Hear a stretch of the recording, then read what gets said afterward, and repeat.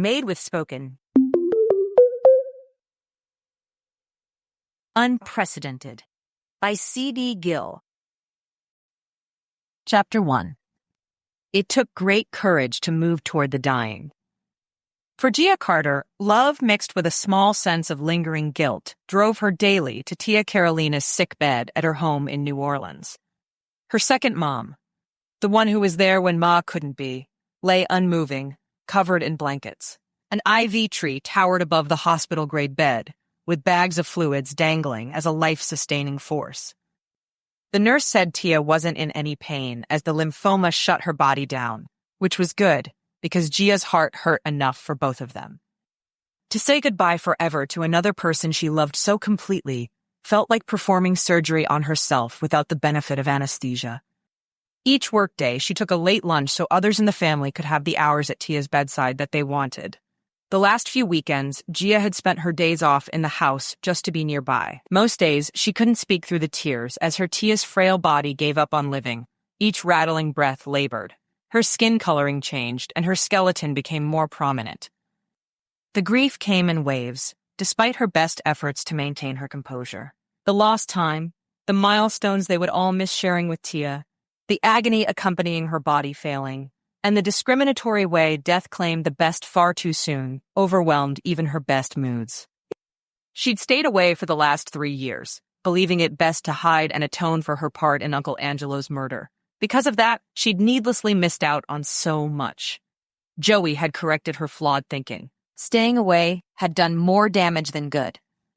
After the faux engagement party where Gia's ex-boyfriend Bronk and his business partner Grant were arrested, Tia Carolina's health took a sharp decline. Joey and his sister Kara spent every free moment by their mother's side, never leaving her to suffer alone. Tommy and Xander had overseen the final touches of the rebuild of Gia's burned bedroom, allowing her to stay in her parents' house and be by Tia Carolina's side, where she should have been this whole time. Xander managed to fly to New Orleans to see her a few times and combine the visits with meetings for setting up his businesses, but that pace couldn't last forever. The tension grew inside her. The longing to be with him without the urgency of their time ending was beyond her fingertips every time. He had been an anchor she didn't know she needed. And while phone calls were good, his strong arms and faint cologne scent settled her soul and gave her strength to keep moving. A sigh welled up as her lunch break came to an end. Another day of goodbye, not knowing if today would be their last together. She brushed her hand across Tia Carolina's paper-thin skin and kissed her cheek. The pain-masking medicine rendered Tia unable to stay conscious most of the time now. I'll see you tomorrow afternoon so we can visit some more. I want to tell you about this project I'm bidding for down in Brazil to build a school in the favelas near where Avô lives. A school Tia would never see in person. Gia's eyes pooled as her throat thickened. Forgive me, Tia. I've been horribly selfish. You deserved much better. I love you so much. Monitors beeped in the silence. She turned to leave. You don't have to ask her forgiveness every day, Gia, Joey said, as he pushed off the doorframe with his shoulder, his hands in his pockets. She's told you over and over again that she forgives you, that she loves you. You can stop asking. A sad smile accompanied his words. Dark rings under his eyes acutely contrasted his tanned skin. His muscled frame had thinned under the stress of the last few months of watching his mama slowly dying. Kara hadn't fared any better. The burden was too great to bear. Gia swallowed, trying to loosen the tightening in her throat. He didn't need her problems adding to his load, but he'd take them on because that's who he was. I suppose I'm asking because I haven't forgiven myself entirely. My therapist says it's a process. Joey collapsed in the chair and took Tia's hand in his. Her color is better today. Not so gray. Gia nodded. She squeezed my hand a couple of times. She's listening. She always is. Hearing like a bat, this one. Could never mumble under my breath and get away with it. Joey's grunt was the closest he'd come to a laugh in a long time. She'd take what she could get. His visible heartbreak made her want to wrap him in a hug so tight he couldn't breathe. You eat something today? I can make you a plate.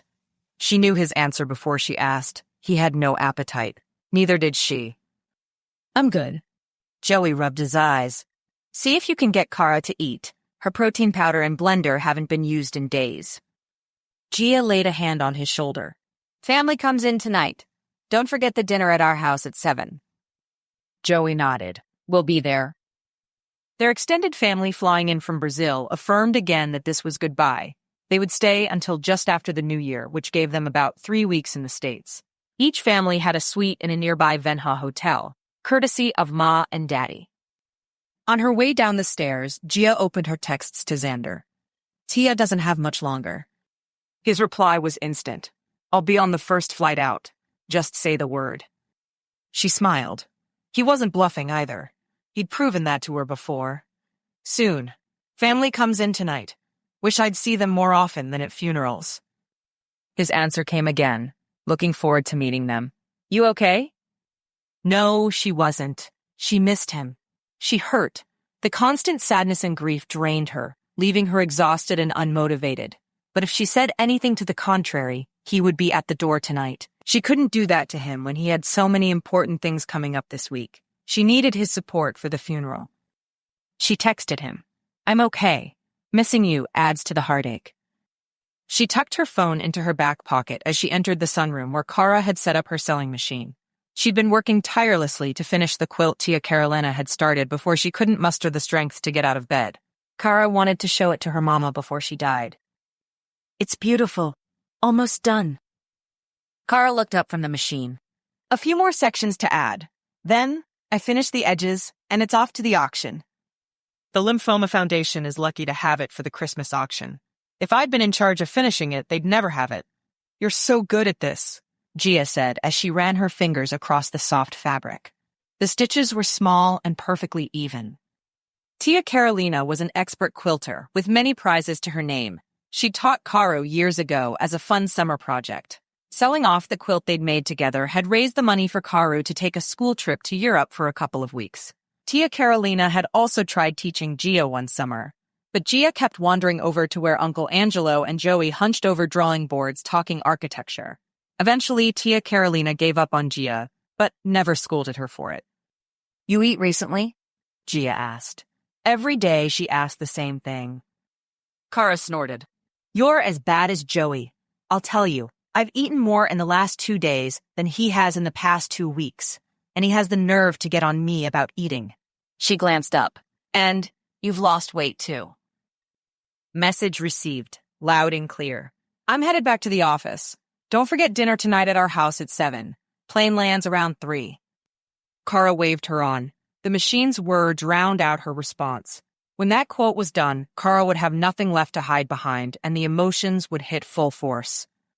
By 6 that evening, Gia was in full hostess mode at her parents' house. Her outfit was a little looser on her than when she bought it, but it still looked stylish. Ma hadn't wasted any time in helping Gia replace her wardrobe when the insurance money came in to cover the smoke-damaged clothes back in Golden, Colorado. When the cars pulled up, the whole Brazilian crew unloaded. Since the school term was over and it was almost Christmas, everyone had taken time off to come. Ma's sister Judita and her husband Mateus and their 2 sons. Ma's brother Roberto and his wife Neves and 3 kids. Ma's mother Avó Ana and Uncle Ronaldo Severi, Ma's cousin. Uncle Angelo and Tia Carolina had traveled to Brazil every summer, as had Gia and her parents, so they could stay connected to the family in Rio. Family was everything in Brazilian culture. Tia Carolina's family was coming in from around the U.S. and Brazil tomorrow to stay for a bit. Daddy had agreed to put them up in the Venha Hotel too, so Joey and Kara wouldn't have to host them in their house where Tia Carolina received hospice care. Avó Ana was the first one to the door on Ronaldo's arm. Giovanna Sofia, you grow more beautiful every time I see you. She clutched Gia's face in a surprisingly firm grip and kissed both cheeks. You are a sight for these aging eyes. I've missed you. Will I be seeing this handsome young man of yours that I keep hearing about? Gia grinned. I sure hope so. She glanced beside her to Uncle Ronaldo, Ma's cousin. How's football, Uncle Ronaldo? He flashed her a bright smile. He'd once been one of the best players in the world and now was vice president of Brazil's Federal Football Committee. Changing and hopefully going to get even better very soon. Keep an eye on those headlines. He winked as Avó Ana tugged him away to continue into the house. Gia's face hurt from smiling as she greeted her cousins, tias, and uncles. Daddy pulled up last. He'd insisted on picking up Joey and Kara himself. Tia Carolina's nurse was there to keep her company. She hugged Joey first. Thanks for coming. He smiled down at her. Anything for family, but I also want it to be over with. Gia felt his words settle deep inside her heart. They all wanted this to be over, didn't they? Not the dinner, but the goodbyes and endless nights of despair. If they could just have more time with Tia Carolina and have her standing next to Ma as the hostess of their family. If they could hear her laugh and see her easy smile and the grace that lit her eyes. If they could laugh at her playful scolding of her husband acting like a child. The ifs could fill a skyscraper and never buy more time. Wishes never became horses for desperate beggars to ride. She looped her arm through Kara's and led them inside. As the night progressed, she lost her sadness in the love of their family that remained. The laughs, the memories, the catching up, the endless teasing. Reminders of life and love. Conversations shifted directions and languages as quickly as the wind with their huge family. A part of her heart chided her for not asking Xander to jump on the last plane out of Denver to be here in time for this circus. As Uncle Roberto grilled Joey on work and his non-existent love life, she could see Joey's eyes shift toward her in rapid succession, a sure sign he was about to dump the conversation in her lap and make her recent scandal the drama of the evening. It was bound to come up over their family meals in the next few weeks. Not today, Joseph. She jumped from her seat to take refuge in the kitchen until dessert. Tia Neves was already in there with Ma. Tia Judita came in behind Gia. Judita sighed. I love our family being together, but it's way too loud out there. Ma raised her glass and took a sip. Next meal, we'll make a kids' table again. What's the age limit on that? Gia asked, sneaking a chocolate truffle from the tray. Judita snorted. It's generational and voluntary, since Ronaldo usually likes keeping up with what the kids are doing these days. How's fashion design, Judy? Ma asked. Hope you brought a suitcase of goodies for me. Judita pressed her hand to her chest, offended. Do you think I would dare come overseas and not bring my big sister? The hostess and brilliant businesswoman, constantly in the public eye, a wide range of my very best work. She leaned over to Gia and stage whispered. The younger girls are more fun to dress, so I'm hooking you and Kara up too.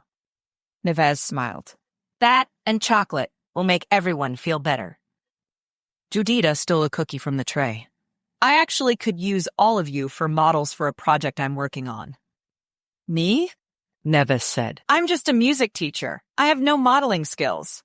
In fact, I only do my makeup on Sundays for church.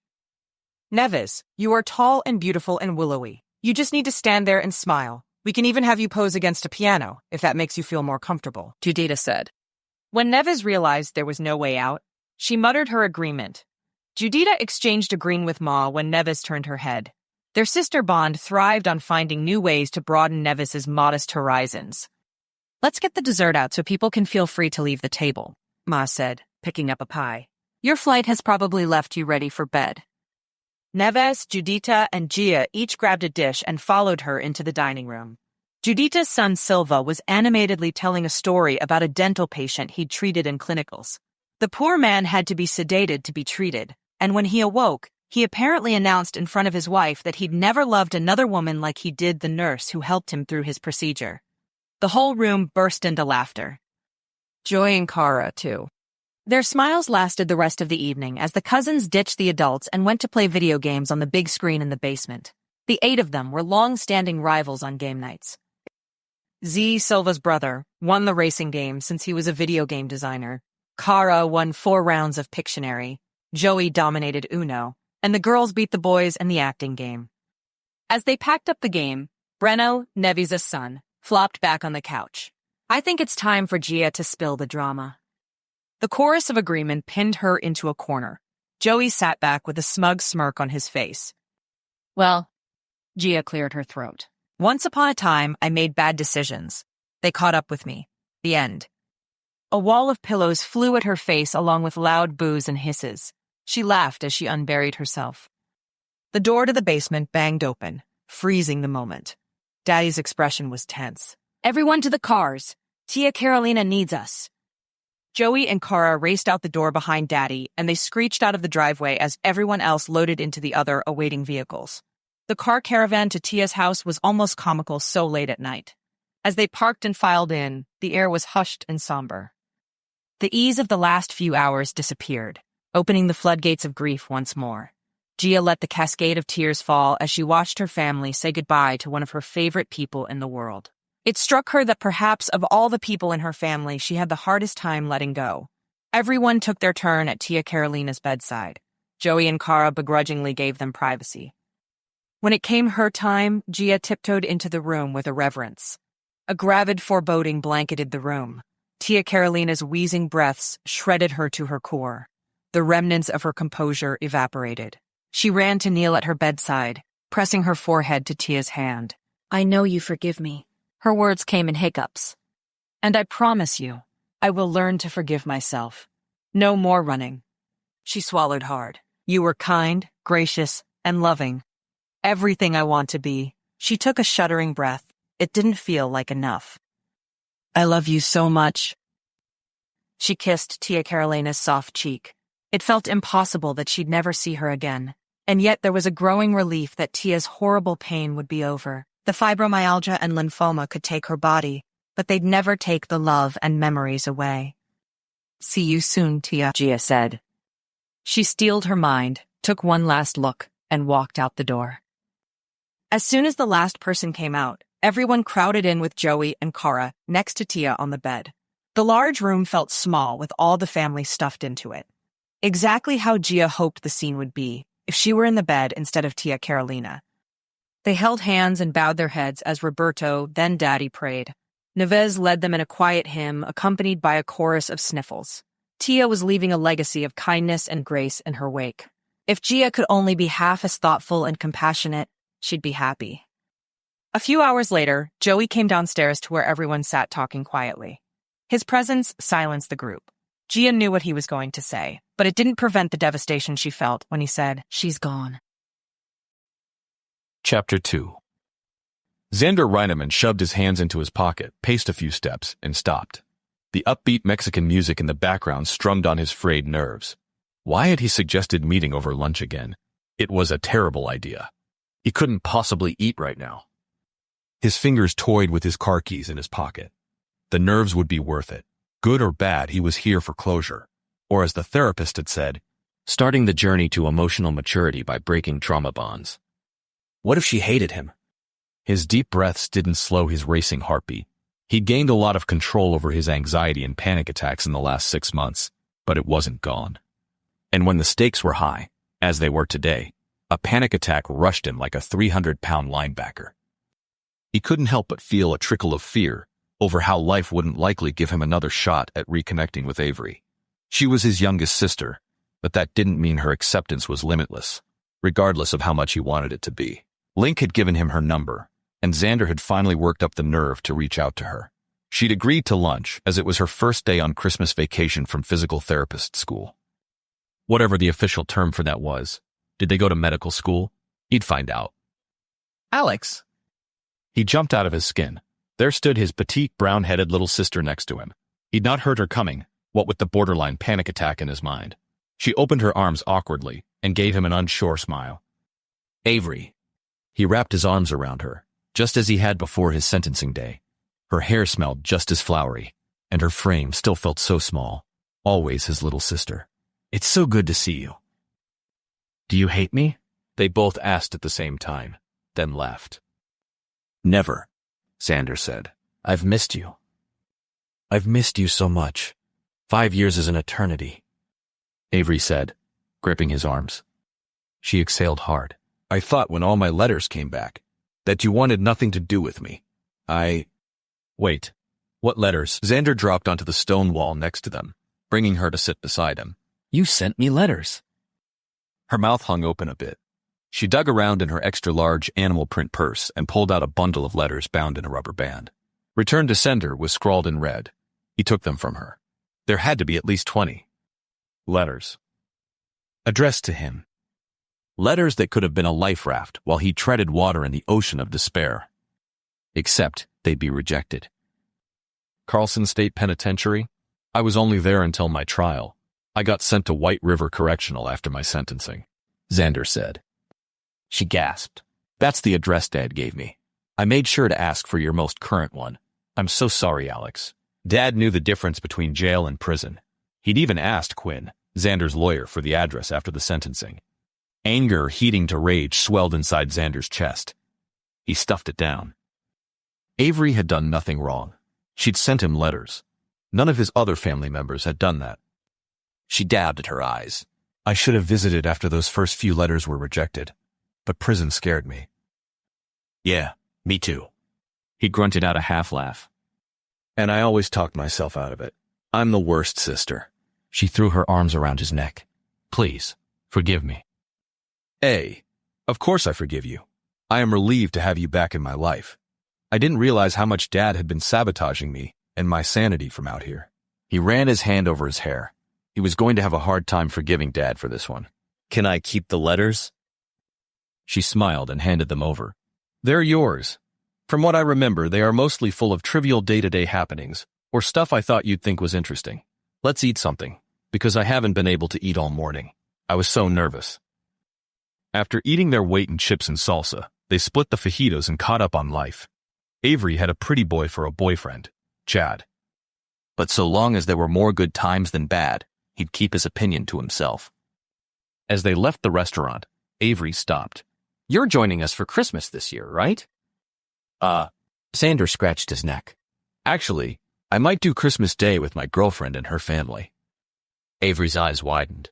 Girlfriend? Wow. You guys must be serious if you're spending Christmas with them. Sure than he'd ever been about Macy, whom his sisters adored. He pulled up a picture of Gia hugging his neck on his phone to show her. As soon as I get my life in order, I'm going to propose. She is stunning. Avery scrunched up her nose. Just put your life in semi-order. Don't wait too long to tie her down. I need to be making enough money to support myself, and hopefully both of us, so she can't write me off on her taxes as a dependent, Xander said. Gia had done most of the heavy lifting herself, and that grated on him in the worst way. She deserved a man who could give her the life she wanted, and more. He wasn't close to that yet. Avery hugged him goodbye, and promised to meet him again for lunch soon. As Xander drove Gia's SUV back to Gia's office to work, he allowed himself a reprieve from fear, long enough to celebrate the really amazing lunch he'd had with Avery. They were on great terms. His family minus Dad believed him. They were proud of him. They'd once been his biggest cheerleaders, the core of who he was. To lose them to a lie was unconscionable. Now, all he had left was to see Kelsey in person and work on Dad, or maybe give up on him. What Dad intentionally misdirected his daughter away from supporting her brother. It wasn't right or loving of his family to bail on him, but he understood it in a small way. They'd been afraid and confused. Dad loudly passing judgment on Xander hadn't helped the situation. Xander parked in the back of the office in Golden and texted Gia. The daily reminders of her made him miss her more than he'd anticipated. Logically, they hadn't been dating long enough for him to feel like he was missing his right arm, but surprisingly he did. Worse was that she was in deep pain about her aunt's health and was trying to be strong and brave about it all, but he was across the country and could only offer her his verbal support. He trudged inside and checked his email. No orders, still. Reclaim That, his store of upcycled items, had a decent start, but sales had tapered off once the media circus from his launch and Coach Randall's admission had died down. Chances were good that sales might pick up again as soon as his wrongful imprisonment settlement hit the papers. His new lawyer figured it wouldn't be until the new year. But the funds in his bank account weren't going to last much longer. Even though he felt like the world's biggest leech right now, he still spent his own money on groceries and business expenses. Gia was really sweet about it, saying that she'd be paying someone to house sit for her if he wasn't staying there, but he could not live on charity much longer. It made him crazy. He spent the afternoon marketing on local garage sale pages and online listing sites. On social media, he had a message about commissioning a piece. He responded. The sale would pay for a few more groceries. His phone chimed. Colorado number. They think you have something of mine. They're coming for you. Watch your back. Have what? Who was this? He hesitated a moment. Wrong number, Xander sent back. No response. That was weird. That evening, he walked out to his easel and giant sign on the sidewalk. Every Thursday at 7, he held a workshop for the upcycled life. He talked about the mission, his story, and then the rest of the time they each made an item that he would list on Reclaim That's page. At the end of the night, he would collect the creator's contact information, so he could give them the money when their product sold. Gia's office was a block from the bus station, so he had Lucy's permission to put a sign in front of Mother Hen, directing riders toward him. She dropped by every Thursday with a box of baked goods to donate. Her tendency to linger made him think that she missed Gia more than she let on. Or maybe she was a self-appointed overseer of all that was Gia's to make sure Xander stayed in line. He had, after all, spent 5 years in prison. Inside, he restacked the resource pamphlets in even rows on the table. These weren't those unhelpful government trifolds that slapped a cartoon bandage on a gunshot wound. They were non-profits offering their services to those in need. If someone wanted his help, that person probably could use other resources too. He'd been unbelievably fortunate to land in Golden and be given the hand-up he needed most. Others didn't have that, but he planned to be a launching point for them if they'd let him. 20 till 7. Lucy breezed in the front door. A few stray strands of hair stuck out from her head. Wow, what a day. Actually, more like what a month, but it's all a wash at this point. She plopped the box down in the usual place and unpacked plates, napkins, forks, cups, and pictures of drinks from her Mary Poppins bag. Gia texted to say her aunt is failing quickly. Poor girl. She's absolutely beside herself. Xander nodded. He didn't want to talk about Gia with Lucy, but he'd learned from experience that she'd keep going until he acknowledged her. She's exhausted from what I hear. Lucy turned with her hands on her hips. I hope you don't mind if I stay tonight. I need to find someone to help in my store for a few hours a day, and thought this might be the place to look. He raised his eyebrows. Really, there was no way to calculate how disruptive she'd be, so he couldn't reasonably say no. Okay, but please don't say crazy things and interrupt me while I'm talking, all right? She made a disgusted face at him, as if to say she'd never. But oh, she would. The door chime interrupted their talk. In walked 3 well-dressed women with their hair and makeup done, laughing. He greeted them. Hey, we're here for the upcycling workshop, the blonde one said with a firm grip on her coach purse. Thanks to Gia for that education. The brunette leaned in and winked. We brought our own wine. Hope that's okay. We figured it might be like one of those spirited art classes. The third laughed at the joke until she snorted. They were definitely not sober. He smiled at them. Actually, that's tomorrow night at 7. I hope you can make it. They apologized dramatically and promised to come again tomorrow. It wasn't anywhere on his radar, but he could use the income, and it wasn't a terrible idea. Girls' night had to be fairly lucrative. Xander made a note to add that to his business offerings. He needed to find a low-maintenance project for them that didn't require hammers. That sounds like fun. I'll come tomorrow night too, Lucy said. Why not? He could use a buffer. An older woman walked in and glanced around. Hi, I'm Edith. Hope it's okay that I'm here. Xander shook her hand. Anyone is welcome. Please, grab some snacks. Oh, I already had dinner. Thank you, though, sweetie. I want to see if this is something I can do with my autistic granddaughter. She learns through working with her hands. And you know how expensive craft materials are these days? I just can't afford to keep buying those kits. Edith snagged 3 cookies with a napkin while she was talking, and moved toward Lucy to keep talking about who made the cookies and how many eggs she used in her recipe. Individualized children's craft kits. Xander made another note in his workbook, possibly offered from his nonprofit to autistic foundations as tools, but for his for-profit definitely marketed to bored children and desperate parents at craft and hobby stores. A couple of middle-aged guys came in next. Their long, greasy hair partially veiled their faces. He scanned their inked skin, looking for gang identification, a new skill he'd picked up in prison. None that he could see. He greeted them, offered them snacks which they loaded up on, and invited them to have a seat. They assessed the office, unsmiling. He looked around with them. The main room was sparse as far as decorations went. The exposed beams and brick walls had enough character to impress a newcomer. The interior office where Gia designed held her family pictures and ornately framed degrees. His degree lay in a box somewhere in his parents' shed still. Assessment finished, they slumped into chairs with their smartphones in hand. Something wasn't right. He strode toward them to find out more, but his phone chimed in his pocket to tell him it was the top of the hour. When he walked to the front, they straightened in their chairs. Controlled movements, no smiles under a scraggly beard, a few words said between them. As he was about to get started, a black teenage boy slipped inside. Lucy met him and sent him to a chair with a full plate. He got settled and pulled a notebook out of his backpack. Teenagers weren't usually attendees. Interesting. Thank you all for coming. My name is Xander, and I'm the founder of The Upcycled Life. My goal here tonight is to connect you with resources that you might need in order to start creating an income or supplementing your income by building products to sell. Rustic and upcycling are huge trends these days. Making new uses for old things speaks to us because we like the idea of being given a second chance. Edith nodded at him encouragingly, while the teenage boy in the back scribbled on his notepad with one hand and shoved food into his mouth with his other.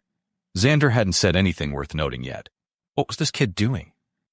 I've brought for you a sample of common discarded things that can be turned into something new. This egg carton can be used for planting starter seeds. This wine bottle can be turned into a candle or stuffed with a string of lights to become a decorative light. This pallet can become furniture or a play structure for kids or picture frames or anything that can be built with wood. Hey man, do you like dig through trash cans and stuff? One of the long-haired guys asked him. Xander hadn't noticed their pink eyes and puffy veins before. Dumpster diving is all the rage. Lots of good stuff to be found at construction sites, but you don't have to do that in order to find things that can be upcycled. The teenage boy raised his hand. Is dumpster diving illegal? In most places around here, it's legal. However, private property and no trespassing signs are pretty clear indicators that you don't belong there. A majority of stores have cameras around their buildings or signs posted near their dumpsters that are pretty explicit in what they allow.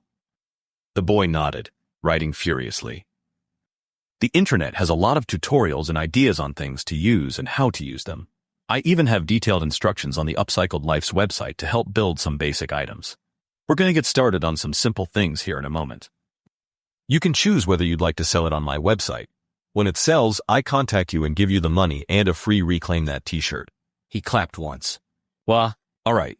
You are free to ask questions while we get set up. Please, grab some more goodies from Golden's very own Mother Hen Bakery. For Edith, he grabbed the paper towel and toilet paper rolls and paint. For the men of questionable sobriety, he brought the bucket of wine corks. And for the teenage boy, he brought the coffee cans, paint, and ribbons to tie around them. With each one, he gave them a picture of what the finished product could look like and set them to work. He made eye contact with Lucy and nodded toward Edith while he sat down next to the teenager. Hey, what's your name? The boy looked up and blinked. Reggie? Liar. He'd go with it for now. Welcome to the workshop. What's your goal in learning upcycling? Reggie scrunched his eyebrows. Income. Gotta pay the bills. He huffed out an awkward laugh. Your parents don't pay the bills for you? He was that annoying adult that fished. But he couldn't help himself. No, they don't. Reggie dipped the brush into paint and laddered it over the coffee can. You 18? Yep. Xander snorted. Dude, I got out of prison 6 months ago, but I'm not an idiot. Reggie glanced up, his mouth open. Prison? What'd you do? Kill someone? A sarcastic answer stopped at the tip of his tongue. Reggie's lies didn't merit drama from him. I was set up to look like I was selling steroids to minors. Spent 5 years paying for a crime I didn't commit. When I got out, my family was no way to be seen, so I had to make my own way, with some help from strangers. That's what I'm doing with these workshops, trying to help strangers make their own way too. Reggie nodded, but kept working as if there would be a grade at the end of the time. In a way, he wasn't wrong. If no one bought his work, he wouldn't make any money. Xander stood to give him some space. I'm going to check on the others. Be back in a minute. The other guys weren't doing too badly with their court vases. It was a little like Lincoln logs from childhood. Edith and Lucy had a collage of small circles painted bright colors and glued together, ready to be put on a wall and filled with little trinkets. Edith patted his arm. You have been so helpful. This will be something great for my granddaughter to do with me. I'm going to go home and use the internet to look for more ideas. He grinned as he handed her a contact form to fill out. That spark of joy carried him through each week. When you get them finished, bring them to me and I'll list them on my website to sell. She clasped her hands in front of her mouth. Oh, that is a marvelous idea. I can't thank you enough, Xander. Thank you. Edith is going to come to my shop tomorrow to look into helping me part-time too, Lucy said with a grin. So, she'd gotten what she came for. Tonight filled my soul. It was just what I needed. Thank you both, Edith said. He handed the contact form to the guys to fill out and give back. When he got to Reggie, he offered one to him and a pen. Tell you what, man, Write down your number for me. I could use some help around here. How about you come here every afternoon, say around... What time did school get out these days? 3:30? 4? We'll see if we can't get you some more income. Reggie's eyes grew wider as a smile spread across his face. Yeah, I can do that. Cool, man. Thanks. See you tomorrow. Xander gathered up the contact sheets and left the projects where they were to dry overnight. Reggie's coffee container planters were colorful and meticulously done. Add dirt and a bouquet of those succulents chicks loved, and they'd sell first. Sounded like Reggie needed some money. He needed some income himself, so maybe this would work for both of them. Chapter 3. She didn't get to see it. Kara screamed through her sobs as she hurled the quilt at Joey. Ribbon wheels and thread bobbins skimmed his head and shoulders. The once organized sunroom lay destroyed by the tornado of Kara's grief. He didn't catch the quilt. Instead, he stood with his hands in his pockets, not saying or doing anything. Some projectiles bounced off him, rolling to a stop on the floor. I did this for her, and she didn't even live long enough to touch it. I told her she couldn't die until I was done. I told her, Joseph, but she didn't listen. Kara collapsed onto the nearby sofa with her face buried in her hands. Why didn't she listen? Gia couldn't hear Joey's response as he folded Kara into his arms, his cheek pressed against her hair. It wasn't fair. Neither of them were 30 yet, and here they were burying their last parent. She was helpless. No words fixed the way the bottom had dropped out of the world, and they certainly didn't stop the free fall of despair. It was 2 a.m, and the rest of the family had left to sleep for a few hours while Na and Daddy worked out the details with hospice to get her moved to the funeral home. She'd called Xander a few minutes ago to tell him the news, but she'd gotten his voicemail. Her ability to talk without crying was non-existent, so she hung up. He'd find out in the morning when he woke up. Kara stomped past her and up the stairs. Joey ambled in to where she sat in the living room on the sofa, snuggled with their Yorkie mix. He sank onto the chair next to her and rubbed his eyes. We shouldn't have gone to dinner. If we'd known... His voice cracked. He cleared his throat. I need some sleep. As quickly as he'd sat, he left. Gia stretched out on the couch. Daddy shook her awake. Gia, let's get home. When she slipped in between her cool sheets, she sank into the dreamless unconsciousness that accompanied exhaustion and mourning. By the time she awoke, the clock read 2 p.m. She hadn't slept like that in years. Her parents' bedroom door stood open. Their bed was made nicely, as usual. She dressed and made her way downstairs, feeling like a teenager about to face her parents' teasing for sleeping so long. The house was silent and the kitchen empty. A note on the counter in Daddy's scrawl said they'd gone to finish the funeral preparation. He signed it, Be a good hostess. Love you, D. Hostess? No one was here, but her. She grabbed the eggs and cheese, prepped scrambled eggs, and poured them into the heated pan. When she turned around, Xander stood with his hip leaning against the counter, looking devastatingly gorgeous. Did you make enough for 2? Her hand slapped against her chest as she rushed into his arms. Her lips found his in a heated welcome. His gentle kiss deepened as his fingers worked into her hair. She'd missed this. He was her favorite kind of company. He broke their kiss and murmured next to her lips. Your scrambled eggs. She grunted and turned around. I'd have happily burned them to keep kissing you. She pouted slightly. The eggs were slightly overcooked, but not terribly. When did you get in? Around noon. You were up late last night. I didn't want to wake you. He hugged her from behind, wrapping his arms around her waist. She leaned into him as she plated the eggs. He held her hips. I know it's supposed to be a taboo topic, but you've lost more weight since I've seen you last. You look beautiful, always have. But that concerns me. She hummed as he kissed her neck. Lord, she loved this man's touch. If it's because you missed me, that's sweet, but you need to eat more. I was spending my lunch hours with Tia Carolina. She led him to sit at the breakfast bar next to her, with his hand on her leg.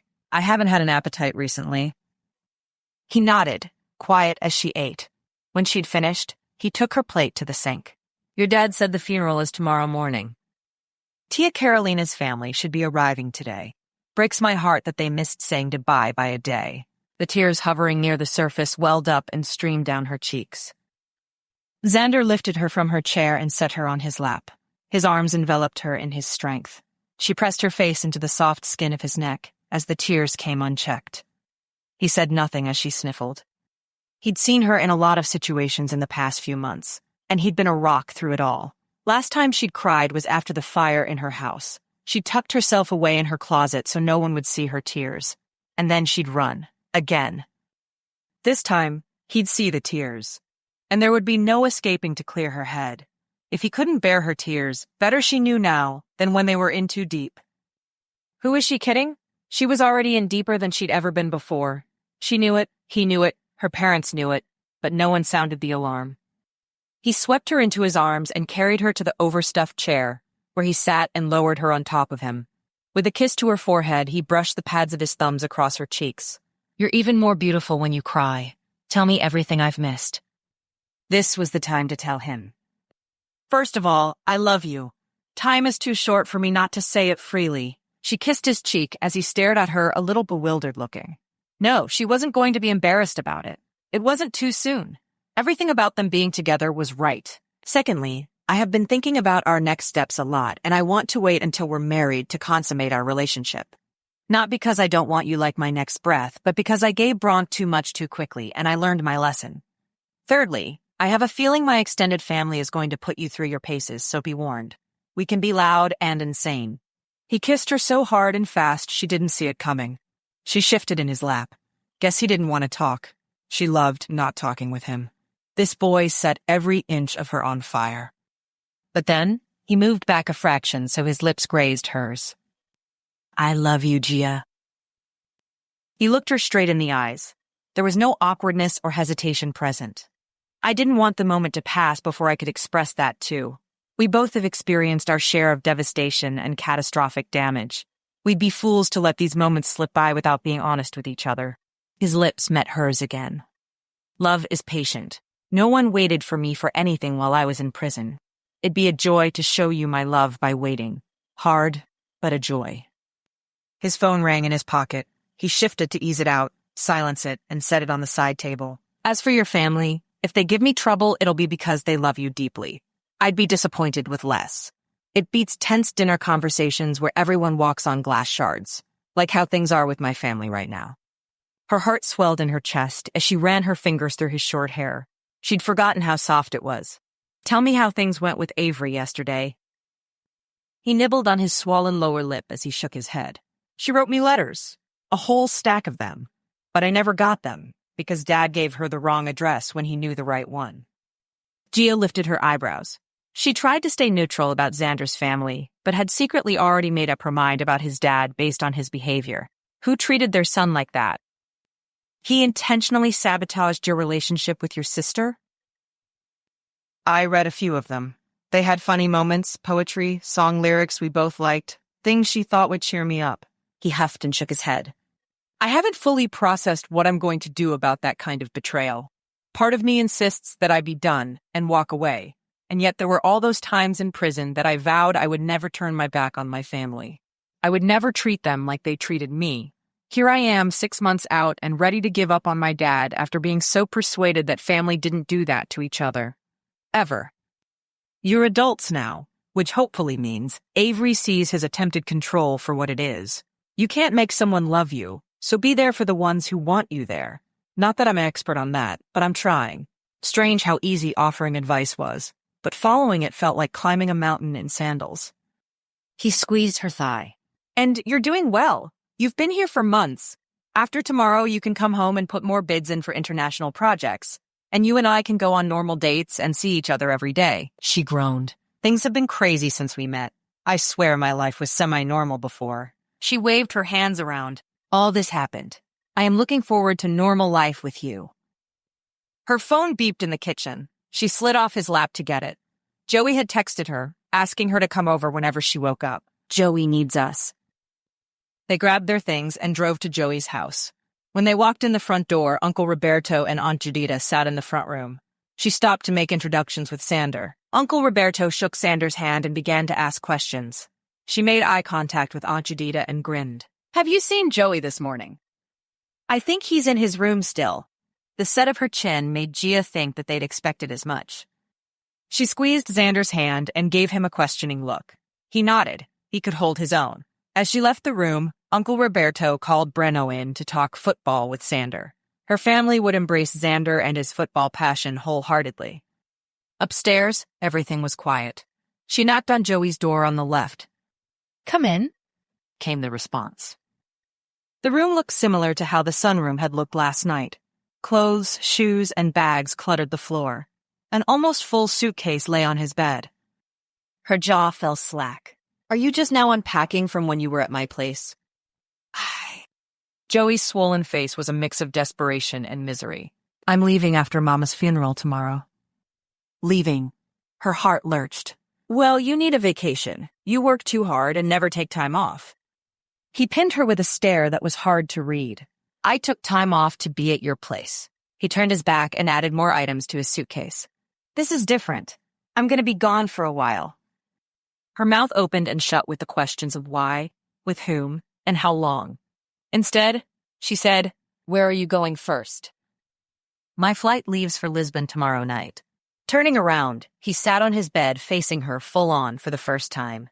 "I need you to do me two big favors." "Anything, Joey." And she meant it. "I've been working on the design for the Rio Venha resort, and it needs to be done by the end of the year, preferably before Christmas. Your dad insisted on keeping the design in the family instead of me putting one of my best architects on it. So, since I can't do it, can you finish it for me? You can have the money, the credit, whatever. I don't care. Take it all. It's the last thing on my plate for me to be free and clear for the foreseeable future. My other architects are sharing the rest of my workload." A resort? She hadn't done anything that big in a while. Resorts were really visible. She could not afford to mess that up. "Of course. I'd be happy to." "Good. All the details are in your email." He gave her a sheepish look. "I counted on you saying yes, or me begging until you did." Biting her lip, she tried not to ask him to stay. "Is Kara going with you?" "Just me. I've been trying to keep my family, my business, and Mama's health together for the last 3 years, and I never properly grieved Dad's murder. Now that we know the murderer and Mama's gone too, it's long overdue that I get some space to get my head on straight." He pursed his lips as the tears welled in his eyes. "I can't stay here." Down to her very soul, she understood. If she hadn't already committed to staying, she'd go with him. But someone had to stay behind, as Joey had done when she'd left. She hugged him tightly. "You be safe out there, and check in as you go so we know you're still alive." Designing a resort thrilled her a little. She'd been doing smaller-scale designs for most of her career. It was good to have a challenge every once in a while. Saturday morning dawned sunny and mild for a December day. The funeral was scheduled to be held in the local Presbyterian church Tia Carolina was a member of. Their music staff were performing the ceremony with a piano, a violin, and a harp. Tia Carolina had loved the whimsical sound of the harp. Outside on the sidewalk, a small group of protesters circled with their signs bobbing. "It's sick," hissed Kara. "So disrespectful," Gia said as she waited to turn into the parking lot. A 20-something-year-old protester made eye contact with her and booed at them. Did they think about what they'd feel like if someone they loved deeply was protested the day of their funeral? They have nothing better to do with their lives on a Saturday than show the world how awful they are. They need to get over it. It's not like Dad cleared the forest where they put the conference center he designed. They should be protesting at Microcosm's headquarters. Mama had nothing to do with it. They want others to be just as miserable as they are, Xander said from the passenger seat. I had a huge group of people protesting me at my sentencing date. Fools who believed everything they heard. They feed off hate. They'll get their reward in this life or the next, Kara murmured. Gia parked around the side of the church. They drive to the cemetery for the burial and come back for a lunch provided by the church for the family. Joey and Kara kept their heads down as they walked in the side entrance. Gia grabbed Xander's hand and squeezed. The last time she walked into a funeral, she came in ashamed, alone, and inconsolable. The guilt ate her alive. But now, Tia Carolina's forgiveness had set the stage for her to take back her life, to move forward with Xander and her dreams with her architecture. She'd never take for granted the change love made inside her, the healing blanketing her soul. The words Tia whispered to her fiercely as they embraced over Uncle Angelo's coffin stayed with her. Love never gives up. It never looks back, and it continues to the end. That thought that once heaped guilt now felt like ice on a burn. As she stood in line accepting condolences from people she didn't know, the truth that Tia lived came alive to her. Love always looked for the best. Xander found a spot in the back where he could watch her to see if she needed anything and talk to Uncle Ronaldo, likely football again. During the ceremony, he tucked her into his side, pressing her tightly against him, as if he could lend her his strength through his touch. He'd wedged a small tissue box between him and Ma so he could hand out tissues easily. Gia's eyes were raw from the constant wiping and dabbing, as they listened to a song about seeing her again. Joey and Kara sat on her other side and didn't fare any better. By the end of the service, the graveside service, and the lunch, they had drained every last emotion. Joey and Kara's faces reflected their exhaustion. Xander tilted his head toward them. She nodded and whispered to Joey, "Let's get you back for a nap before you leave." They went without a backward glance. 4 hours later, she and Kara hugged Joey one last time as he rolled his carry-on behind him, looking slightly less haggard but determined. There was a hint of excitement in the way he carried himself through airport security. As they waved before he disappeared, she breathed a prayer that it wasn't the last time she'd see him alive. Chapter 4. While Gia took Joy to the airport, Xander sat staring at the flames in the stone fireplace. Overhead, the space heaters kept him warm enough to be without his jacket. Nearby on the back patio, Burley and Ronaldo drank a nightcap and talked politics and business strategy. On one wall, a huge flat-screen television showed a golf tournament on a channel entirely dedicated to golf. No doubt supported by insomniacs looking for a non-medicinal cure. A few feet away, there was a square of turf as a tee box for launching golf balls into the yard. No wonder Gia had grown up loving golf. He'd visited here a few times and could never get over the fact that Gia grew up here as an only child. He would have killed for this kind of space from his 3 siblings. Their childhood homes were very different from each other, as were their families and their lifestyles. This multi-million-dollar home was sheer luxury. The patio alone was the size of his last apartment, or bigger. The outdoor furniture was more comfortable than any piece of furniture he'd ever owned. In addition to the recessed lighting and ceiling fans, strings of exposed bulbs were draped between raw wooden beams. On the opposite side of the patio from the golf setup was a built-in grill, a smoker, and an outdoor kitchen.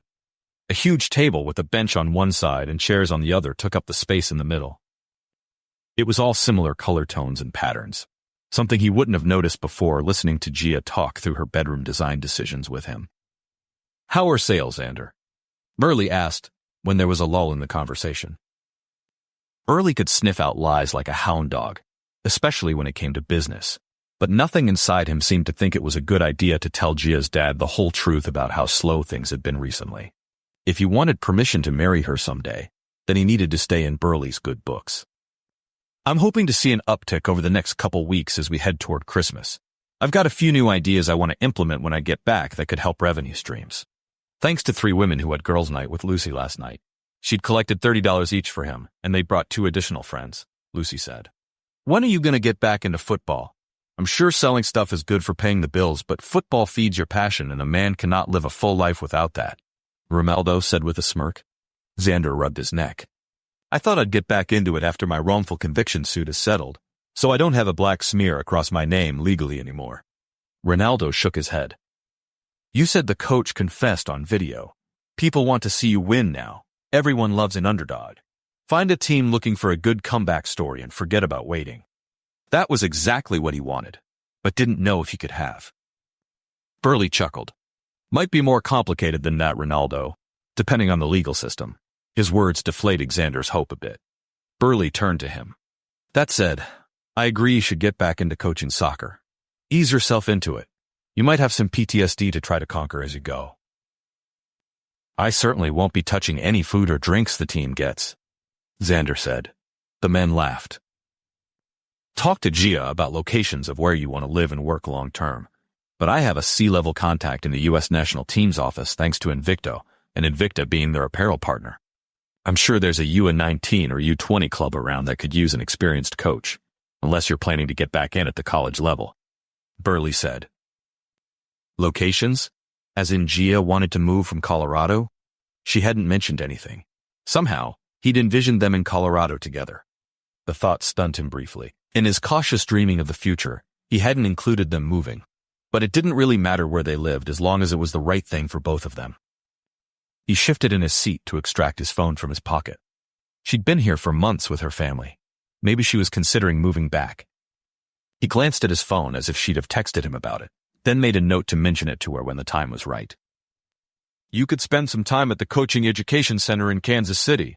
They have a decent setup that could get you back on the sidelines, Ronaldo said. We've sent some coaches there for an international exchange program of sorts. Xander shook his head. That's time and money I don't have yet. I need to expand and add some employees so I'm not the only one running everything. I want to offer girls' night upcycling workshops, and I can't be at evening practices if I have to be leading craft night. Once you get them happening regularly, put out an ad for a part-time manager. I saw Gia's office space. Maybe you could turn the front area into a shop for your stuff. Have you considered some pop-up workshops in different locations? Here, for example, Burley asked. It was brilliant. That's a fantastic idea. I'll gather some materials tomorrow and send out a press release Monday, one for the upcycled life and one for a girls' night. Maybe Sophia could send out the information to some ladies who want to craft and drink beverages of their choosing. If you could tap into the Carter's contacts here in New Orleans, you might have a chance at making this a profitable idea that could expand nationally. Burley laughed. Flip and sip. Ronaldo and Xander made eye contact and raised their eyebrows. Ronaldo chuckled and raised his glass. Beats craft and draft. Xander smiled. Too bad I can't just call it hammered. BYOB to craft time. Burley and Ronaldo doubled over laughing. I can't decide if it's a terrible idea or genius, Burley said, standing up. I'm going to get Sophia out here so she can give you some girls' night ideas. I'm no expert in that industry, but I can see people loving the idea. He laughed his way inside, giving Xander a pat on the shoulder as he went. When Burley closed the door behind him, Ronaldo smiled. You and Gia make a really good team. His words dangled in the air between them.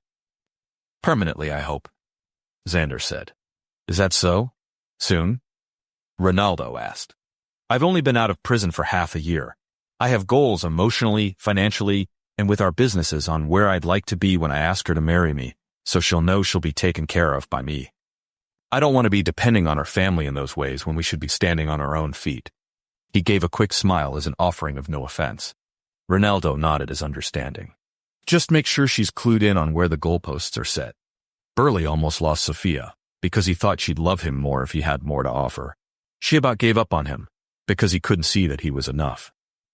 When he finally realized it, he married her, and they built their empire together.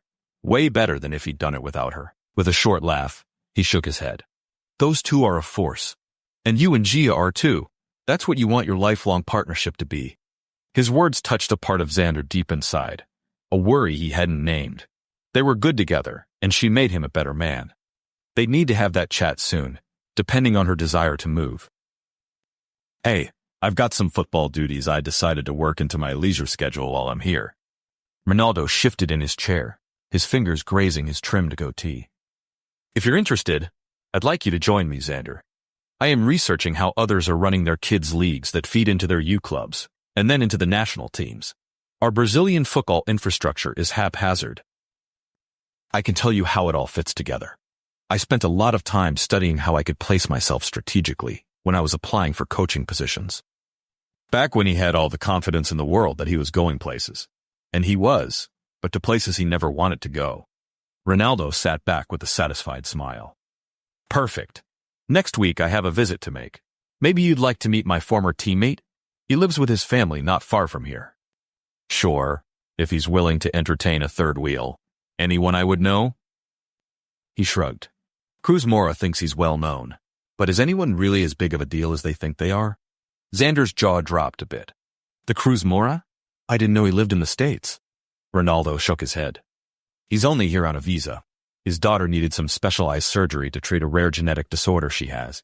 But he's doing a lot of work on the side with Paralympic sports coaching, specifically vision-impaired football. They've made some progress with it. Cruz is incredibly talented and doesn't waste it with money and fame. He's out to do some good. You and he have a lot in common.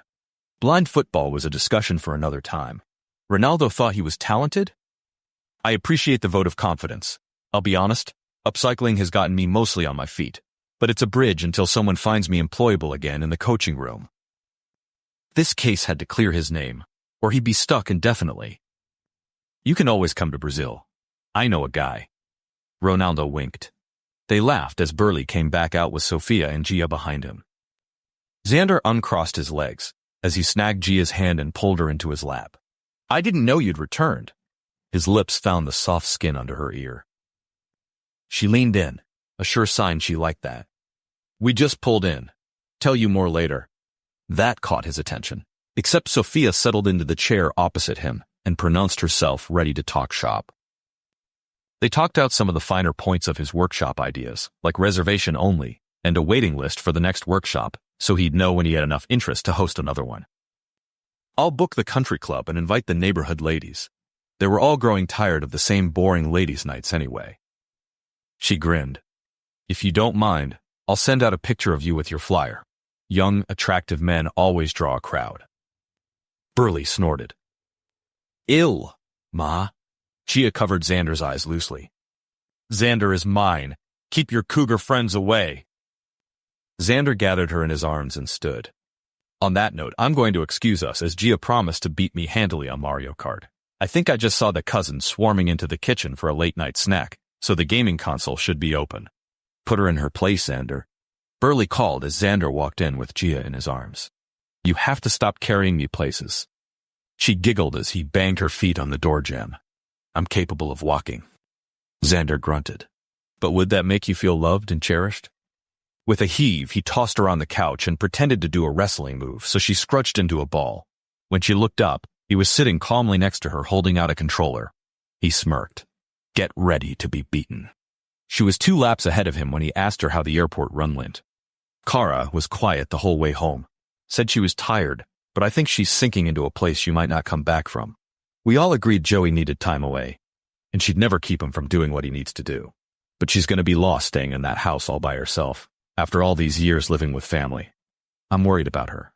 Talking had broken Gia's concentration, and he caught up with her. Are you thinking of moving in with her? That's not a bad idea. I've committed to staying here until the new year, so I can finish the design on the Venho resort for Joey. She crashed into a barrier and hissed as he passed her to cross the finish line first. Best out of 3, she said, pressing the button to restart. He paused it and moved her legs so she faced him. Are you planning to stay here in New Orleans after the new year? Her playful smile faded. Her eyes searched his. I don't know. I built a new life in Golden that I enjoyed, but I've missed my family, and I want to be here for Kara if she needs me. And my parents, too. It's a huge decision. I've been avoiding it, because you're in Colorado, and having a long-distance relationship is, she sighed. Maddening. Lonely. Not exciting, Xander added. She peered up at him with a sad smile. And more. I want a relationship with you, and moving here would send you the wrong message. As soon as my settlement is over, Gia, I can move anywhere. Your parents have a network here that we could really benefit from with our businesses. She grabbed his hand. But that's not fair to you. You're just getting your family back. Family shows up no matter where you live. He shook his head. It was amazing that he still believed that, after years in prison without his family. Well, should. Long distance is easier with family. You and I are my priority. He kissed her. I'm going to see if your dad can connect me with a soccer coaching opportunity in the area. Really? Her eyes lit with excitement. He nodded. She squeaked and threw her arms around his neck, peppering his face and lips with kisses. Making her happy gave him this unbelievable feeling. It should probably terrify him, but it didn't, on any level. Get a room, muttered Silva as he plopped down on the couch near them with a bowl full of popcorn in his hands. They laughed as the other cousins came in one by one to watch a movie. The day's grief had certainly taken its toll. By Monday, they had finished 5 different sci-fi and fantasy movie series. Xander's mind was mush. He hadn't watched that much television in over a decade. He was more than ready to head out with Ronaldo to see Cruz Mara while Gia went to work. As he kissed her on her way out the door, he could feel the tension in her body. She was distant and short. The pressure was on with such a visible project. not to mention all the codes that had to be fulfilled for another country. He walked her to the garage and captured her face in his hands. Please, let me know how I can support you best. You have a lot going on right now, and you do not have to carry it all alone. She sagged against him and mumbled how much she loved him. Once I see what I'm up against with the resort design, I'll have a better idea of what life is going to look like. I'm worried about Kara and Joey, and sometimes when I think about Tia Carolina, I can't breathe. Her shoulders sank. Thanks for being here, babe. I wouldn't want to be anywhere else. He tightened his hug and kissed her once more, relishing the feel of her under his fingertips. I'll see you for dinner tonight. Inside, he plopped on the couch and texted Reggie again that he wouldn't be back in town for a few days. He'd sent him to Lucy's bakery Friday and Saturday. She'd let him at the pallets behind her building with a saw, a hammer, and some nails. By Saturday evening, Lucy sent him a picture of Reggie's pallet bookshelf, with Reggie holding it up, beaming. He planned to sand and paint it today. Then, Xander would post it for sale. He'd dropped his office key by Lucy's before he left, so she could grab him more equipment if he needed it. There was something about this kid that made him sit up and take notice. He had the build of an athlete and the drive of a grown man. He'd searched Reggie's name on the internet in hopes of coming across social media profiles, but didn't find any. More confirmation that Reggie wasn't the kid's real name. Hopefully, he'd come to trust Xander enough to tell him his story. Making money was okay, but did the kid have a place to sleep? Or support through the tough times? His gut said no. Ronaldo's car showed up right on time. They sat in the back while the driver took them where they needed to go. It felt pretentious but necessary, so he could walk Ronaldo through the soccer league system, while Ronaldo took notes. When the car pulled in, they were at a field of sorts. People milled about. News anchors and cameras set up for the perfect frame. There were short sections of stands and field lights looming above.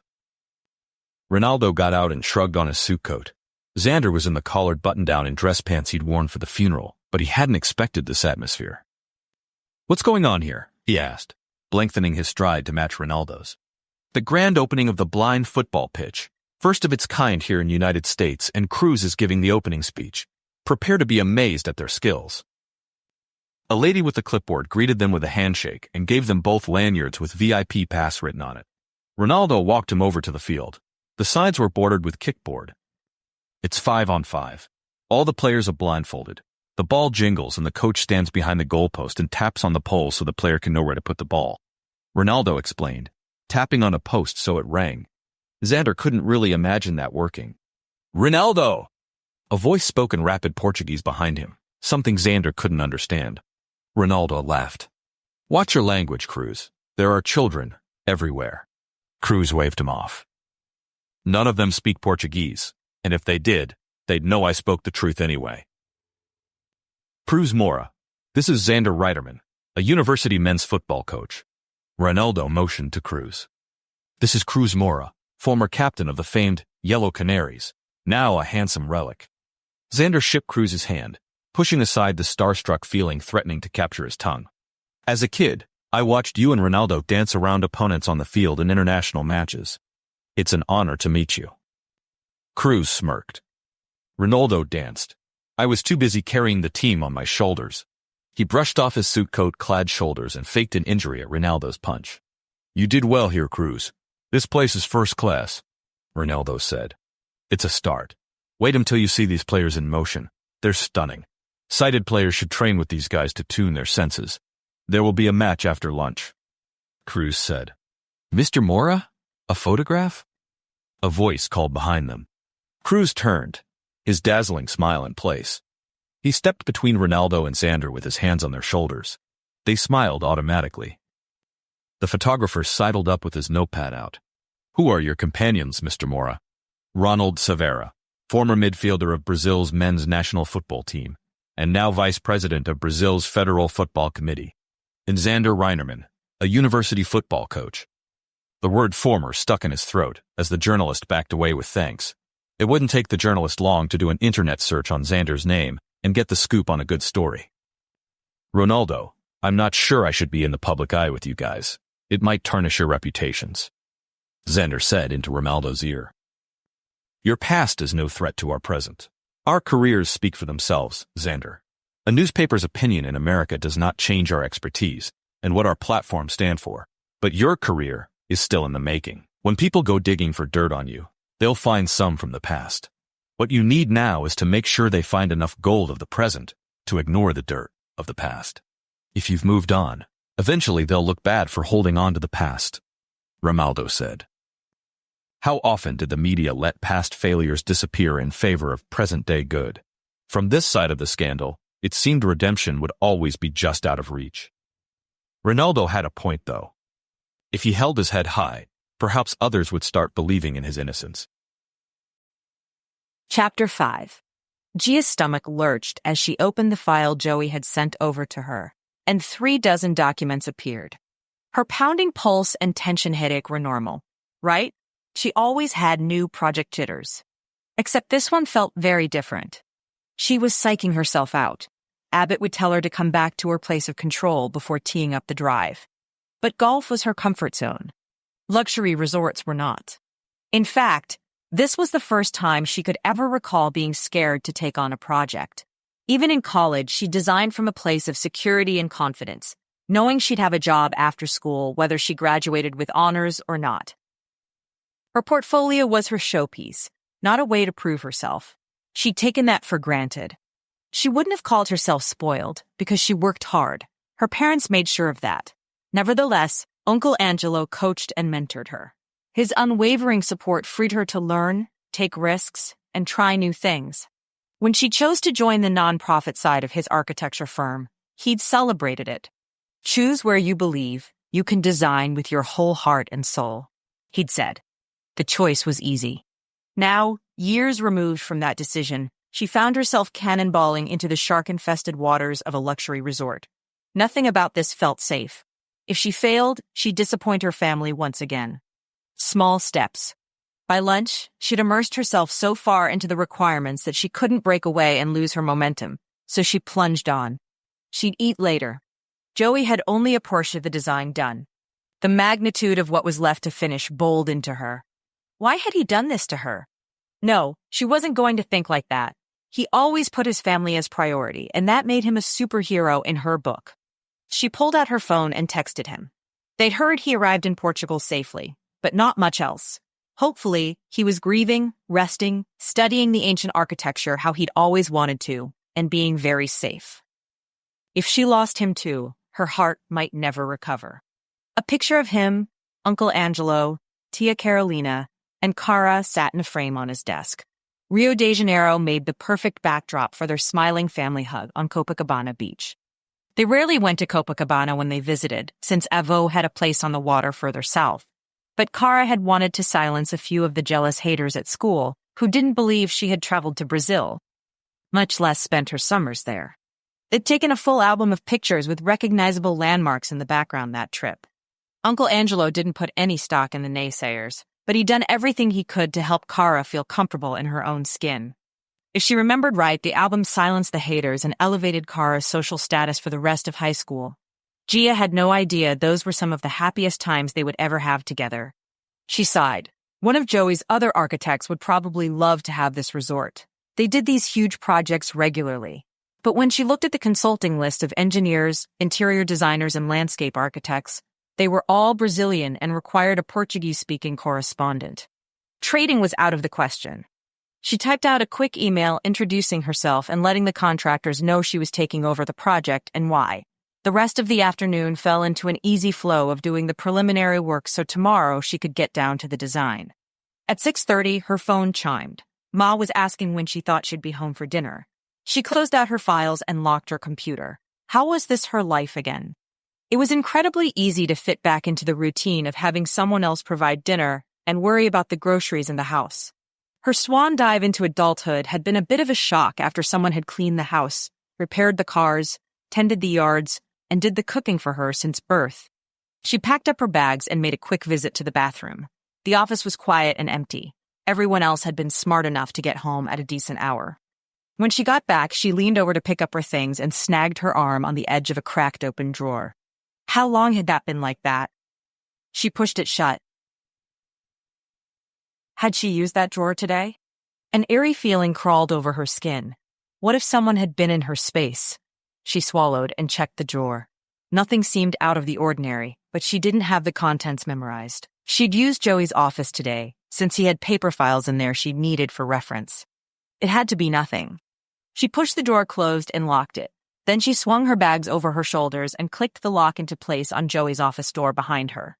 The office space required an access badge to get in. No one would be able to fake that.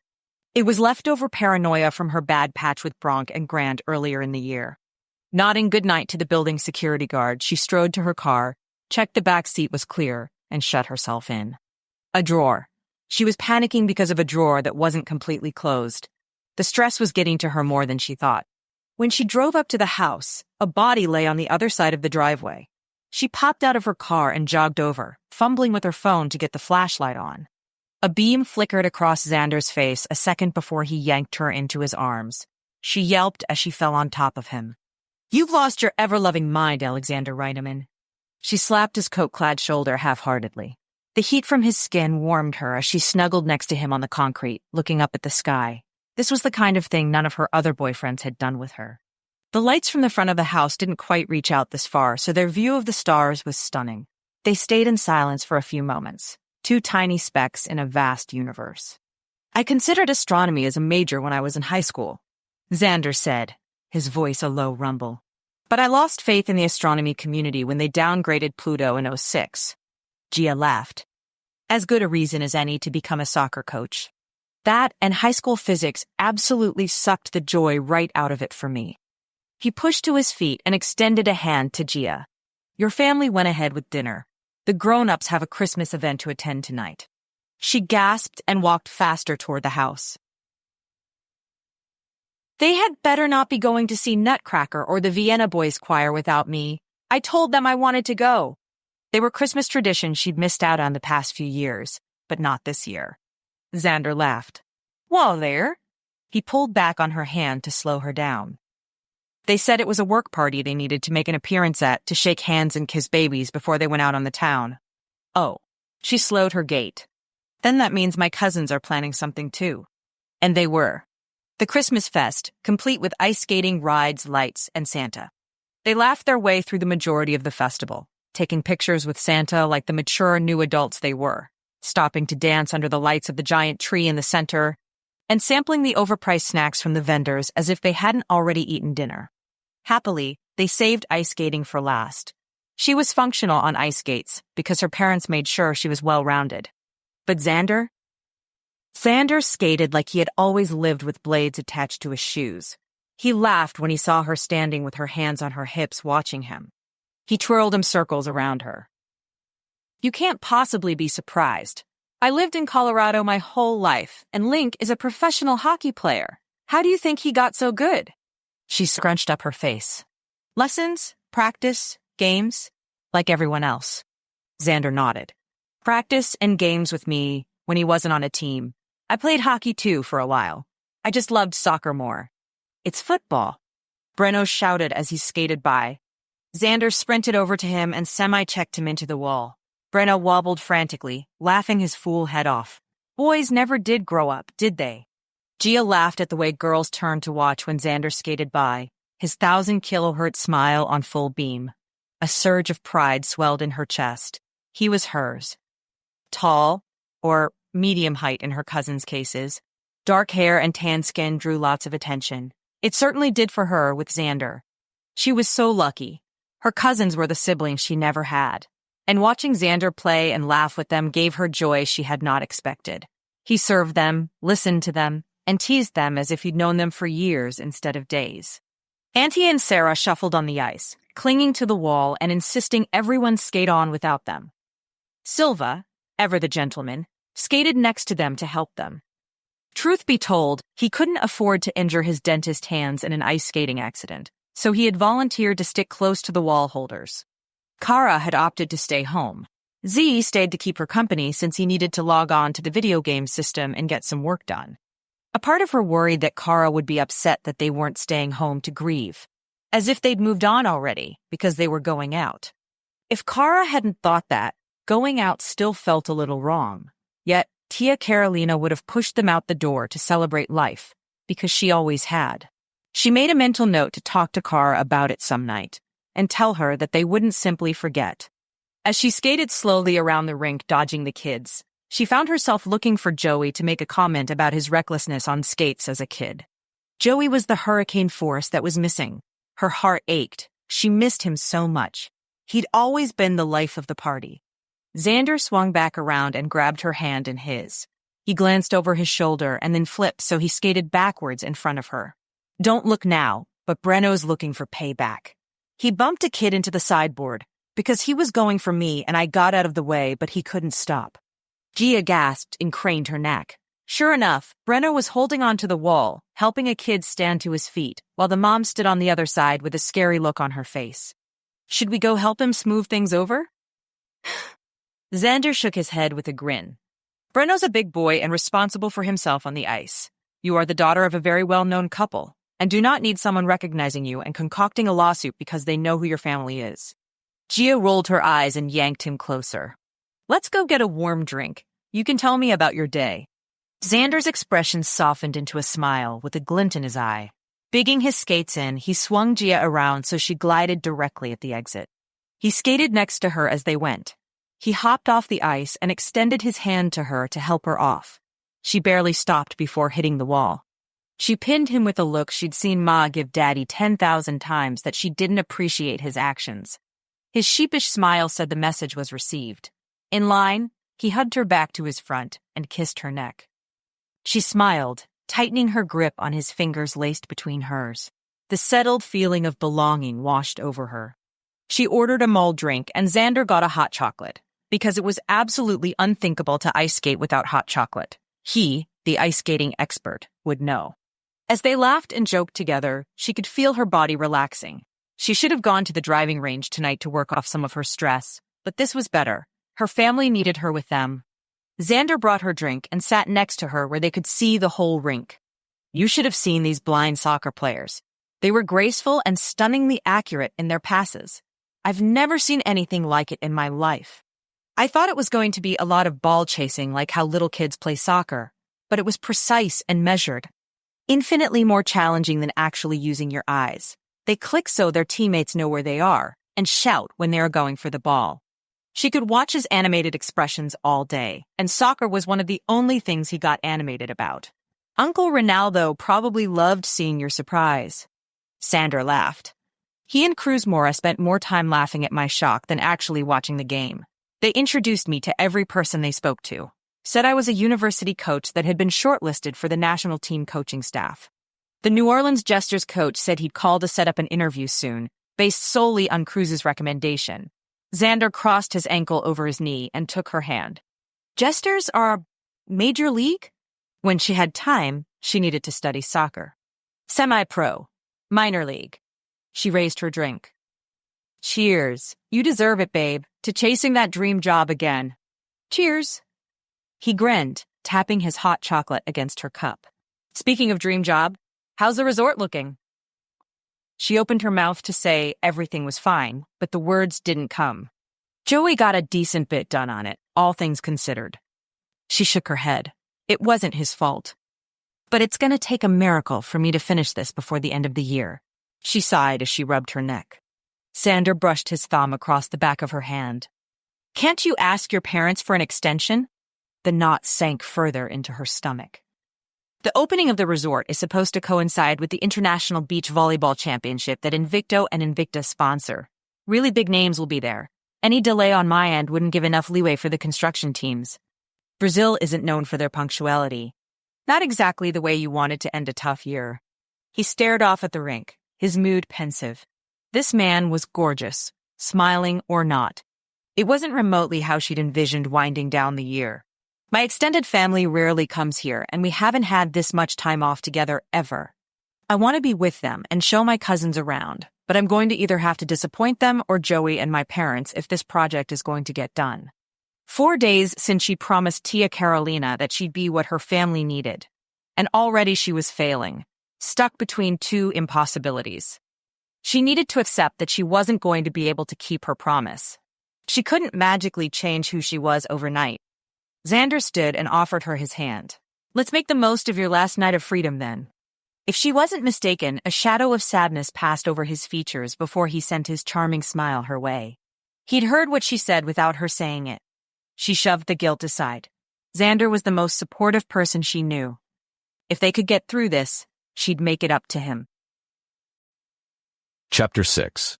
The next morning, sunlight streamed into his room when Xander awoke. The sinking feeling in his chest said that he'd missed Gia entirely. He pinched the bridge of his nose and checked the clock. 9. He'd slept to his alarm to wake up early, make her breakfast, and chat with her before the stress of the day hit. They stayed up too late last night to enjoy cousin bonding time, and Gia endured it all with a smile and her usual grace. If he was tired this morning, she had to be exhausted. His workday might start later, but it'd end later tonight. His to-do list dragged on in a way that made him think he probably shouldn't have gone out to the opening with Ronaldo yesterday. He called a car from Get There and stopped at the store for her favorite flavored caffeinated sparkling water. While he was on his way to Gia's office, his phone rang. "Hey, Maddox, got some good news for me?" His lawyer chuckled on the other end of the line. "Some of the best news I could give you in the current scenario.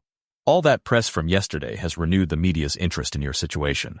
University of Colorado is talking about potentially settling to get us out of the public eye. Shaking hands with internationally known Brazilian soccer players might have spurred the university into action." He laughed out loud. After Coach Randall's confession, he'd found a lawyer to go after Coach Randall, and thus the University of Colorado from whom he got his pension, for wrongful conviction. His lawyer said if it went to court, the case could draw out for up to 10 years. Maddox told him to stay tuned, because they might want to move quickly now that they were considering settling. The state of Colorado gave a regulated allowance of $50,000 for each year he was in prison, but the university had deeper pockets, which could mean a bigger payout in addition to that stipend from the state. $250,000 would be enough to give him some savings and take the edge off his money stress for a bit. He couldn't get his hopes up yet that the university was finally taking him seriously. Just how intentional had Ronaldo been about getting him into the spotlight yesterday? He'd ask next time he saw him.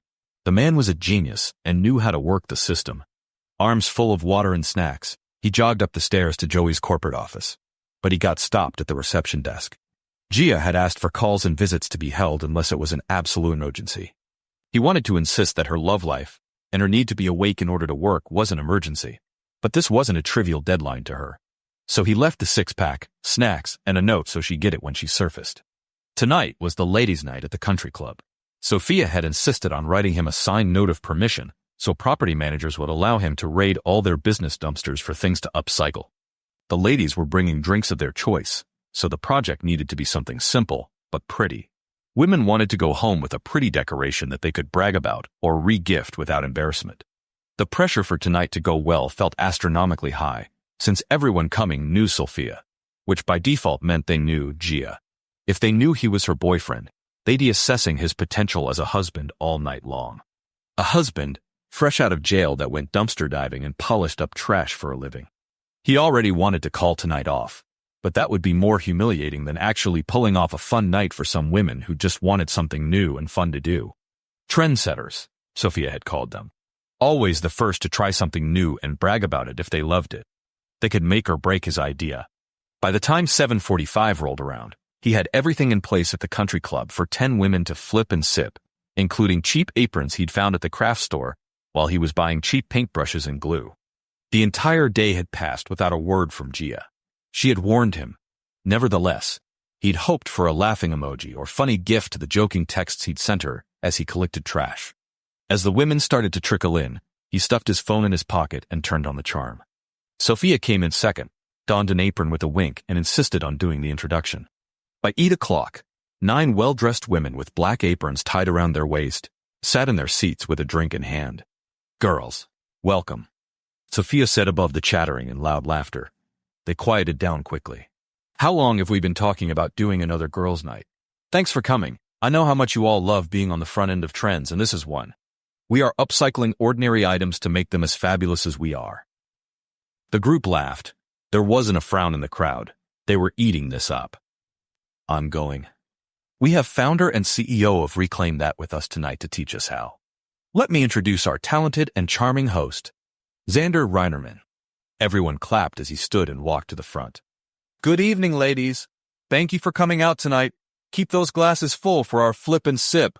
We are going to work our magic and make the extraordinary out of the ordinary."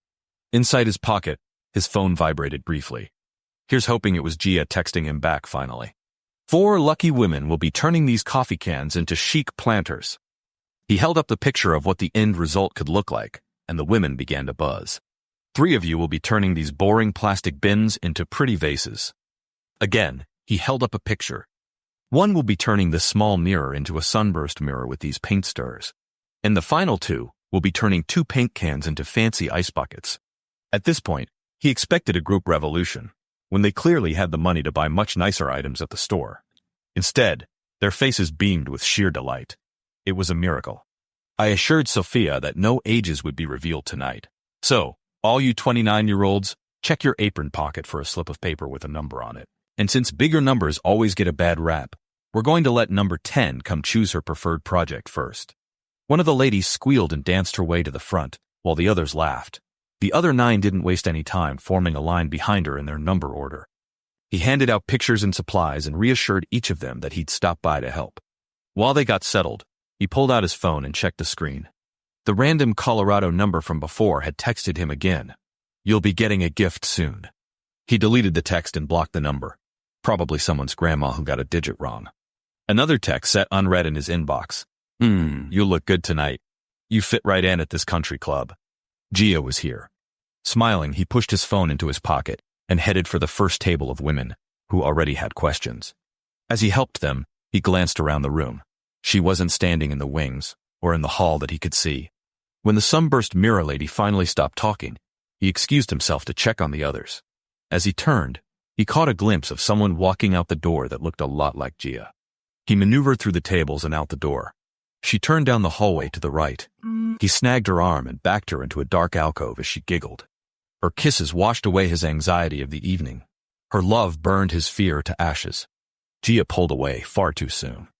"You have a bunch of cougars eagerly awaiting your return." He moved back in with a grunt.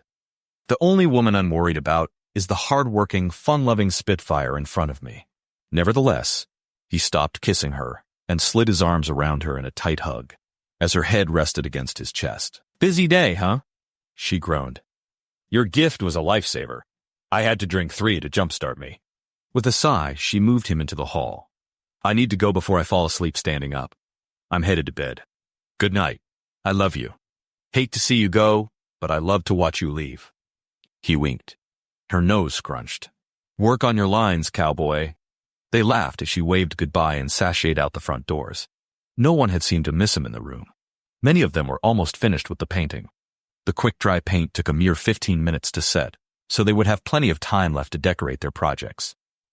A few minutes, he stepped to the front of the room again. "Ladies, while we wait for the paint to cure for a few minutes, I've got a quick video for you to watch on my non-profit project called The Upcycled Life." He dimmed the lights above the screen, another perk of the country club meeting space. While they watched, he refilled drinks, removed painting materials, and cleaned up spaces. When they finished, the ladies gathered their projects, thanking him profusely for his time, and promising to tell their friends about how much fun it was. His video must have left an impression too, because on their way out, quite a few dropped donations into his Upcycled Life donation bucket. That was, of course, upcycled. Sophia walked past with a friend. "I'll drive you home. Meet you at the car?" He nodded. The cleanup was easy. He knotted the back wrap. The drop cloths balled up into bags, the plastic table coverings went in the trash, and the rest of his resources went back with him. He'd need to find a place to store everything if he planned to move and do this more often. With everything packed up, he stopped by the bathroom, which was tucked away in a nook, so the members didn't have to see the doors. When he came back out, he had lifted the bags when he heard hushed giggles nearby. "She said Gia is dating him seriously. Can you believe that?" "The man is gorgeous and smart, but I'd never let my daughter date an ex-convict, no matter how innocent he claimed to be." Xander's stomach plummeted to his feet. His chest hurt from holding his breath. Gia's always been a bit of a wild card with men. You heard about that last boyfriend who got arrested. My son was at the party and saw the whole thing go down. She laughed. She likes her bad boys to be really bad. Their laughter faded out as they walked out the front door. His jaw ticked as he struggled to keep his temper in check. A string of colorful words slipped from his mouth.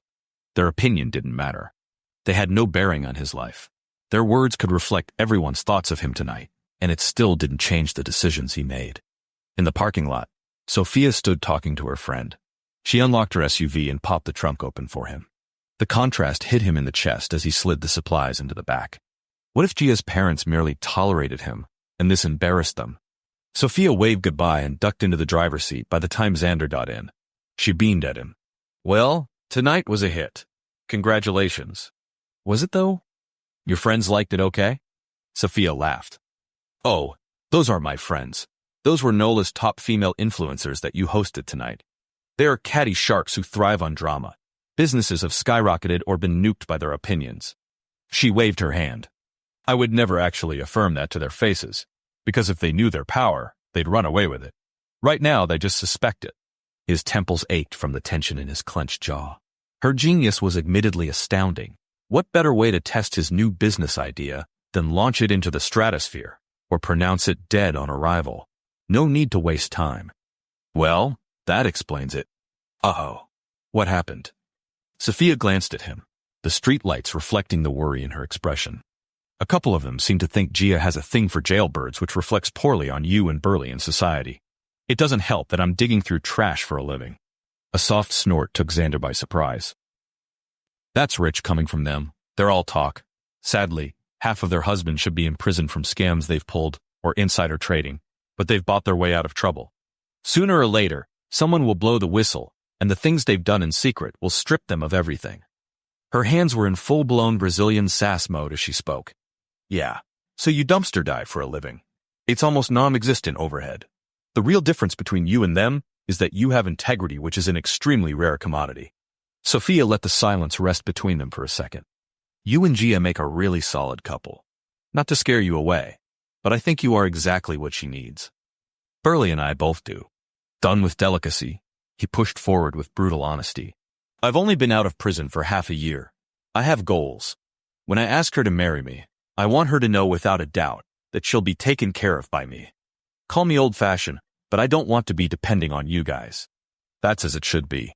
You need to be self-sufficient for the good of your relationship and your general well-being. Just make sure Gia knows your goals. I almost walked away from Burley because of his stubbornness. When we were dating, he was a poor businessman taking risks and trying to make an idea stick. He couldn't see that I loved him with or without money. When he finally realized it, it changed his view of love that someone would want to be with him at his poorest. So, your daughter marrying an ex-convict wouldn't destroy your reputations with a scandal? Sophia recoiled. Scandal? Burley and my wedding was a scandal. Interracial marriages were not approved of back when we met. We know all about creating a scene. Know this. You are not a harm to our reputation in any way. You can make peace with that fear right now. We support you. We believe in you. But what matters most is that Gia does. Her words soothed the ache in his chest. But he still wanted to prove he was worthy of her, to be the guy who had it together. When that day came, he'd propose. Chapter 7. Gia didn't want anything but to soak in her tub after a hot dinner and go to bed. And yet, when she opened her mouth to tell Judita she couldn't model tonight because she was tired and mentally drained, it came out as, "Be there in a minute." No one was more surprised than she was. Putting her desires aside was part of being there for her family. She pasted on a smile, took the fruit-laden drink offered to her, and joined the party in the living room. The furniture hugged the walls to make an open space in the center, bordered by racks of hanging clothes. How had Judita fit this stuff in her suitcases? Judita stood in the middle with her glasses perched low on her nose, pins clenched between her teeth, and a measuring tape dangling around her neck. Gia, Anjo, this rack is for you. Grab an outfit and get changed, Judita said, waving toward a rack nearby, but focusing on the shirt in her hands. Gia set her drink down to sort through the clothes. A pair of trousers caught her eye. She laid them over her arm as the whole room went up in squeals for Tia Neva's entrance. A strong pair of arms wrapped around her from behind, lifting her off her feet. Her squeak didn't register amongst the others fawning over Nevis. She didn't get put down until they'd reached the kitchen, where a full plate of food sat on the kitchen island. Her whole body sagged in relief. Dinner. Xander pulled back her chair. Sit, Anjo. Eat. He winked. A marriage proposal almost escaped her lips. What had she done to deserve this man? Oh, bilingual now. He nipped her neck on his way to get her water. Londe? The noise that came from her throat that was supposed to be a laugh sounded like a strangled cry. A nonprofit client moved their deadline forward 2 weeks because the board meeting had to move, so the time window I had to do this resort became much narrower. Then, some files I needed disappeared off my computer. Thankfully, Joey is part old school and likes to have paper copies on hand. Angelo's influence. I have been carrying them with me so that they can't disappear too. Did you check with IT? His hand ran the length of her back, easing some of the tension. Maybe they could restore them. There's no way that Joey runs a business with such vital documents on every computer and doesn't have a virtual backup system for it. He was neurotic about making several copies of my press release with the Coach Randall thing. She looked at Xander as he spoke, really looked at him. His short hair was a bit longer. His skin was tanned and flawless. Slight crow's feet had creased next to his eyes. The beginnings of a beard had sprouted. Her fingertips reached out to touch it. He stopped talking about Joey's storage system and leaned into her hand. His smile wasn't quite as ready as usual. "You seem sad," she whispered as her fingers brushed over his jaw. His response was to kiss her. My lawyer called again and said Monday morning we're going to start the preliminaries of discussing a settlement with University of Colorado, so I bought my return ticket for Sunday night. Another goodbye. Her heart sank as the corner of her mouth tipped upward. "I wish you could stay, but that's great news that they are entertaining settling, instead of drawing this out in court." Xander snorted. "The evidence is pretty clear-cut. The university would be fools to try to deny it. Tommy and Joey could be investigative reporters if they ever need fallback jobs." "Giovanna Sophia, you'd better not be hiding from the camera," Judita called. "Bring that boyfriend of yours if he's with you. I have many things for him to model that my boys are too short for." Xander's eyes widened. "Don't tell her I'm available. I've been hiding. She's scary." He glanced over his shoulder and whispered. "She wanted to put me in these shiny leather pants with an elastic waistband and crocodile skin loafers." He shivered. "It was horrible. Can you imagine if I fell and broke a leg and, God forbid, had to go out in public like that?"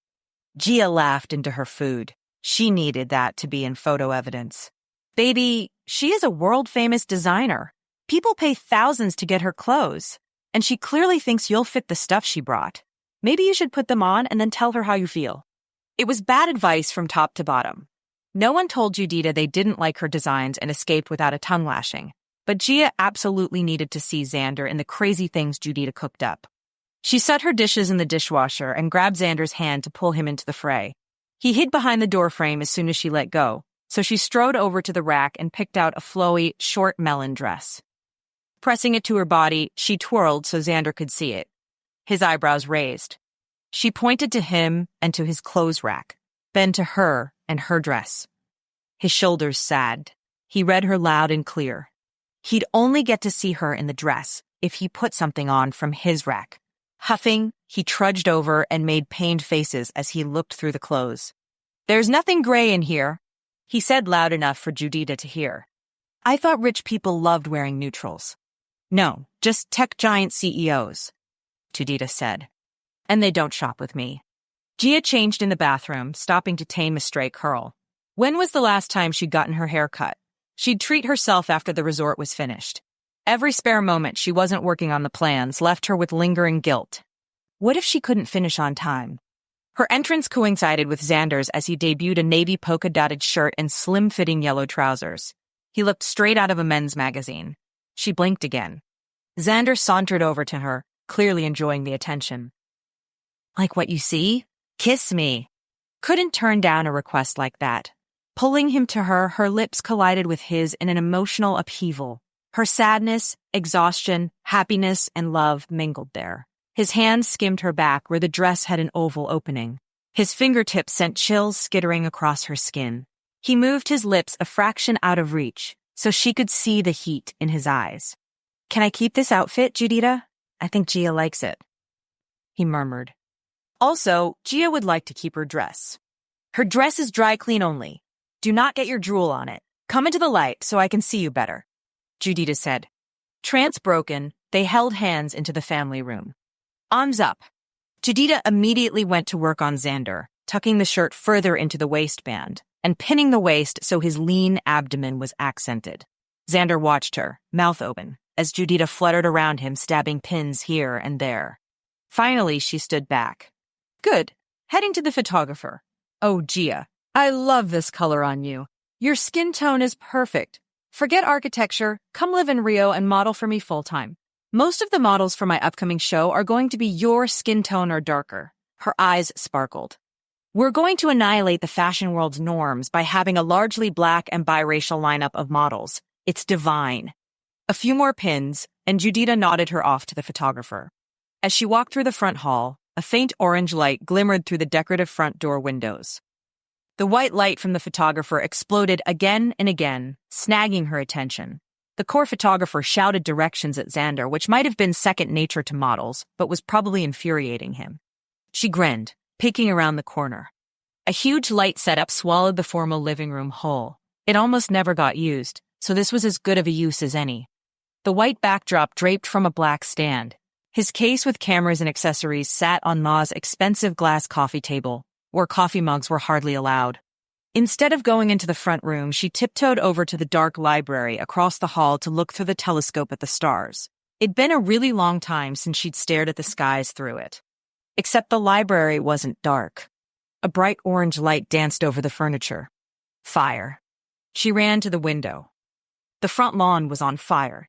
Sprinting to the door, she slid into the hall. Fire in the front yard. Call 911. Fire. Flashbacks to her bedroom going up in flames shot a spike of terror through her heart. Was Bronx seeking revenge from behind bars? She wouldn't put it past him. Family emerged from everywhere, rushing past her to the open door where Xander stood with his phone against his ear. Ma and Daddy pushed out the front door. Xander hung up the phone and announced the fire department and police were on their way. His gaze locked onto hers. She made her way to his side, gripped his hand, and followed her parents outside. Everyone stayed on the front steps. The grass wasn't on fire as she'd originally thought. 4 large piles of rocks sat on the lawn. Something lay atop each one, burning. The stench was ominous. What was that? When the police pulled in, Daddy met them on the driveway. They talked with gestures and hands on hips. As Daddy walked back to the house, the officers unrolled crime scene tape around the area. He shooed everyone toward the door. Inside! Police are going to investigate the area. No one's allowed in the grass until they're done. He had that look in his eye, the deadly serious one that meant something major was happening, and he was trying not to alarm everyone about it. And when he cast a worried look her way, she lost it. As soon as they stepped inside, she pulled him into the library. Xander came in right behind them. Is it Bronk? Is this him trying to get back at us? She whispered. Her stomach rushed toward her throat. She was going to be sick. This on top of everything else was far too much for her to handle. Daddy took her arm. It's not Bronk or Grant. They are securely put away and monitored. He scratched his neck. Baby girl, you know Ma and I have gotten a lot of threats in our lifetime. People who don't even know us hate our marriage. They hate my skin color or Ma's Brazilian upbringing. They hate our business. They hate our success. They hate that they don't have what we have. He moistened his lips. He was nervous. We've tried to shield you from a lot of that, especially since most were baseless claims. What Joey didn't tell you before he left was that he'd been the target of a variety of attacks and threats recently, like the picketing at Tia's funeral. Xander shifted closer as she spoke, but didn't interrupt. Daddy nodded slowly. Someone is very upset about the new resort in Rio that you're designing, saying it's flattening a vital part of Rio's ecosystem and endangering the species that live there. I don't know for sure the display outside has anything to do with it, but if it does, then you need to know that you are now the target. She crossed her arms over her chest. Why does no one tell me these things until I'm in serious danger? My head of security, Amos, and I hoped the threats might go away when Joey left town. We have kept it under lock and key that you transitioned to lead. But of course, there is only so much privacy when you're contacting the other team members to get the project done. Her teeth snagged the inside of her cheek. Daddy had never put her in danger nor worried her without reason. If he kept things quiet, there was a good reason. That truth deflated the annoyance rising up inside her. Let me talk to Amos when the police get done investigating, and we'll see what needs to happen. Your safety is my first priority, baby girl. Daddy kissed her forehead and walked out of the room with his phone in hand. Amos. The door closed behind him. Xander leaned against the back of the couch, his intense gaze leaving her shifting uncomfortably. More drama, she said with a small laugh. My life was not this chaotic before. Xander tilted his head. She groaned, letting the fatigue wash over her. Okay, my life is endless chaos. I'm going to call Maddox and let him know I'm not coming back Sunday. He's going to have to proceed without me. Xander crossed his arms over his chest. Her heart twinged, but she couldn't tell if it was panic or adoration. Babe, I love you for suggesting that, but you can't do that. This settlement is too huge. It's potentially the start of a brand new life for you, not to mention clearing your name. His shoulders shrugged. What is a new start if you're not around to enjoy it with me? She met him in the middle and wrapped her arms around his torso, her head laid against his heart. Please, for me, will you go back and settle this once and for all? Gaddy can afford trained security. Amos recruits the best. Listen, you don't need some washed-out military has-been protecting you. I learned a lot in prison. I can be what... She pressed her finger to his lips. You are what I need as my boyfriend. Let someone else have the anxiety and pressure of watching my back, okay? A low grunt reverberated through his chest. Gia? Judita's voice called from the hallway. She was still wearing Judita's dress. With a lingering kiss, Gia attempted to project her confidence in Amos and his guys. Her fake smile and glower at the camera masked the questions running through her head. That night, she slept hard through the exhaustion, but not without bad dreams. The next morning, Xander met her in the kitchen. He looked like he'd been up for a while. In his hand was a steaming cup of something in a mug, probably that heavy metal cleansing drink that Mom made every morning. Cilantro and lemon. She scrunched her nose. The edge of his eyes crinkled in a smile just for her. He tilted his head toward the front door. She nodded and followed him out. Might as well get this over with. She'd thought of nothing else. The crime scene tape sagged under the morning dew. The grass laid trampled under lots of feet. The investigators would likely be back soon to look at it in the light of day, to see what they missed. 4 piles of rocks sat parallel to each other. One pile had a sign with greed written on it. On top laid branches that didn't completely burn. The second pile was labeled selfishness. On top were dolls with burned middles. Gia inched closer. A doll's head hung off one side of the pile, and the feet off the other. Human sacrifices? Xander said. The third pile was labeled fame, with animals on top. And the fourth was more like a pyre with a doll that looked remarkably like her. The sign read, "Stop the destruction, or this will be your fate." Was it a scare tactic? Or did someone truly believe they'd burn her alive on a stake? All this for designing a building that she had no control over what land it sat on or who entered its doors. Someone must have seen her as a more vulnerable target than the leadership team of Venha Hotel and Resorts who had put the project in motion. Gia. Daddy's call snapped her from her thoughts. She twisted to see him in the front door. I'm glad you're still here. Amos will be here in a minute. He motioned her inside. Xander accompanied her. It might have been my imagination, but one of those dolls looked like it had been wearing a soccer jersey. Did that mean someone would target Xander? Uncle Ronaldo? Breno? It was the detective's jobs to uncover intention or coincidence. Worrying about it wouldn't change anything. She pulled a breakfast smoothie from the refrigerator and sat in the library as Amos walked in. Xander finished speaking with Daddy in low tones and touched her cheek on his way past to the door. He hadn't smiled or winked, a sure sign of his deep concern. Good morning, Gia and Burley. Amos unpacked a document from his briefcase and handed it to Daddy. His kind gaze met hers. You have to get to work, so let me make this quick. Our front lawn decorator flexed a bit last night. Security has been a tad more difficult than usual since family is in and out so much right now. We will be upping the staff with eyes on the ground so nothing goes unseen. We'll be talking to family and making sure they have identification on them in case they get stopped. It's inconvenient, but for everyone's safety. We also have wristbands with tracking and health checks wired into them. They look like fitness tracking watches, so they can be inconspicuous. Daddy nodded. Early, we can go over more detail in a minute. But Gia, I wanted to introduce you to your new bodyguard, Andivo. He's former military with extensive security training. Not only will he be monitoring your watch personally, but he will also be physically within reach anytime you are outside of the house. And Vivo strode from behind them where she hadn't even known he'd been and stood next to Amos. He was tall, toned, medium build, black, and had a warm smile. He looked safe. Thanks for taking this on, Andy. Daddy said from behind his desk. You come with outstanding recommendations. We're taking all precautions until we can catch whoever is sabotaging things. Gia sat forward. Daddy, is a bodyguard really necessary? I'm slammed at work. Does Andy need to be sitting at the office for hours every day watching my door? No one moved a hair. Daddy just smiled.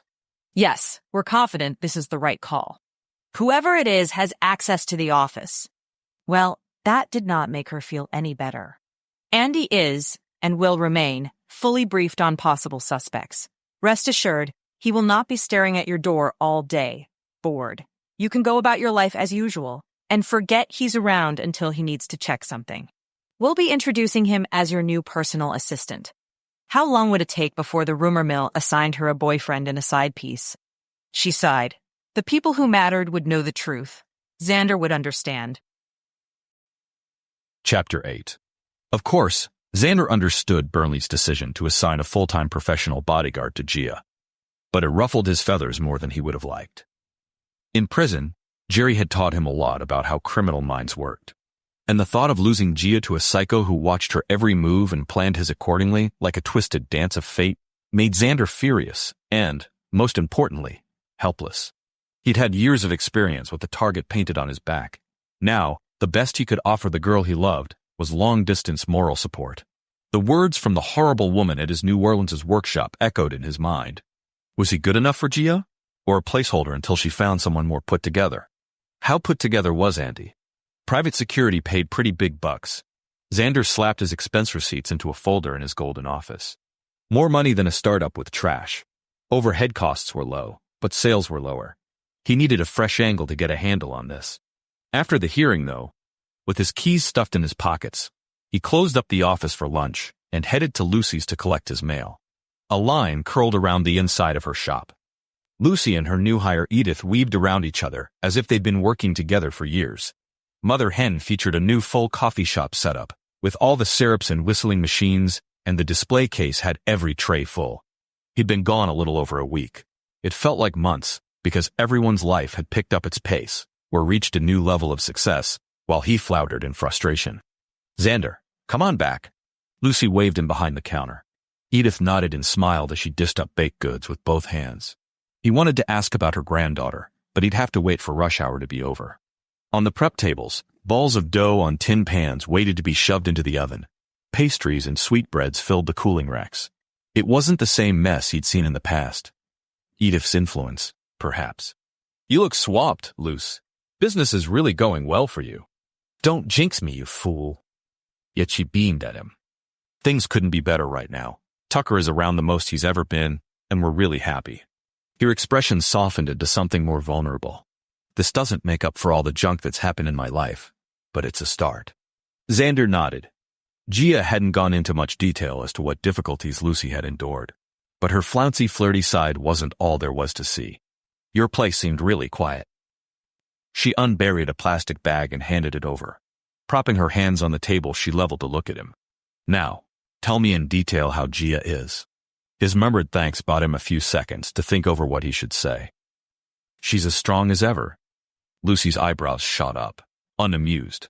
Her grief has been set aside in order to care for her family and finish out her work for the year.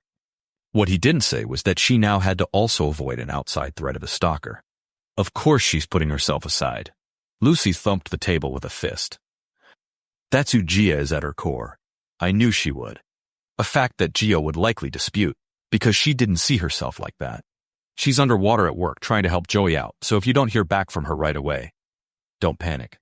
Lucy was the queen of panicking on a dime. With current events, he was going to be in the same boat as her. And you can remind me of the same thing. He continued before Lucy got a question in. I need to get going to my meeting. Mind if I grab a sandwich on the way out? She nodded. See you on Thursday. Last workshop of the year, right? He hadn't thought that far ahead this morning. Nevertheless, he offered her a salute, grabbed a couple sandwiches on the way out, and stuffed a few bills in the tip jar to pay.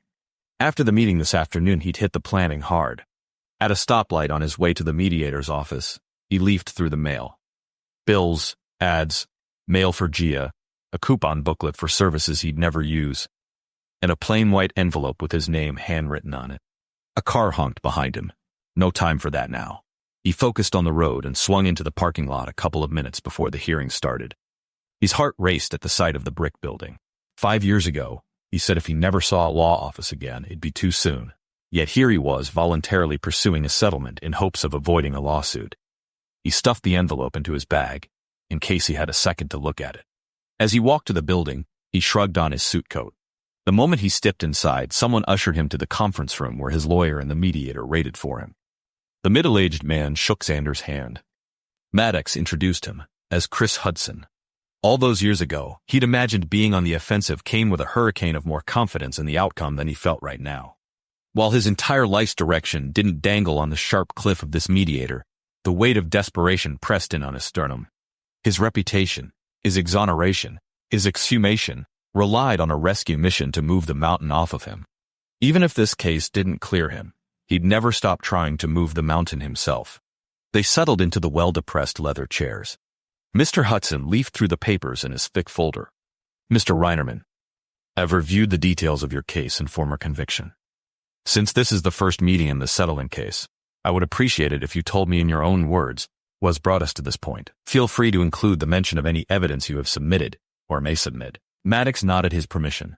Xander wiped his sweaty palms on his trouser legs as he recapped his life and the jobs he'd had and lost, then moved on to the player and staff interviews Tommy and Joey had done on his behalf after his release. Finally, he addressed Coach Randall's interview and confession. Yes, I've seen both the complete video interview as well as read the transcript to make sure I didn't miss anything. Our third-party tech professional did verify the video was unedited or retouched, so that will remain as strong evidence in this unusual case, Mr. Hudson said. A small thrill ran through him that the biggest piece of evidence he had been validated. One hurdle cleared in a long line of booby-trapped hurdles awaiting him. Maddox had given the mediator the interviews with the other players as evidence, as well as affidavits from the players to use their testimonies in the case. None of that carried the weight Randall's interview did. But not surprisingly, they had no signed affidavit from him. Mr. Hudson turned to Maddox. Mr. Callahan, in conclusion, would you please state for the record what you are seeking from the defendant? Maddox straightened in the chair. Yes. My client survived 5 years in prison, multiple months spent in solitary due to death threats, having his character slandered, his job and potential jobs on an international level made void, and his savings depleted, leaving him on the streets with mere dollars to his name to start over. We are seeking $10 million in damages and losses. Additionally, we'd ask that Colorado University take appropriate steps to restore Mr. Reinerman's good reputation and see that former coach Randall be aptly and publicly disciplined and disowned for his actions. Xander almost choked. They'd spoken about setting the bar high to show the severity of the case. $10 million was way higher than he'd expected. He couldn't fathom the university cared about getting rid of him that much. But Maddox was a veteran at these kinds of cases, as hard-hitting as they came, according to the testimonies of other lawyers and clients. Xander trusted him. Mr. Hudson nodded as he scribbled in his notebook, seemingly unfazed. I'll contact you with our next meeting date once I have met with the defendant. I hope we can settle this quickly. Xander thanked him for his time and walked out of the room with his mind spinning. And dare he admit to a shred of hope that something like this might work out for him? Maddox had stayed back to chat with the mediator but caught up to him before Xander reached his car. Xander, great job in there. That went as smoothly as we could have hoped. I'll be in touch with the next meeting date. Mr. Hudson is hoping to get this settled before the new year, so stay close to base. We may be seeing an end to this sooner than you think. Xander consented and watched Maddox leave in his shiny, perfectly clean luxury sedan. No doubt he'd won many cases with a $10 million plus settlement attached to it in order to afford driving that kind of wealth on Colorado's pinball-esque winter roads. For a second, he allowed himself to imagine what kind of vehicle he'd buy when he could afford it. A beefed-up pickup truck. A Land Rover. A convertible sports car to weave through those mountain roads on a summer's day. Maybe a hatchback, with all the bells and whistles so he'd have enough room to carry sports equipment like Gia's golf bag and a bag of soccer balls and cones, or his old snowboarding gear, aging untouched in the shed. Whatever it was, it'd be sensible and not obscenely priced, just based on principle. No, he couldn't go there yet. There were countless ways this could all go sideways at a moment's notice, landing him in a long, drawn-out court battle, where his culpability would be determined by skeptical strangers again. At 3:45 p.m., a knock came at his office door, yanking him from the intense study of his online ad performance metrics. Reggie stood at the door with his hands in his pockets. "Reggie, come on in. Good to see you," Xander said. Amidst the stress of the day, he'd forgotten Reggie was coming this afternoon. He led him upstairs to his workshop where the raw materials and tools lay untouched since before he had left. "This is all I have. If you want more materials, we'll have to go find it." Xander checked his watch. "I have a few things to finish up on the computer, so you have a couple of hours to create what you will." Reggie nodded as he set his backpack on the floor next to the workbench. As Xander left, Reggie pulled a notebook from his bag and opened it. The kid had come armed with ideas. That impressed the suspicion out of Xander. At 6:20, Reggie marched down the stairs and stopped at the door. I left my notebook on the bench. Hope that's okay." Xander smiled. "Does it hold all your design secrets?" Reggie's furrowed brow eased as the teasing hit its mark. Yeah, it does. Don't show anybody. I'll see you tomorrow, Xander." At 6:30, Xander locked the front door and headed upstairs to see what kind of state the workroom was in. The room appeared untouched except for the rectangular box on the table. The pieces fit together like a puzzle, requiring no nails or glue to hold them together. On the side, a wooden piece slid off and on as an opening. On the top panel of the box, pencil markings showed where there would be shapes carved out. A wooden shape sorter with no hardware fastenings. It was intricate. How would he manage that in the last 2-ish hours? Xander leafed through Reggie's notebook. Tomorrow, he'd be in the workshop next to Reggie. This kid had lots to teach him. Tuesday, when Reggie knocked on the door, Xander wasted no time in getting to work with him. As they moved around the workbench getting tools set out, he admitted his nosiness. "That shape sorter design is brilliant, man. How'd you come up with it?" "The internet," Reggie said. Xander blinked. Of course. The internet had an answer for everything these days. "You have someone in mind for that?" he asked. Reggie picked it up and twisted it in his hands. "Nah, it just seems like people pay more for kids' stuff." He was right.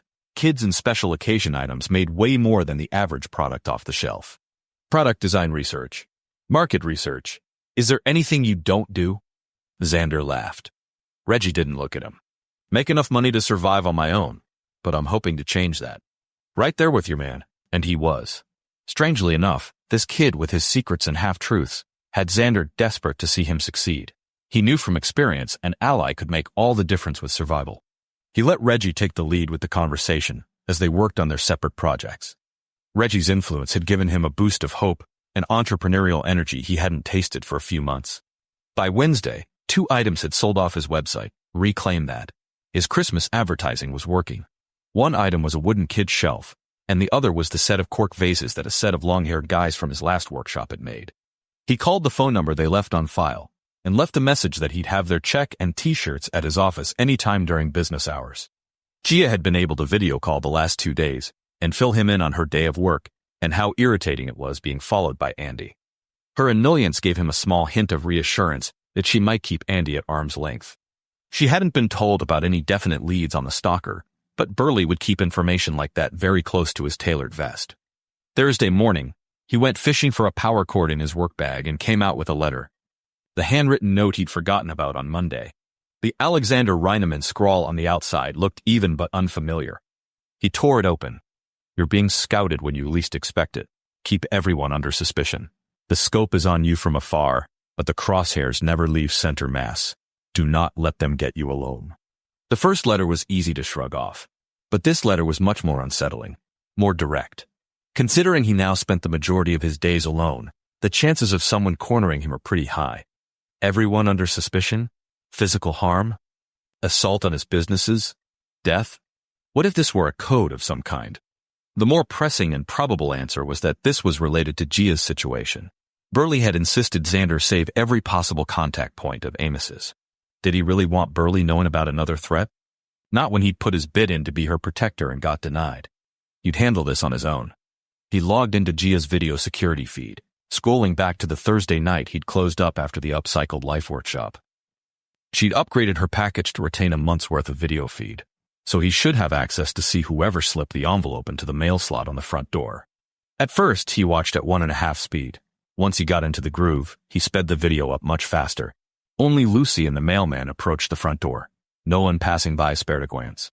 But then, a male figure with a backpack stopped and knocked at the door. A few seconds later, he turned toward the camera. Reggie. The timestamp said Monday 3:43 p.m. In addition to Lucy and the mailman, Reggie stopped by every day, stayed for a minute, and then left. Saturday, Lucy met him so he could work for the day. Xander really couldn't blame him for stopping by, though. Reggie barely knew Xander and had no real reason to trust him. He'd made it only part of the way through the week's worth of video when 2 knocks at the door were followed by a cracking open. His body went on alert. Reggie gave him a chin jerk without stopping, headed for the stairs. Hold up. Quick question for you, man. Do you recognize this handwriting? Xander held the envelope toward Reggie at his chest level. He wanted to see Reggie's eyes when he looked at the writing. Reggie scrunched his nose.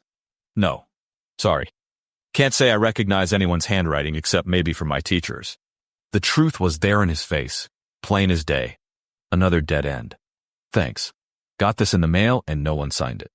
His explanation fell into the space where Reggie had been. His pounding footsteps echoed in the stairwell. The kid was driven, and hopefully not looking for any trouble. Instead of joining Reggie for another build session, Xander trudged back to the video feed. There were no suspects by the time his phone alarm went off to remind him to set up for the final workshop of the year. Stomping up the stairs, he attempted to mentally yank himself from his frustration. Seemed clear enough that he was a target, but for whom? Reggie worked under the blisteringly bright shop light Xander had for those intricate pieces he needed to see perfectly. Just outside the blinding pull of light sat the wooden shape sorter with a handful of chevron-painted pieces drying on wax paper next to it. Xander blinked. The project would have easily been finished by now if he'd slapped some paint on each block and been done, as Xander would have when he was a teen. But Reggie was going for detailed. He gathered a handful of general tools. What was he going to set out for this evening's workshop? The tools in his hands went back to the hooks above his bench. Newcomers in a one-off workshop wouldn't able to handle Reggie's interlocking design. He gathered the wood scraps and some rope. They could do trays or wooden boxes for a table centerpiece. It was basic, perhaps too plain to sell online. He'd tell them to paint designs.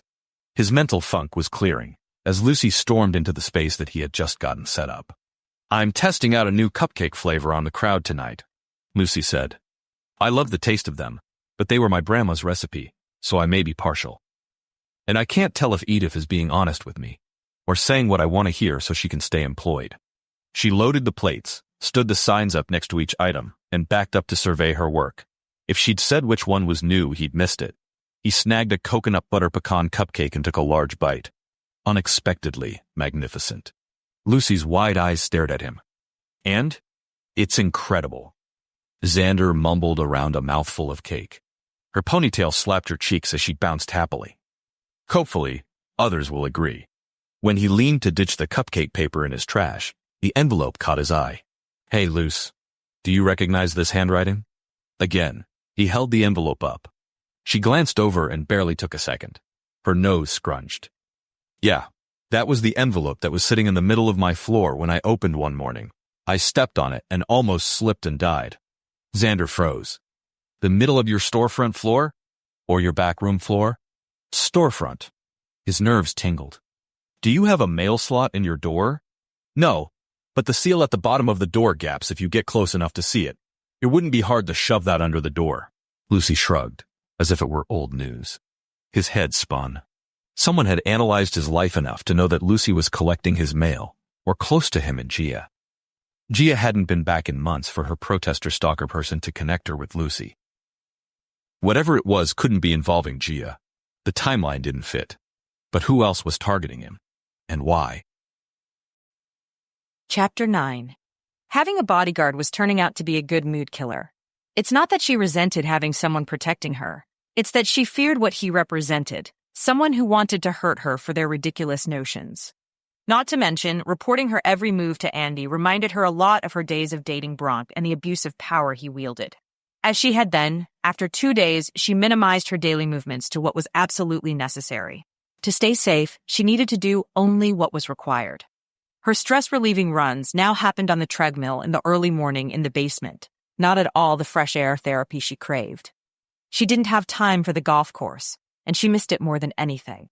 When her movements were leashed, her mouth found renewed liberty to say whatever she wanted.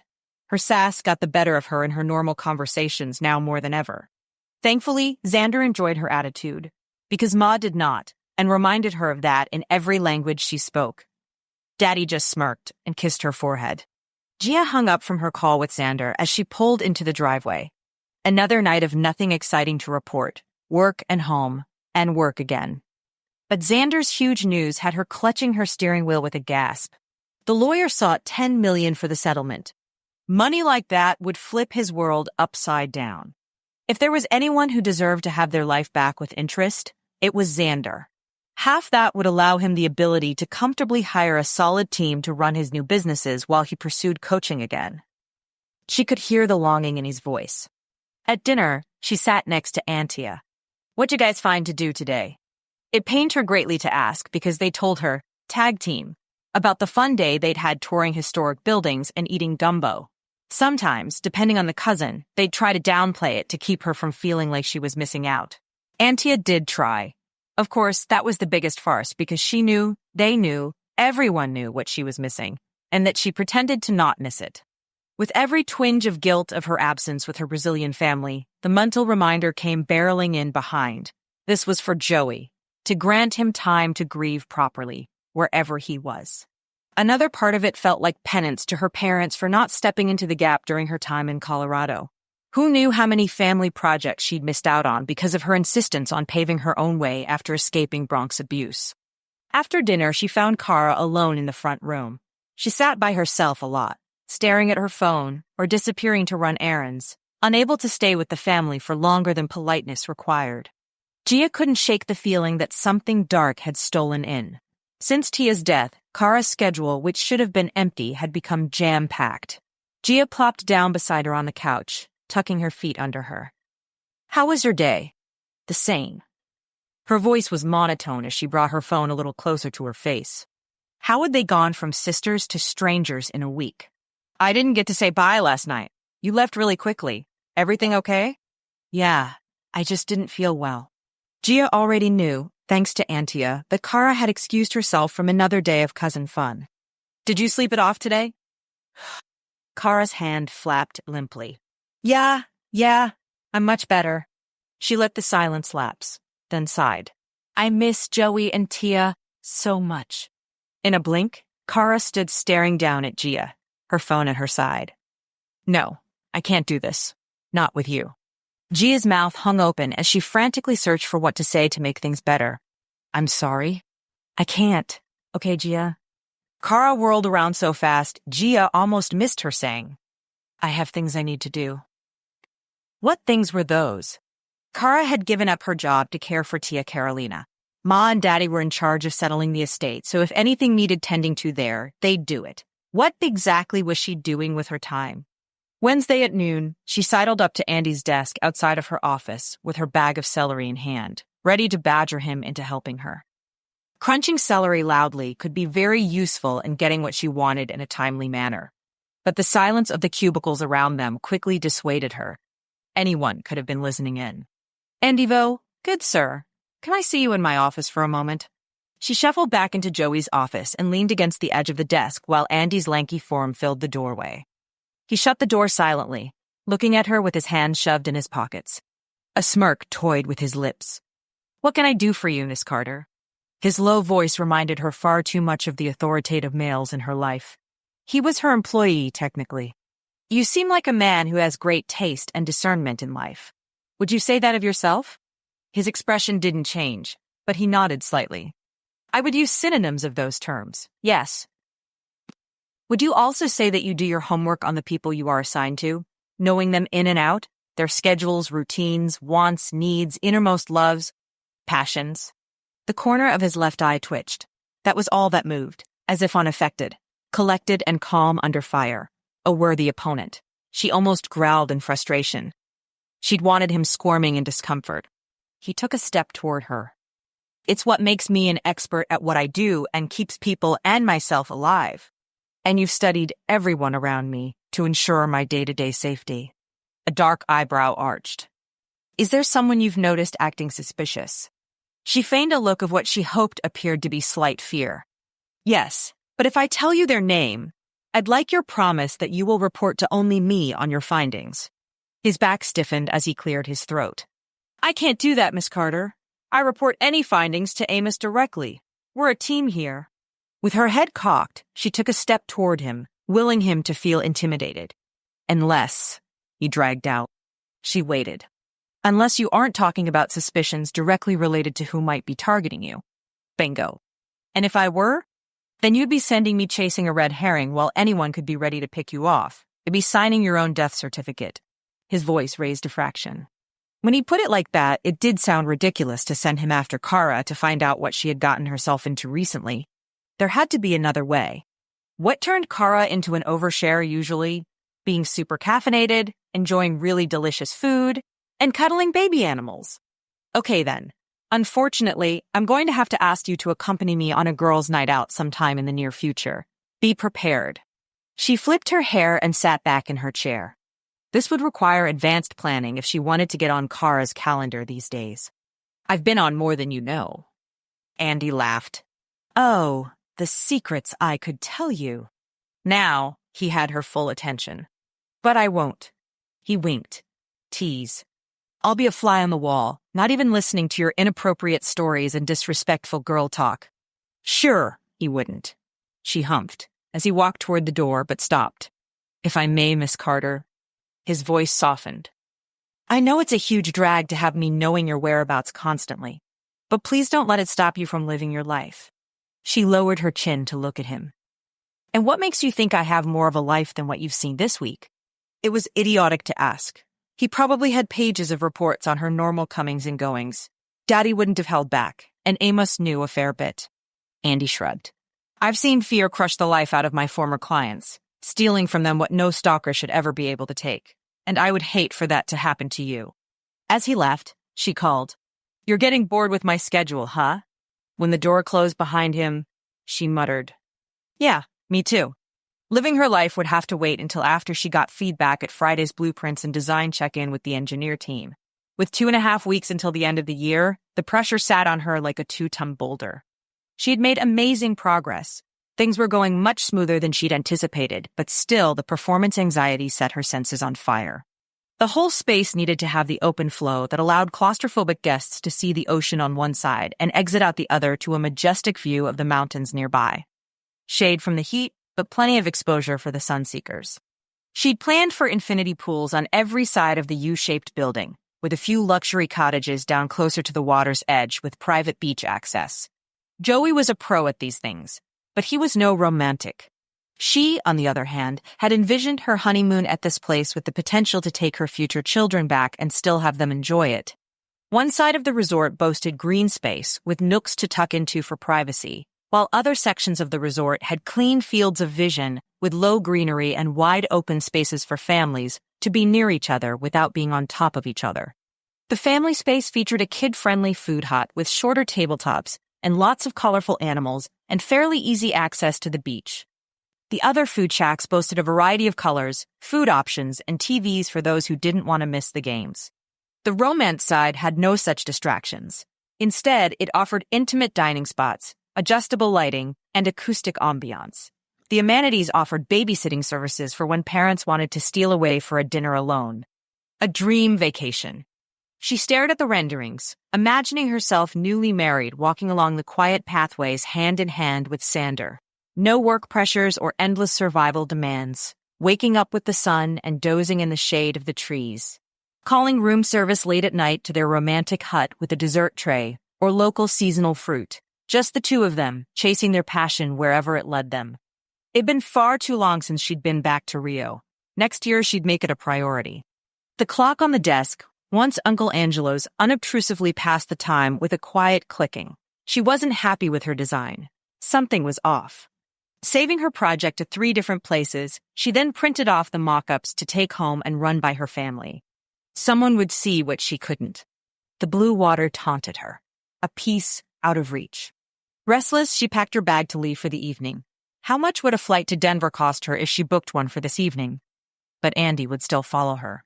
This past year was agonizing proof that trouble would find her there as easily as here. The sigh started in her lower abdomen. Joey was probably having the time of his life. No, she wasn't going to think like that. He was her brother overcome with grief, not a college friend taking a gap year to see the world on his parents' yacht. Nothing about this situation deserved her envy. In pure disgust, she marched out of her office.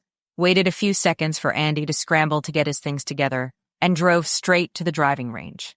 She didn't stop to see if Andy ambled around the shop and checked for exit points or queued up next to her, driving that little white ball to the back fence. Why had Kara rejected her so bluntly? Suddenly, they weren't allowed to talk about the tsunami of grief they were both drowning in? They couldn't share the pain of Joey's unexpected absence? With a solid whack, the ball flew into the air, but the wind cut it right. Flighty, Kara was almost jumpy. Gia adjusted her stance and brought her driver down hard. Had she been like this after Uncle Angelo died? Joey had never mentioned it. The ball's path stayed true, bouncing and rolling near the flag. Maybe she needed a puppy, or kitten to care for, somewhere to direct her love.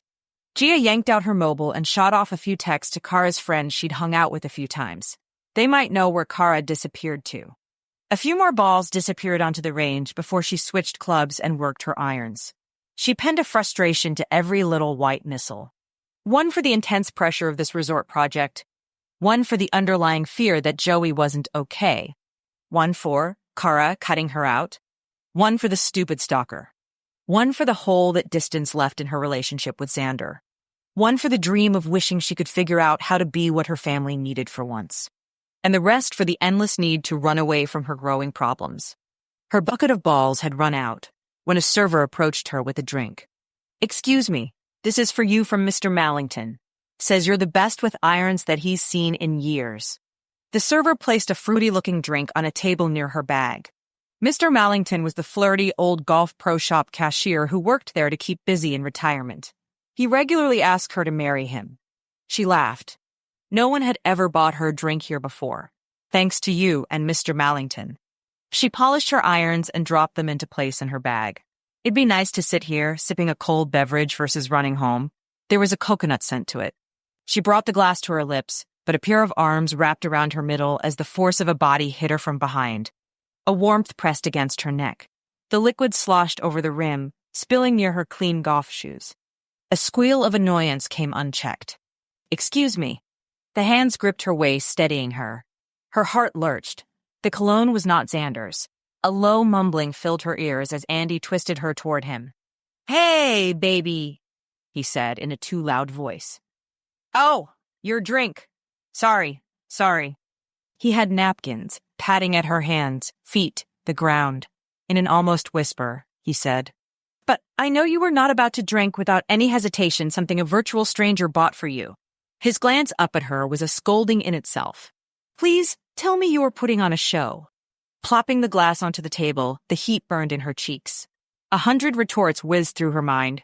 Normal Gia would go for gracious restraint. Today, that girl was nowhere to be found. "You know what? Yes, I was." She propped her hands on her cocked hips. "I forgot myself for a minute, that I'm not the girl who is allowed to accept a kind deed from a sweet old man.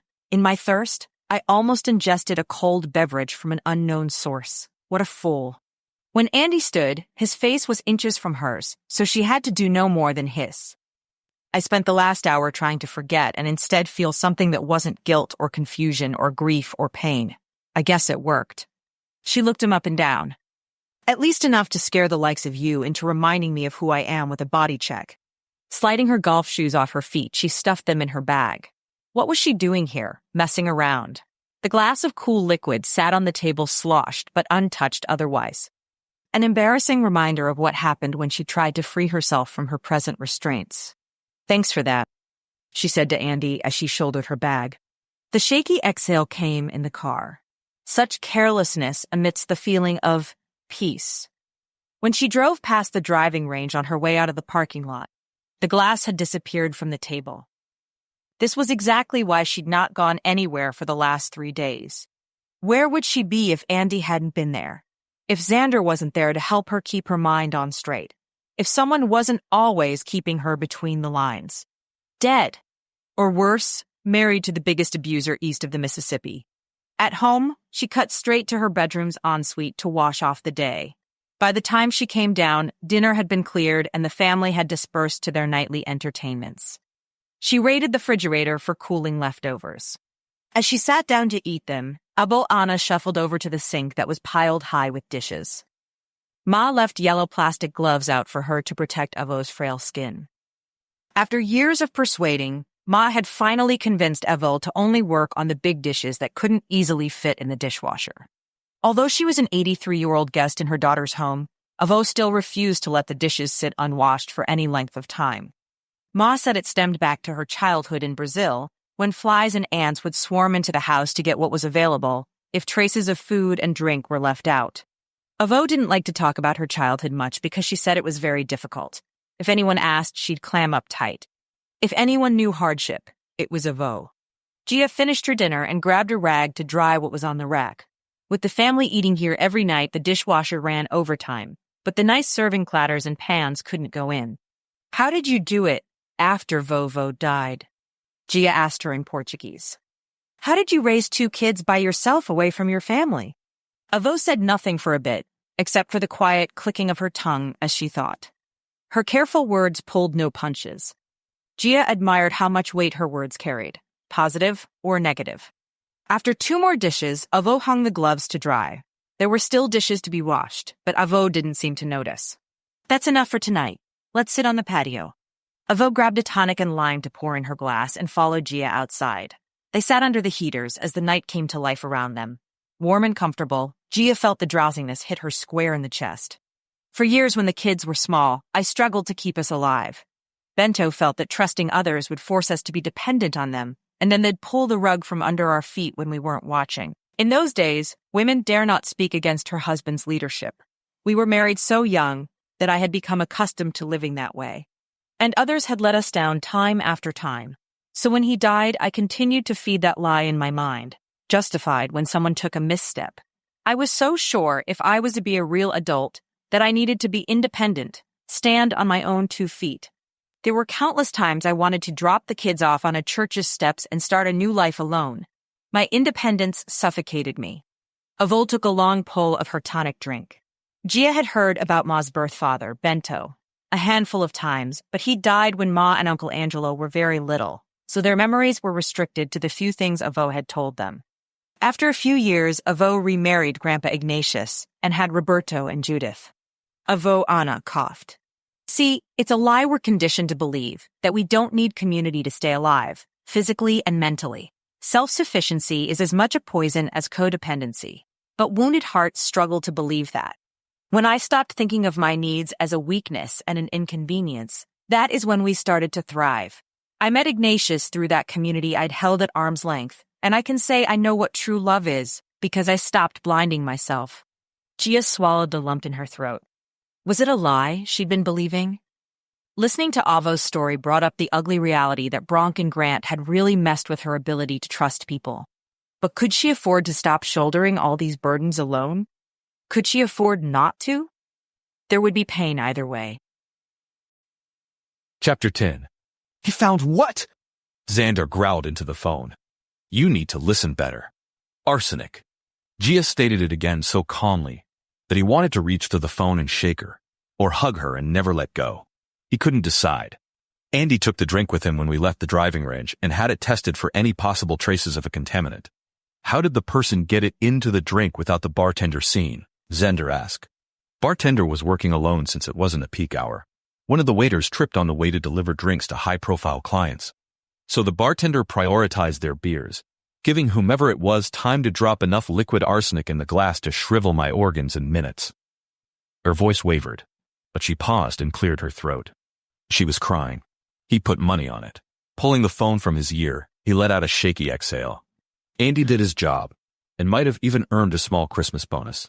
Gia's small laugh lightened his mood. He ran his hand through his hair.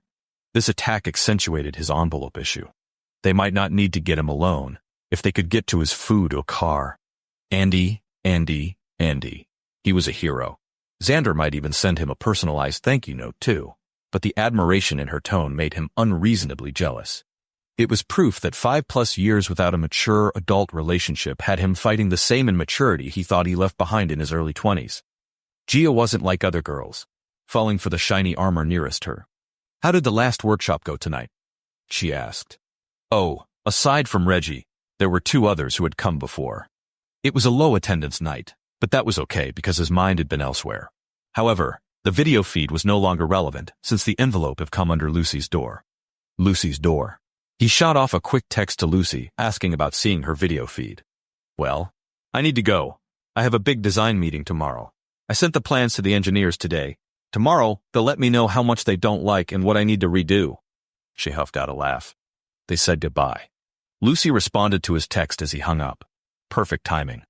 The text said, "Probably can't. Security feeds were on and off last week, due to a renovation project at the antique shop next door. Why they need to update anything is beyond me. They're supposed to look old." Of course they were. How convenient.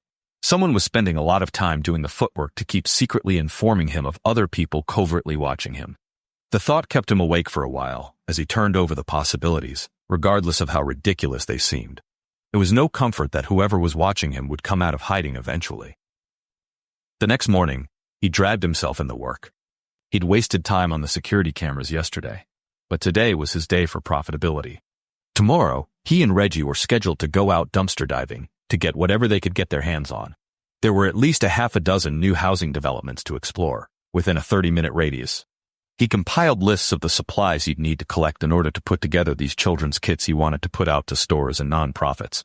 Following Reggie's lead, he searched the idea online. People posted anything and everything online if you knew what to look for. His notebook had pages filled with ideas of children's kits to make. Competing companies sold similar kits for $25 or $30. Maybe he could make this business profitable next year after all. Not until early afternoon did Xander surface from his productivity to check his email. Both of Reggie's items sold. The sales number gave him a shot of adrenaline. He tucked the cash payment into an envelope.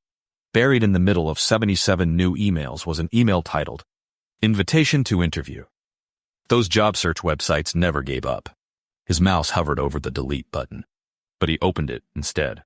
The letter started off with, "Dear Mr. Reinerman," saying he'd seen him with Cruz and Ronaldo, then continued to add surprising but likely untrue flatteries about his coaching skills that escalated into an offer for an interview to be a U19 men's coach in Denver. The season started January 4th like usual.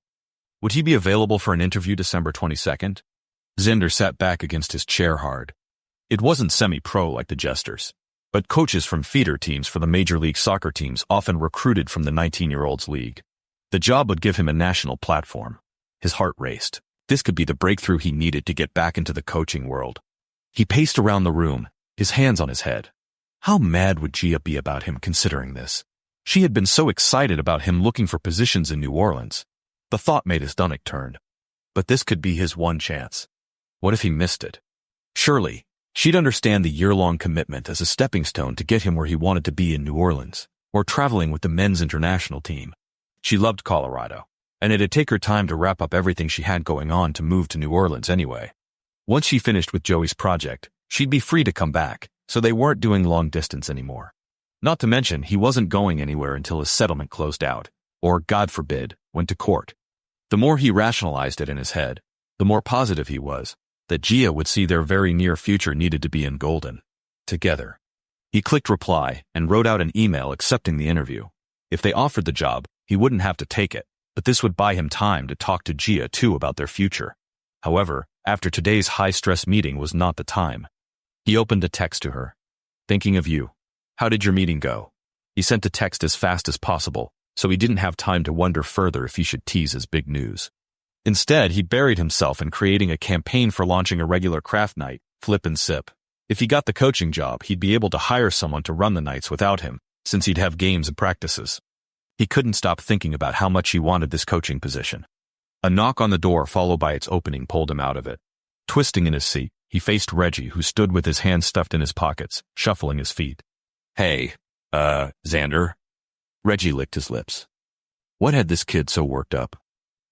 "Would you be able to write a letter as proof of employment for me, stating my hours I work and what I'm doing?" Well, that was unexpected. Xander kicked the rolling chair in Reggie's direction. "How about you level with me first?" Reggie dropped into the chair. His shoulders slumped. "How old are you actually?" Xander asked, arms crossed. Reggie perked up. "Don't tell me 18 again. IDs can be faked as easily as the names you give out.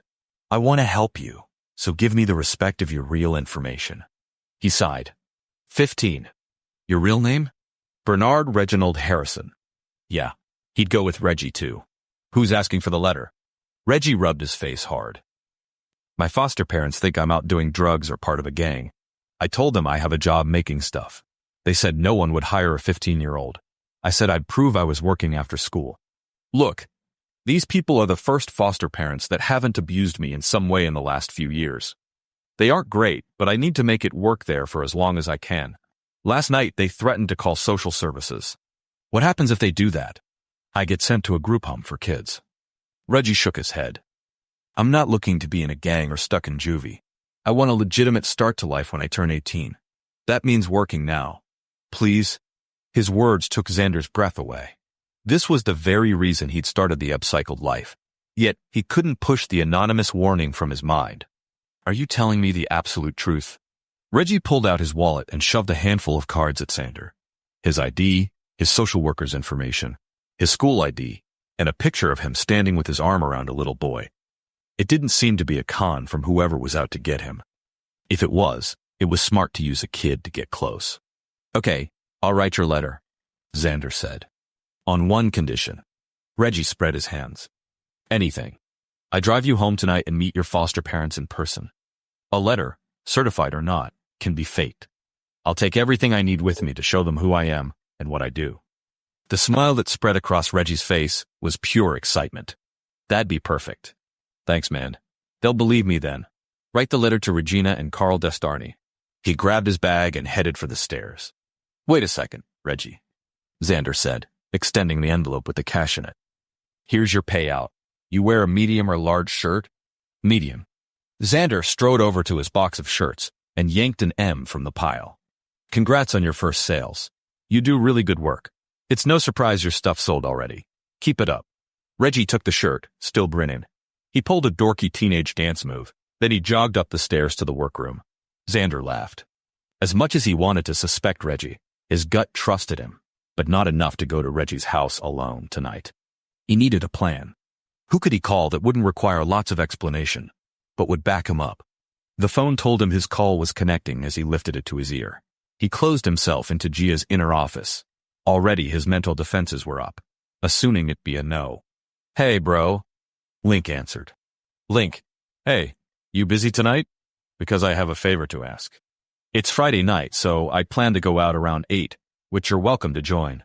But I'm not busy until then. What's up? Xander had no great way to phrase this. I have a high school kid who has been coming to my office every day and making really nice products to sell on my website. He wants help convincing his foster parents that he has a job and isn't into drugs. I'm taking him home around 6 and want to convince the parents in person. But if they look into me at all, it might throw more shade on this poor kid. Link snorted.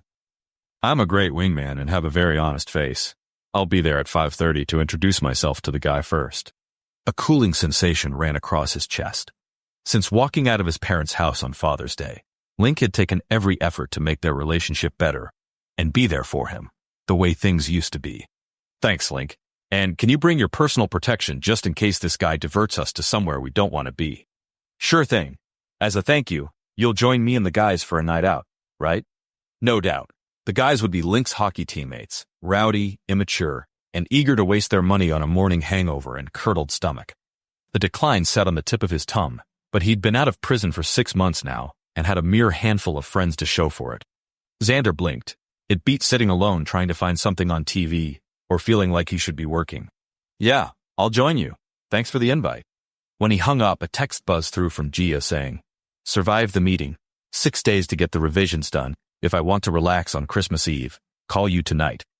His smile faded as he processed the situation. She could be finished with this project by Christmas, but Maddox hadn't sent any word on when his next settlement meeting was. There wasn't much of a chance that she'd ditch New Orleans for Colorado with her family there. One problem at a time. He typed up a quick note to Regina and Carl and printed it on his company letterhead.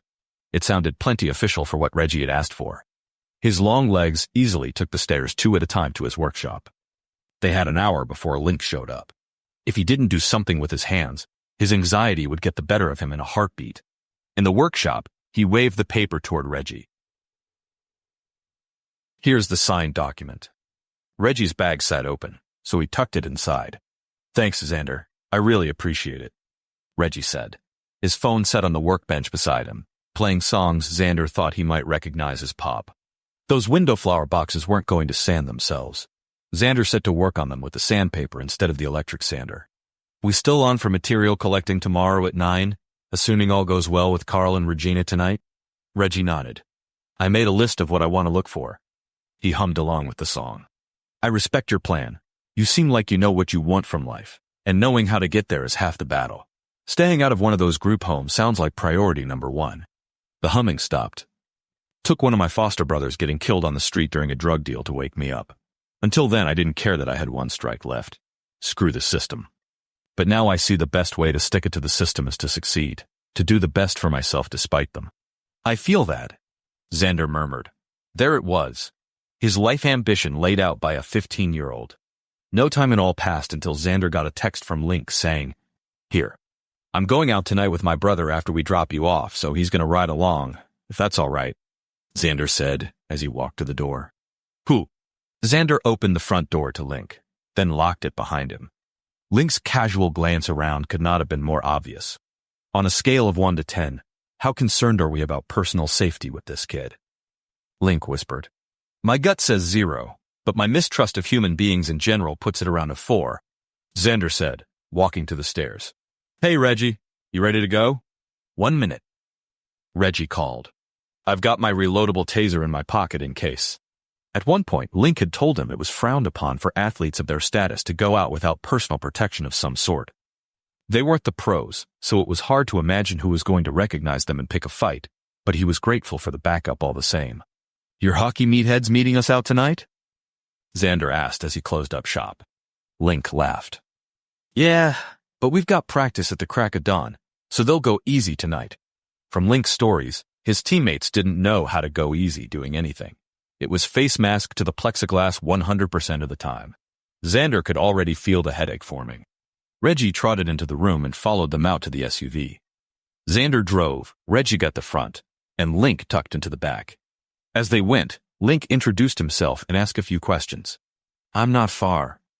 Reggie directed him down one street, a left, a mile or so down, then right, and into a subdivision.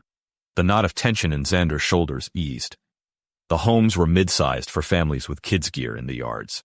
Second house on the right. Xander pulled in. Looked like the fight would be for his dignity, not his life. Link followed them to the front door, and Reggie let them in. The house smelled amazing. Homey decorations and family photos graced the walls and collages. Reggie motioned them toward the front room. Stay here. I'll go get Regina. A minute later, Reggie walked in. Regina, this is Xander from Reclaim That, and his brother Link. Xander extended his hand first to the short, dark-haired woman in front of him. She might have been Asian, but he knew better than to guess. Regina, nice to meet you. Her grip was firm, and her smile seemed sincere. Reggie just showed me the document you drew up for him. That was nice of you. She greeted Link as well. I don't mean to intrude this evening, but I wanted to reassure you in person that Reggie is not getting into any trouble between 3:45 and when he comes home.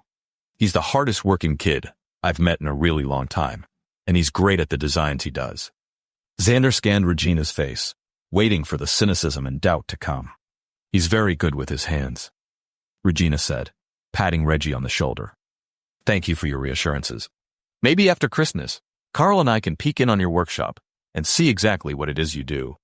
Xander nodded. Stop by any time. In fact, next year I'm offering custom creation classes for ladies' nights out, if you and a few of your friends want something fun to do. Her smile didn't quite reach her eyes. Thank you. We'll keep that in mind. And that was his cue to go. We should get going, but it was a pleasure to meet you, Regina. As she walked him to the door, Xander glanced over his shoulder at Reggie standing in the entryway.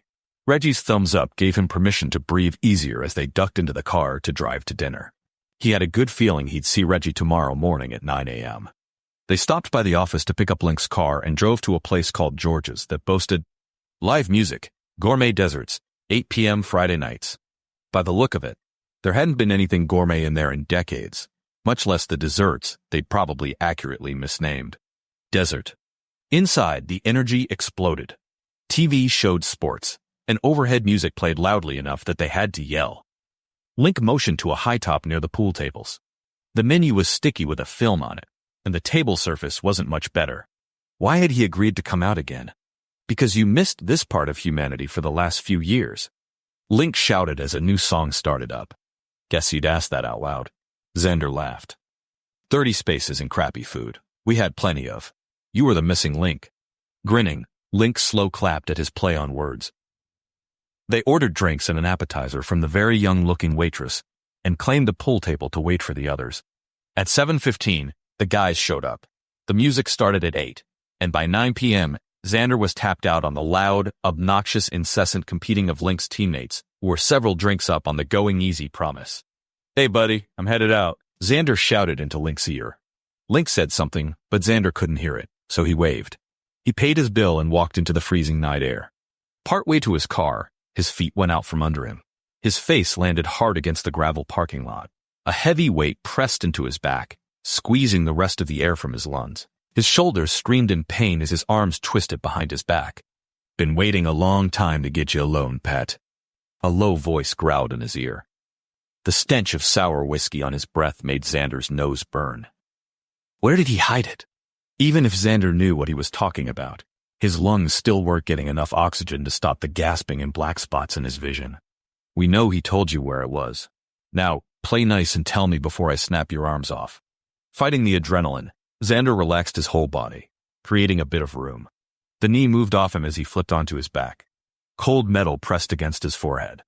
The last thing this beast of a tattooed muscle man wanted to hear was that Xander didn't know. He gasped. His mind blanked in a panic. He'd die in a gravel parking lot of a dive bar, and his dad wouldn't be surprised. Chapter 11. The international video call with the engineers had, in a weird way, energized her. Sure, they'd picked her work apart as if they were her college professors grading her college project. But now she had the steps to take to finish the project and enjoy her Christmas. It was a welcome distraction from yesterday's upheaval. When Gia made it home on Thursday evening, Daddy, Ma, Amos, and Andy waited for her in the library, like an intervention gathering pulled straight from a sitcom.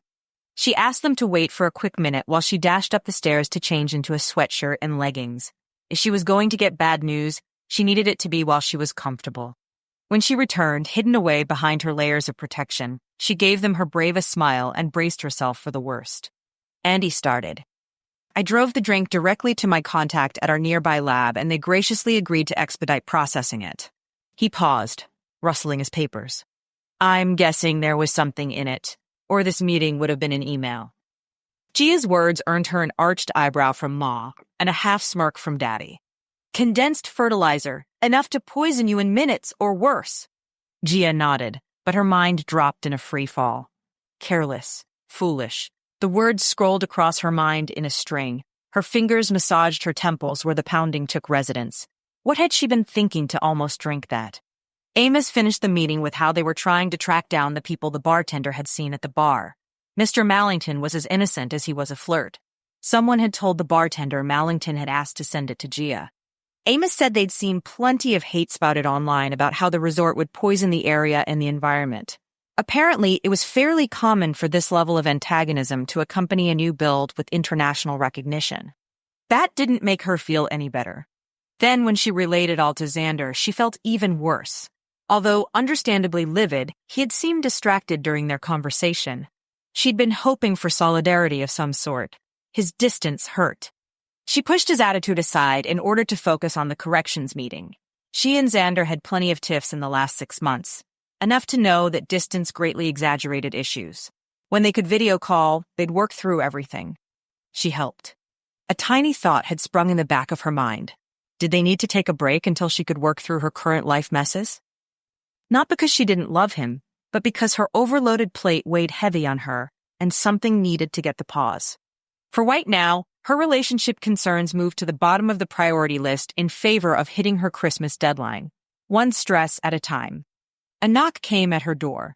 No one had knocked on her office door since Andy had been assigned to watch it. Andy opened it and poked his head in.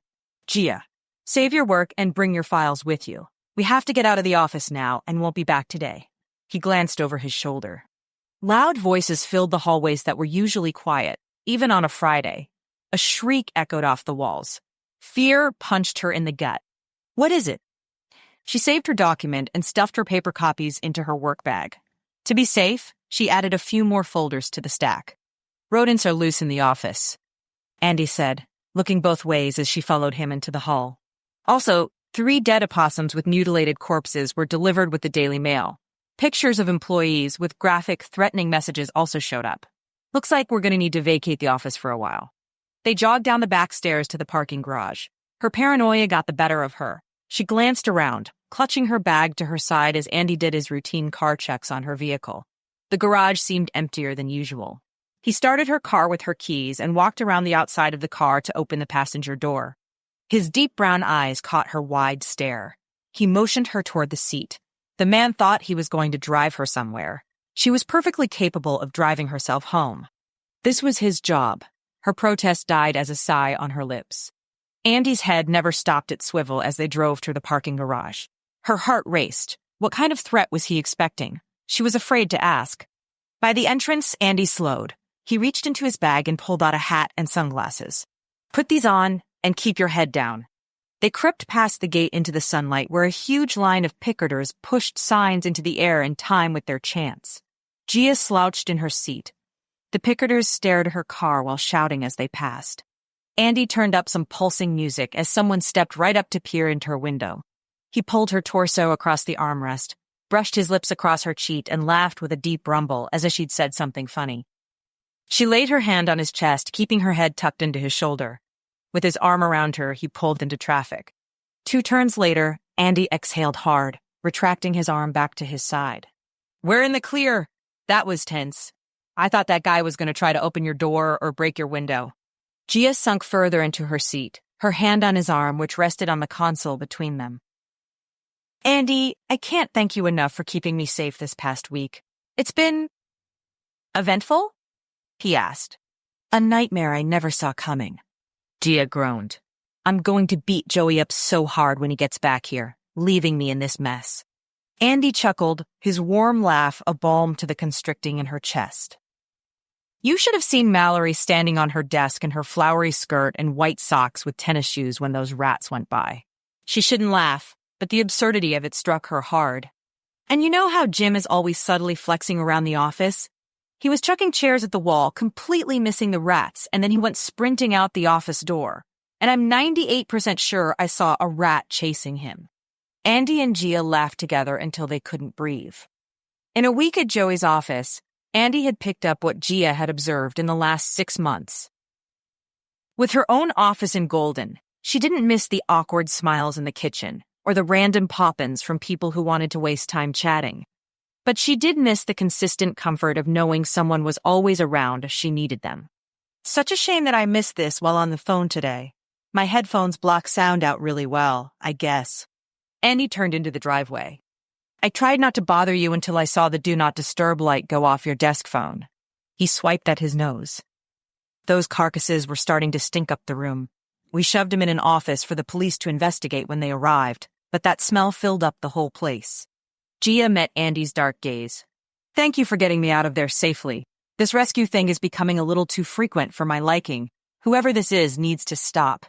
Andy cleared his throat and glanced out the driver's window. I'm afraid it's going to get worse in the next few days. He reached between the seats to his bag, his chest brushing her arm. His cologne was subtle, but nice. What was wrong with her? She had a boyfriend whom she missed so much. She rubbed her neck. 6 months of short visits messed with her head. Once Xander's settlement was over, he could move down here permanently and they could really give their relationship a fighting chance. Andy sat back up and handed her a rolled magazine. There on the front cover was a grainy and unflattering picture of Daddy and Ma walking together, their expressions unsmiling. The headline read, American multimillionaires in hot water for destroying cherished green zone in Brazil. Gossip magazines never did bother picking a decent picture if they were upset about something, which was always. The heat rose in Gia's chest. Garbage. She tossed the magazine onto Andy's lap. Every so often the gossip rags cycle through the usual misinformation. Guess it was our turn again. She opened her car door but stopped part of the way out. Are you sticking around? Andy nodded. I'll be meeting the team here in about an hour. We have new location procedures to talk over. Gia caught her breath. Now that she had been flushed from the cover of her office, that made their house the next prime target. Again. Let's eat lunch, and you can tell me about your insane life experiences that make this. She waved her hand around. Seemed like high school drama. He snorted as he followed her into the house. It was quiet, which meant her extended family had found more fun to get into without her. She smiled. They deserved the best. And she couldn't help but be grateful no one was around to question what was happening at the offices and worry over the situation. They'd find out tonight at dinner. Nothing about private security is any less severe than the military operations I've engaged in. The enemy is usually unknown, the timing is a surprise, and life of some kind is always on the line, but on a smaller scale. Didn't you want to be done with the never-ending stress of your life always being in danger? She'd trade the stress of unwanted surprises in a heartbeat. It seemed like a no-brainer to her, but she didn't want to insult him. They say when you find something you're good at to stick with it, so I did. He shrugged and joined her at the counter to make himself a sandwich. And your family doesn't worry? They understand I do what I need to do in order to keep my life on track. Huh, that was an interesting way to phrase that. How is putting your life in danger for strangers a way of keeping life on track?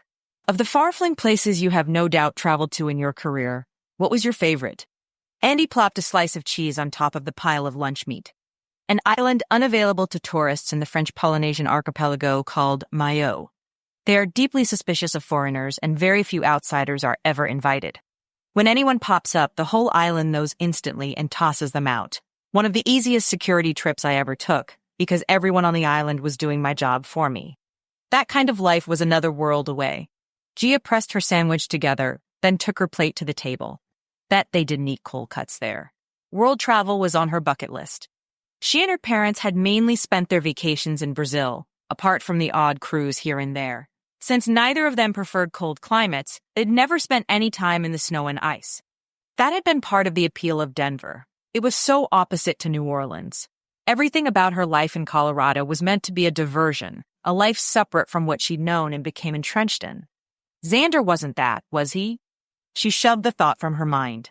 The distance was messing with her again. And, in the military? Did you get stationed internationally? He swallowed his bite and shook his head. I did a tour abroad, but mostly stayed stateside. My squad was based in North Carolina while I was active. You were one of the elites then. It's hard to have extensive military experience if you are always here. He was a puzzle. His vague answers did nothing to satisfy her curiosity of him.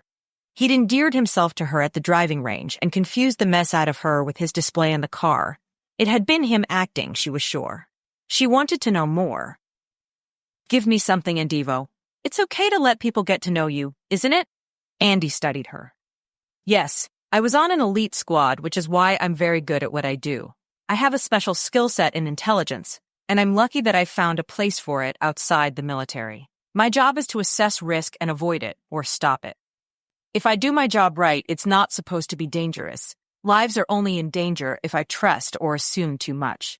She understood his meaning. They wouldn't be discussing his personal life anymore.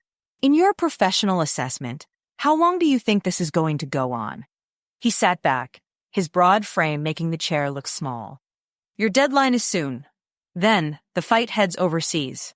Whoever this person is has no reason to continue the personal attacks, since the job is finished and out of your hands.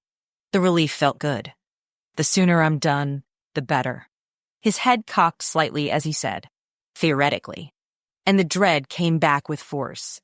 Someone might have it out for me or Joey indefinitely. People are very passionate about green space and nature. Also, you're the daughter of a very visible power couple. He set his hand gently on her arm and leaned forward. I don't know that you'll be able to fly under the radar in your lifetime. The words came like an elbow to her chest. Her parents had told her that in veiled terms, but hearing it from an outsider who made it his life work to analyze this kind of thing really drove it home. He was right. And she'd tried so hard to live as if she could have a low-key life. What a fool she'd been. Embarrassment heated her cheeks. How was she edging up on 30 and just now realizing the truth about her life? He probably thought her some spoiled, naive rich girl. What if they all did? The whole world could be laughing at her. Her stomach churned violently. She tried to nonchalantly excuse herself from lunch to get started on work. She opened her laptop and typed her name into the internet search bar, something she trained herself not to do. The headlines touted the latest on the office getting picketed. but one article stood out. An architectural defense site laid out the mud they'd seen slung around about the project, then went into great detail about the laws, preservation code, and so on that resorts had to follow to even get approved to build.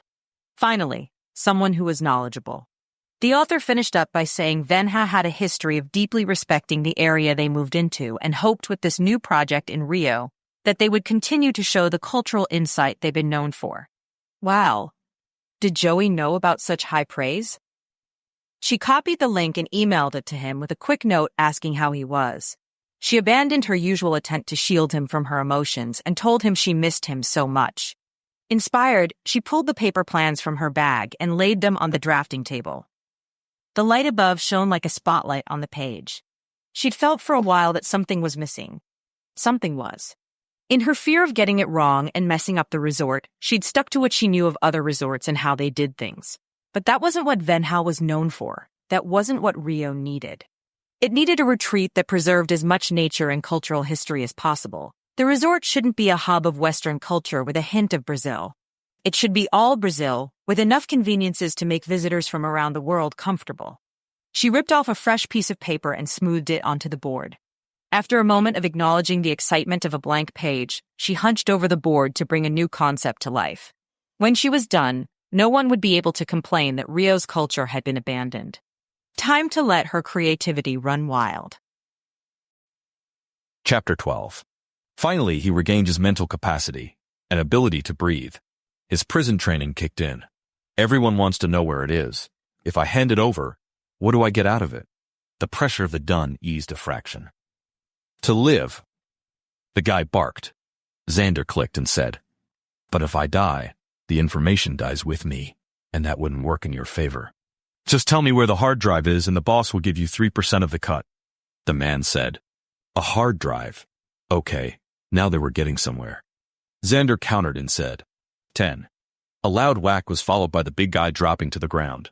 Above him stood a panting Link holding his hockey boot bag. Link's eyes were wild, his chest heaving.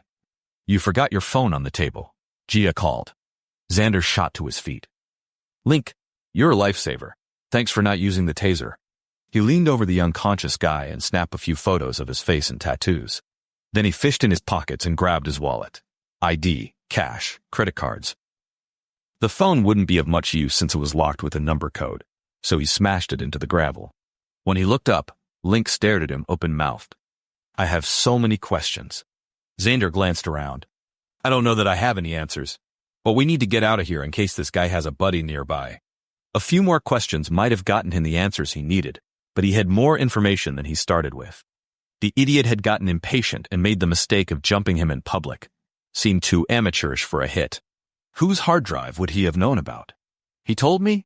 It didn't make sense, but these guys would be back for him, and he'd better have an answer the next time, where they might actually kill him for being useless. The night out ended with Link following him to his house, to make sure there weren't any other nasty surprises awaiting him. Xander gave him the all-clear, and sent him home with strict instructions to stay in touch regularly, in case whoever was after Xander went after Link by association. Alone, his anxiety got the better of him, and sent him into a full-blown attack like he hadn't seen in months. No number of exercises or other mental tricks stopped its onslaught. When he could breathe again, he scrambled for his notebooks. Someone thought he had information from prison. His therapist had him writing memories and triggers from his stay in prison to help him cope with his anxiety.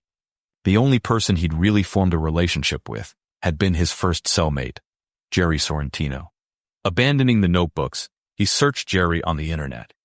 Jerry had been dead for 3.5 years. There wasn't much information on him. He might as well have been a ghost. It had to be someone else. Xander spent the rest of the dark hours searching every name of the criminals he'd met in prison in their backgrounds. None of them did he know well enough for an outsider to assume they'd tell him about a hard drive. And with what on it? And why come after him now? When dawn came, he changed his t-shirt and drove to the office. The exhaustion would strike hard, but he had things to do.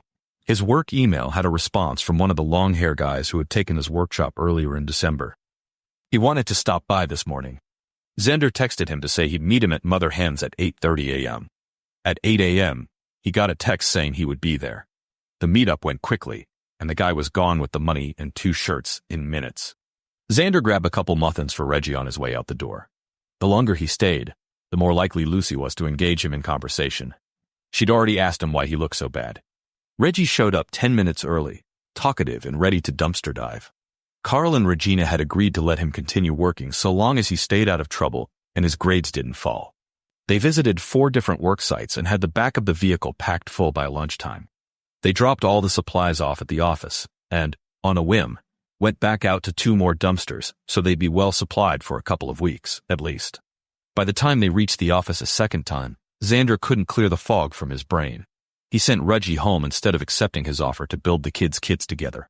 The intense relief that washed over him as Reggie left was quickly curbed by the presence of 2 uniformed officers hiking their heavy belts up over their paunches outside the cruiser in the front. They glanced down the sidewalk, but back up at his office door. Now was not the time for this. He muttered an expletive. They could be here for any number of reasons. He could slip out back and claim to have not seen them. The knock at the door came too soon. Criminals ran. But he had nothing to be ashamed of. He hoped. Swinging the door open, he greeted them. "Good afternoon, officers. Can I help you?" One nodded. "You Alexander Reinerman, owner of Reclaim That?" "Yes, sir." He motioned for them to come in. "I'm Officer Barley, and this is Officer Calfee.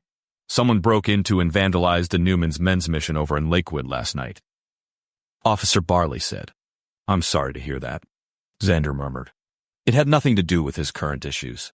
Officer Calfee stuck a picture out. "You happen to recognize anyone in this picture?" The photo was a pixelated shot of the tops of 2 heads covered in knit caps. Their clothes were dark except for the very clear Reclaim That long-sleeve t-shirts they both wore. Portions of their face and neck exposed dark skin. Xander shook his head. "I did a few workshops at the mission with my non-profit The Upcycled Life over the past 3 months. I have lists of the attendees, but that might not provide you any insight. T-shirts are easy to pass along. The only help I can give you is that I only give those shirts out to people who have sold something on my Reclaim That website. I have a list of those people and their contact information if that might help you." Officer Barley leveled a squinted stare at him. Criminals can be thoughtless, but their matching t-shirts being the only identifying article of clothing seems deliberate. "Can you think of anyone who would be trying to send you a message, Mr. Reinerman?" He swallowed. "Like an actual message?" He had about 0.2 seconds to decide if he was going to involve the police. Officer Barley widened his stance. "You could say that." Officer Calfee pushed another photo toward him. The spray-painted message said, "Give us what the doctor ordered." The doctor? Now he really didn't know who they meant. And he, for sure, would end up dead in their territory. "Want to tell us why these guys who we suspect are members of a Denver gang are trying to get in touch with you?" Officer Barley asked. "Over the past few weeks, I've been receiving anonymous messages saying that I'm a target for someone, and to not let them get me alone. I disregarded them at first as pranks, but then last night a man tackled me in the parking lot of George's, held a gun to my head, and told me to tell him where the hard drive was. He was so sure I knew."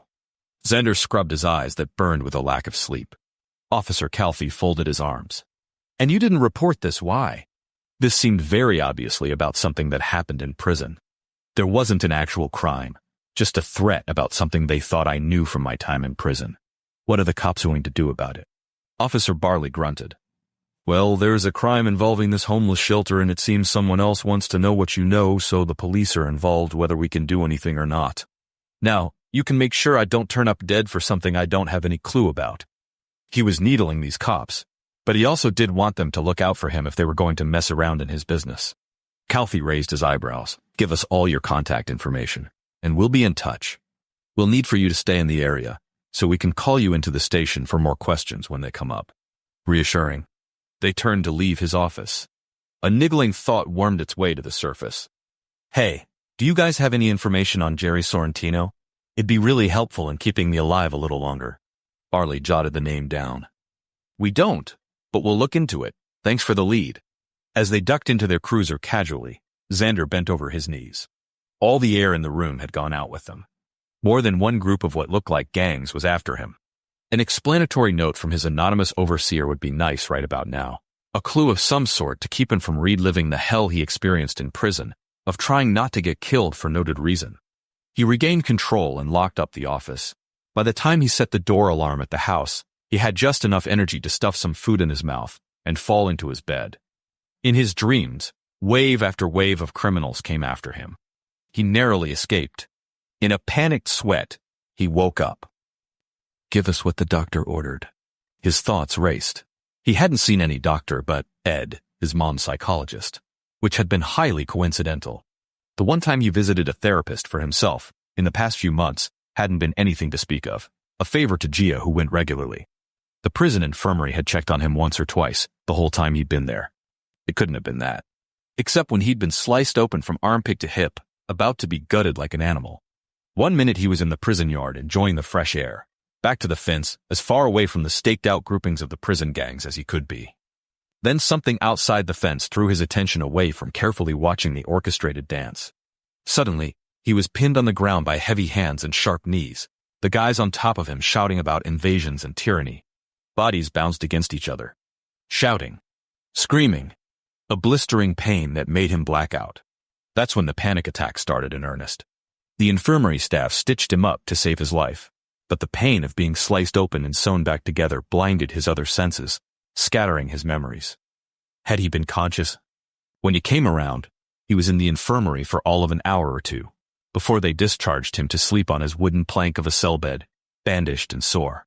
His fingers followed the line of his scar, still puckered at the top. His journals were filled with triggers and thoughts surrounding the attack, but he'd never made sense of it. Why had he been sliced open in broad daylight? Who had stopped him from finishing the job? Why his side and not his vital organs if they wanted to kill him so badly? Never take your eye off the ball. Jerry had said in his attempts to relate prison yard politics to a soccer field so Xander would understand. Jerry would have been able to read the situation like a book, explaining the synchronized movements of the gangs in the yard, or deciphering the micrographic he'd received on a kite from another cell. Xander had received about 2 years of education from Jerry before losing his information source completely and attempting to survive on his own. Xander hadn't joined any of the gangs, citing his religion, one of the few exceptions the gangs would make. He didn't hide a mobile phone in his rectum or razors in his upper lips. Perhaps he'd brought the violence on himself, or, the way he saw it, he avoided the trading of his soul and the additional violence that came from a prison gang.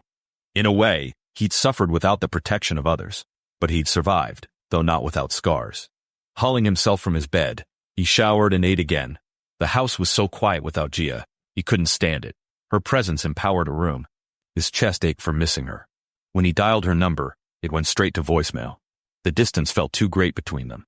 He grabbed an apple for the road and went back to the office. Mindlessly, he packed together the kids' kits he'd designed until he ran out of the supplies.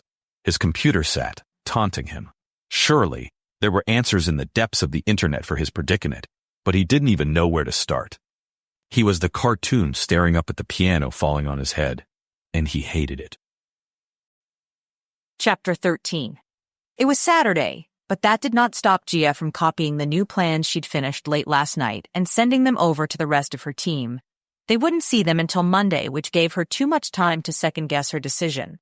Drawing up a completely new revision of the outdoor space was a huge gamble so late in the game, especially since they'd already approved most of the last set she'd had them look at. She blew out a breath. Her nerves needed a diversion. Downstairs, her family loudly breakfasted in several different rooms. She parked herself at the breakfast bar next to Uncle Ronaldo, 3 pages deep into a newspaper. "What do you hear from that man of yours?" he rumbled. "He was out with his brother last night. Said he'd call me sometime today to catch up," she said. He'd better block out a chunk of time, because she had things to talk about. Uncle Ronaldo turned the page. "Are you going to tell him about the dead animals with your name on it?" Her name on it? That was a tidbit Andy failed to mention yesterday during their escape from the office. Her fingers pressed into her eyes. "I'd be upset if something like that happened to him and he didn't mention it to me. It might have him on the next flight down here to save the day, though. I thought women loved it when men dropped everything for them." Uncle Ronaldo moved his paper to the side, frowning. What do women want? Her superstar uncle, a professional football player for Brazil, who'd had countless women vying for his attention over the years, was asking her about what women wanted? She burst out laughing. He scrunched his face. "Were you being facetious?" He turned the page. "I don't get kids' humor these days." "No," she sighed. "He just has a lot going on and can't get away right now. And, frustratingly, there isn't anything any of us can do to fix this. Andy and Amos are professionals at this and haven't managed to crack it yet. Well, he obviously loves you, so keep him updated. Nothing puts the brakes on a long-distance relationship faster than not sharing your day-to-day with each other. Trust him to not overreact, Ronaldo said. She didn't know what to believe anymore. It took her a minute to notice the moms huddled in the corner of the kitchen, whispering.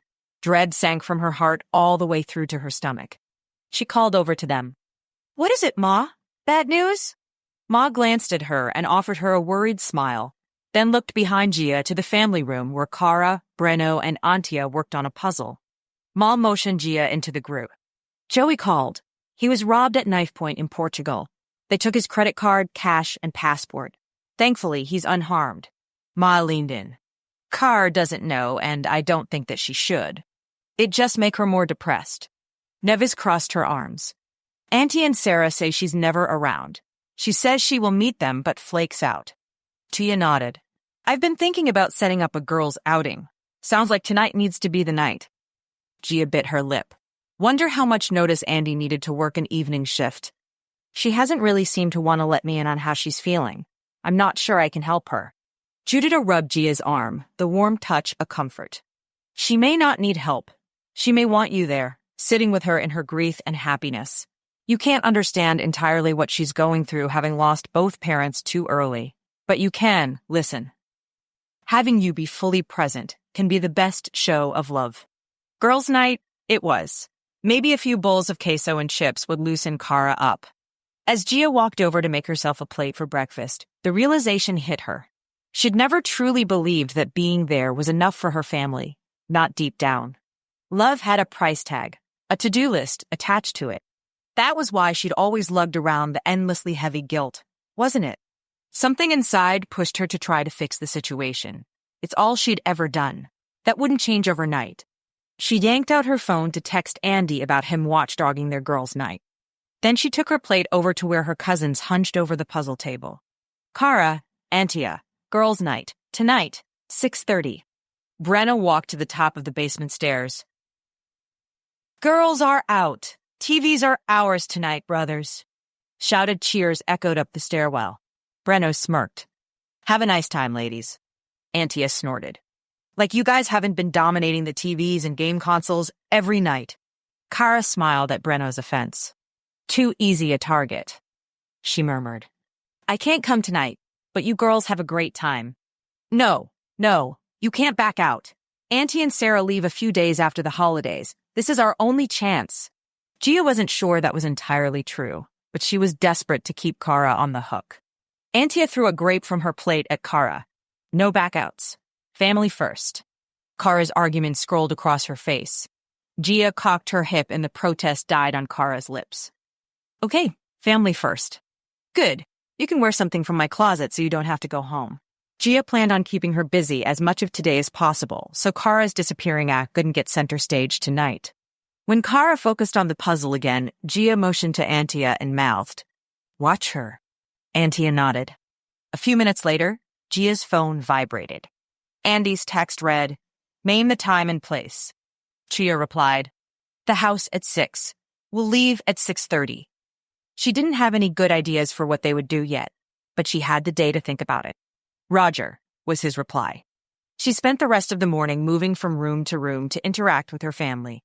The moms and cousins especially seemed keen to engage Cara, keeping her nearby so she didn't take off. Their love for her was on full display as they laughed and teased with her. During their late lunch, as Gia sat back soaking in the loud and hilarious conversations around her, she understood what Judita meant. None of these people had to do anything for her to love them. Their presence was a comfort, and being themselves was enough for her. With lunch cleaned up and Cara fully engrossed in trying to beat Silva in interactive tennis, Gia sneaked away to the library to call Xander. His face popped up on her screen with the biggest smile she'd seen from him in a while. Her doubts about them vanished. Hey, baby, it's so good to see your face, Xander said. How are you? And I want the truth. His tender expression made her heart ache. His probing opened the dam. The last day and a half of stress and the inspiration that came from it flooded out in one long story. And tonight, we're taking Cara out to see if that helps her open up. I've been so busy finishing Joey's project that I haven't had as much time with her as I've wanted, and I'm trying not to blame myself for her distance, but you do. The defeat came out in a huff. Yeah, I do it too. His voice was soft, his expression vulnerable. It feels impossible to accept being pushed away by family when you were raised believing family is everything. This was why she loved this man. No judgment, no lecture, no solution to fix something she barely understood, just understanding. I'll let you know how tonight goes. Now, you tell me what is happening with you. Xander ran his hand through his hair, creating the disheveled look that had her humming in pleasure. Well, things have gotten a little dicey recently. His tone set off warning bells. How so? Her panic grew as he relayed the alarming train of events. Xander, call Daddy. See if he can contact the private detectives from Denver he used to use for you, or at least get you some security. What if someone gets pissed enough to pull the trigger? Her voice pitched higher as she went. Flashbacks to his body in the ER bed earlier in the year had her heart pounding in her ears. She'd barely known him then, but even Joey had seen right through her concern to her growing attraction to Xander. His lips lifted in a tired smile. I'll keep it in mind, baby. I have to play this right or I'm going to be inviting more trouble. Or dead. He wiped his hand over his face, his tone resigned. I can't afford private security or private detective right now, and I'm not going to ask your parents to foot the bill. The arguments built in her mind, ready to blast him for his stubborn hypocrisy. If she'd done the same thing, he'd lose his mind. I thought about not telling you, because I didn't want to worry you, but you deserve to know. You're the love of my life, and I want you to share all your news with me too. Uncle Ronaldo's words from that morning smacked her in the face. She trusted Xander to not overreact, and here she was about to body slam him with her frustration. Daddy couldn't be the savior for Xander's every problem or hers. Her boiling anger reduced to a simmer. Just don't let your pride keep you from getting help. I'll pay for it or loan you the money for you to pay back. If you think it's taking charity, whatever keeps you alive, so I can love you longer. He tilted his head, his handsome face lifted in a huge grin. Babe, that's the sweetest thing anyone has ever said to me. She huffed at him, not ready to forgive his stubbornness yet. But when he raved about her new design for the hotel's outdoor space, she eased up on him. The long distance was driving her mad, intensifying all her emotions, but especially the bad ones. They were saying their goodbyes when a flash of movement out the window caught her eye. Kara was sneaking to her car. Gotta go. Gia hit end and sprinted outside, barefoot. Where are you going? Kara jerked and whirled around, her eyes big. I was gonna go home and grab a few things for tonight. I'm sure we've got it here, or Auntie and Sarah can bring theirs. What do you need? My phone charger, my heels, and my credit card. She fished around through her purse. Oh, here's my charger. I'll pay and you can wear those red heels of mine you love. Gia said. They made her so happy and confident. Gia debated giving them to her, but it kept her coming back to Gia's closet, which Gia loved. Kara was the closest thing to a sister Gia had ever had, and Joey her brother. She'd do anything for them. I'm not really feeling the red heels today. Kara pushed the hair from her face. Dark circles rimmed her eyes, her skin pale in contrast. She'd lost a lot of weight in the last few months. Gia longed to pull her into her arms as if that'd make all her troubles disappear and soothe her grief. She held out her hand instead. Let's go see if I have anything you want. If not, we have Ma and Judita's shoe collections to look through. It could take us a while. Kara slowly stretched out her hand to take Gia's. For those brief moments while they walked into the house with Kara's hand tucked under her arm, everything felt normal again. Like there wasn't a widening chasm between them that couldn't be bridged. Maybe their sisterhood could survive this overwhelming grief after all. I'm sorry I haven't been home more. This project Joey left me is... How did she say it without ragging on Joey? A true challenge. I haven't done anything like it in so many years. I understand. He warned me he was going to ask you to finish the project. He's a visionary like that. Kara squeezed her hand. I miss that giant goon. I should have gone with him. He offered to get us both out of town, but I thought I should be home looking for a job so I don't waste my life being a leech. Her derisive snort shook her body. No one wants me right now. Gia paused at the entrance to her closet while Kara flopped onto the bed. So, Join him. Kara waved a hand toward her. I'm serious. Buy a ticket and meet him over there. Don't have regrets on top of grief, Kara. Life is too short. No one hires around the holidays. Come back refreshed and hit the ads hard in the new year. A guttural noise came from the bed, which Gia interpreted as conversation over. Buying a ticket herself to join Joey sounded like bliss right now. Escaping this stalker nonsense would be worth every penny. She made a note to talk to Ma about convincing Kara to meet Joey in Portugal. He'd be there until the embassy could issue him an expedited passport. The more she mulled over the idea, the better she liked it. International travel could be just the thing to help her. Gia stepped from her closet with two options she thought Kara would like best. Kara stared glassy-eyed, then declined them. 8 options later, Gia gave up and fell onto the bed beside Kara. They said nothing as they lay there staring at the ceiling. When she finally thought of something to say, she turned to find Kara asleep. It lasted only a few minutes, until Antia and Sarah burst into her room with their arms full of everything they'd need to get ready. Look what Tia Judita gave us to wear tonight. Sarah squealed, dumping shirts and bottoms on the bed. Antia followed with dresses and shoes. Kara shifted with a groan. Can we go somewhere that allows jeans and t-shirts? Getting dressed up is so... Her nose scrunched. Much unnecessary work, and I'd argue that we might have a better time because we're comfortable. Gia, Sarah, and Antia stared for a second. No, they said at the same time. And for the next 2 hours, they proved Kara completely right. Getting fancy was a ton of work, but way more fun when done together. Gia straightened her hair for the occasion, and Sarah did everyone's makeup. By 7, they were finally ready and descended the staircase carefully in their heels. Thaddy stood next to the front door, chatting with Andy, who straightened when they came downstairs as if they were his dates for the evening. Gia's heart sank. She'd forgotten about their babysitter.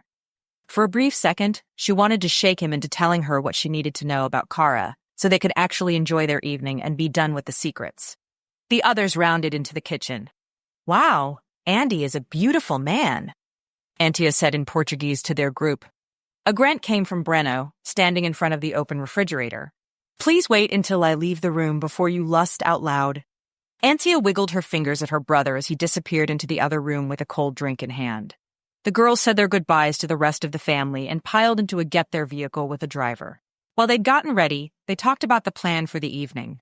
Since they wanted to try as many different places as possible, they decided on a progressive dinner, an appetizer, dinner, and dessert, each at a different restaurant. Live music or a live show would be a bonus. First up, Sarah chose for them to have an appetizer on the roof of a hotel overlooking the Mississippi River. The Christmas lights added an intoxicating sparkle to the old-style buildings. Wreaths, Christmas trees, candles, and garland captivated every window and door frame. It was the one thing most of the city could agree on. Kara stayed quiet, letting everyone dominate the conversation, unless asked a pointed question. Her sullen attitude grated on Gia, but the fear of chasing her away had her holding her tongue. She didn't have to pretend to be okay, but she could talk about it and let them in on her feelings. Andy sat with another guy she'd never seen before. Their backs were to the wall, so the whole rooftop was in their field of vision. If she hadn't been looking for him, she wouldn't have noticed him. They blended right in. Finished and paid, they walked the 3 blocks to Adolfo's and had a drink at Apple Barrel Bar downstairs while they waited to be seated. Although they'd been to the small restaurant a number of times since arriving, and Tia had begged to go again. The steak and special house sauce were an easy choice to agree to. Kara had racked up 4 glasses in front of her by the time they were ready to be seated. She told them she'd meet them upstairs at the table and slowly worked her way through the crowd to the bathroom. Gia only needed to glance around to see Andy and his friend already seated at a table with plates of food in front of them. How had they gotten in without standing in line like everyone else? Adolfo's didn't take reservations. When Kara returned, she forgot about them as Sarah and Antia told stories about their failed dating attempts over the last couple of years. The dating scene in Rio was dismal, but the male tourists made going out a cheap, fun event. Her cousins hadn't ever struck her as the freeloading types, so picturing them angling for free food and drinks by tossing their long, dark hair and dancing with strangers had her enraptured. As they paid their bills and waited for Kara's barely touched plate to be boxed up, Gia had an idea. Hey, how about we grab a few desserts to go and take a nighttime river cruise? Kara shrugged, her expression bored though her eyes never stopped roaming around the room. Antia and Sarah glanced at each other. I thought we were going to that Sunday shop, Antia said. Sarah nodded. Yeah, that sounded really good. Gia squinted at them. Antia loved the paddle boats on the river, and Sarah didn't love American ice cream. What's going on? Sarah fidgeted with her purse in her lap. We had a plan, that's all. It's called flexibility. Kara said with a smirk, her finger jabbing into Sarah's arm. Live a little. You should be more spontaneous. It's not that we can't be spontaneous, Antia said. She glanced at Sarah. We told everyone that we'd be going to the Sunday shop, so we want to honor that. It's cute that you two have to check in with your parents on everything. Kara lifted her drink to her lips. You should try having no parents, like me. Then you could do whatever you wanted. Her words were a stab to the heart. She muttered something about overprotective watchdogs and leashes. It's not our parents that are worried, Sarah said, receiving a sharp elbow from Antia. Gia tapped the table with her finger. Explain. Antia offered her an apologetic smile. Your parents want you to be safe while we're out. But Sarah's expression said there was more. Sarah? Her face crumpled slightly. Andy gave us an approved list of places to choose from for tonight. We promised to stick to the plan, so you wouldn't be exposed to whoever is out to get you. It's for your safety. Kara's loud laugh made Gia jump as her hand landed on Gia's shoulder. It always comes back to Princess Gia needing protection from something. Sheltered and spoiled since day one. Gia pressed her lips together, fighting to keep her anger in check. I didn't ask to be targeted by the stalker. Joey didn't tell me what he'd been going through before he left. That's because he thought you wouldn't take the project for him if you knew you were going to be targeted, especially after your drama with Bronk. Kara rolled her eyes. Come on, he knows you better than that. Heat rose in her cheeks. Kara had gone way too far this time. Shifting in her seat, she faced her full on. The verbal blow she was ready to deliver paused on the tip of her tongue. For the first time, she noticed Kara's bloodshot eyes and dilated pupils. What do you have to say, Your Highness? We're all awaiting your treasured words with bated breath, Kara said, clasping her hands to her chest. Gia grabbed Kara's wrist to look at her arm. Are you doing drugs? Chapter 14. His video call with Gia interrupted the stare-down he had been having with his computer. Their conversation was rocky, at best, but it had ended on a tender note. Words didn't soothe like a hug or simple touch could. And they had to spend a lot of words on calming each other down over the past few months. If he never had to do long distance again, it would be too soon. His arms ached for Gia to be in them, to soothe the paranoia and fatigue that haunted him at the moment. After he dropped into bed that night, his phone pinged. You coming to Mom and Dad's for Christmas brunch in the AM? Avery texted. Xander muttered a colorful word into the darkness. This weekend kept getting better. Mom had invited him weeks ago to their annual Christmas brunch that they held for their neighbors and co-workers. A 27-year tradition that, of course, hadn't stopped because he was in prison. Instead of giving gifts to friends, Xander's parents threw a party to feed the families of the people they felt obligated to invite. To be fair, a small portion of the attendees were obligatory. The rest had been invited because they rank high on his parents' list of people who mattered. That he had been re-invited this year, his first Christmas outside, had Xander cautiously optimistic that he was no longer a dark stain on his parents' crisp white reputation. Yep, see it at 10:30. The anxiety of showing up at his parents' tomorrow paled in comparison to what it was he was supposed to be handing over to criminal organizations. Still no word from his anonymous note sender. The thought made him very angry. In the morning after a fitful sleep, he dressed in a collared shirt and his dark-washed jeans. As kids, his parents had always insisted they wear khakis and a collared shirt to this occasion, so undoubtedly that would be what his parents still expected. But he wasn't that same kid who complied with ridiculous external rules in order to please his parents. He wasn't out to smear it in their faces, but their opinions had no bearing in his life anymore. If he was going to be at an uncomfortable party, he was definitely going to be dressed respectably. But how he wanted to be. On his way to their house, Xander stopped by the store to grab gift bags for the gifts he'd made each family member. Parked on the street, he stuffed things in the bags. It felt strange to be sitting here, in front of his parents' house for the holidays. He had a lifetime of December memories at this house that were nice, that made us home for the holidays. Yet 5 years away in relational distance had transformed him into a visitor, lucky to have an invite to the party. A knock on his window had him scrambling halfway across the car. Avery's laughing face flashed by as she bent in laughter at scaring him. If she only knew. Yeah, very funny, he muttered as he opened his door, dragging his gift bags with him. When she'd wiped away the tears of laughter, she pulled him into a hug. I thought you might want someone to walk in with, especially since there are probably a ton of people there you don't know. How do you get so lucky with a sister like her? He held her gift out to her. Here. No use in me taking it in. Merry Christmas. Avery pushed her glasses up her nose as her eyebrows raised. What's this? Giving gifts out early? She took her bag and then stopped with a gasp. Does this mean you aren't coming Christmas Day? Well, that came up a lot faster than he'd hoped it would. Hands stuffed in his pockets, he accompanied her to her car, which was parked a few cars down from his. I hadn't decided yet. Thought I'd bring the gifts today to be safe. Stopping at her driver's side door, her hand dove into the gift bag. His skills with the tissue paper seriously lacked, because it took no time for Avery to extract her 3 custom cutting boards tied together with a shiny ribbon. The bag dropped to the ground as her fingers ran over the smooth, stained surface. Ah, she breathed. Did you make these yourself? When she flipped them over, his initials were burned into the back. These are gorgeous. Thank you. She set them in her car and hugged him again so tightly he couldn't inhale. But it was perfectly Avery.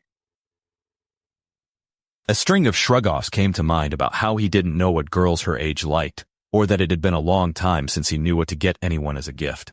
Her delight silenced his negativity. You're welcome. Let's go get some of Mom's Southwest breakfast skillet before the rest of the crowd gets here.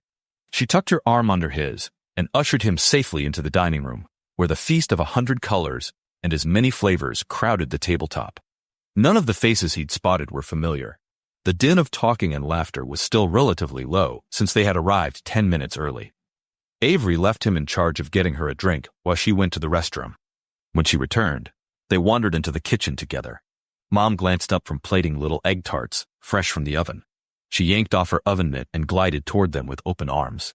Merry Christmas, Avery and Alex. Xander. She wrapped Avery in a hug and kissed her cheeks, then did the same with Xander. Her familiar perfume stole the tension from his chest. Her slight frame felt so delicate in his arms. Merry Christmas, Mom. It's so good to see you. He inspected her face, graced with a few more fine lines he hadn't noticed last time he saw her a few months ago. I put gifts under the back of the tree, but they aren't labeled. Her pencil-darkened eyebrows drew together. I hope you didn't spend much. You need to save your money for groceries and necessities. He'd used his office resources to make his family's gifts this year. It didn't seem enough, but with how slow sales were, it was the best he could do. It's been a few years since I've been able to have a gift for you under that tree, Mom. It's a pleasure. Her eyes instantly watered in that way only Mom's eyes can, then blinked the tears furiously away. You two get out of here, while I finish putting food out. Go eat your fill. She shooed them out. Maybe Mom had gotten more low-key over the years, but from the looks of the presentation, she had buckled down to make the appearing feast look effortless. She couldn't fool her kids, who'd been forced to help every year to pull it all off. Dad certainly hadn't ever done more than carry a dish or two when asked by his frantic hostess wife. Xander sipped his punch. Where was Dad?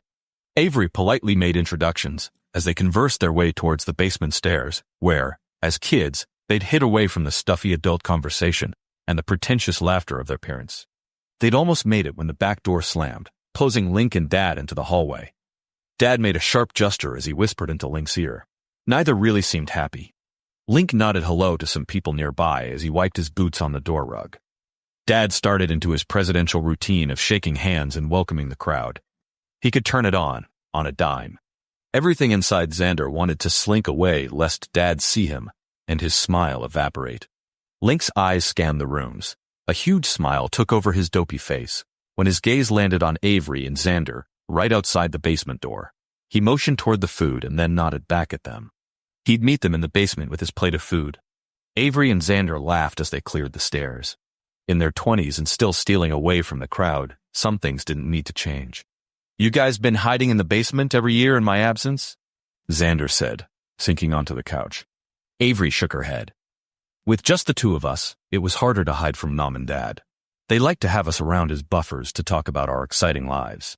She rolled her eyes and scrolled through the TV menu in search of a good movie to watch. His snort shook his chest. Might have been to avoid the more unpleasant topics like their suffering mental health and the greatest shame of their eldest son in prison. Did other people talk about their family member in prison ever? Probably, if they actually cared about him. Avery gave a sympathetic hum as she chose one of the new Jumanjis. What'd I miss? Link stomped down the steps. He had never been the quiet one out of the four of them. Hockey suited his personality beautifully. Falling back onto the sofa, he plopped his socked feet on the coffee table with a loud "Ah." With his cup raised, he made eye contact with Xander. To surviving another Christmas party. His emphasis was not lost on Xander. Avery lifted her cup higher. To Xander's presence saving us from forced awkward conversation with people who have heard all about us and seen so many pictures of us when we can't reciprocate the nicety. Xander looked back and forth between them. To your good health. They laughed and sipped their drinks. If it makes you feel any better, Xander, they never hid your pictures or took you off the wall of fame. But you're right. I think Mom and Dad have been avoiding hard topics our entire lives, and we learned that from them, Avery said, glancing at him and then back at the screen. I don't think Mom and Dad told anyone I was a hockey player until I'd been featured in a big-name sports magazine for one of my sponsors. Link shook his head. Like I was a kid messing around with my life, instead of someone who had a legitimate career. Those family dinners had been so tense when Dad had expressed his concern every chance he had that Lincoln find a career that paid the bills, instead of skating around bashing teeth in. Then he tried to get everyone else to talk to him about it, so Link might start taking life seriously. Dad hadn't ever picked on Xander, because he'd been proud that his son had followed in his coaching footsteps. Proud. Until Xander couldn't be man enough to confess his misdeeds to the court. Who would have thought that pleading not guilty would be a reason for your parents to disown you? As the youngest, I was lucky enough to get the brunt of the life talks at dinner. Avery, choose something you can be proud of. She cleared her throat and deepened her voice. Or, choose a career in a respectable field. Don't be like those other airheaded girls who choose the easiest major and then party away their schooling.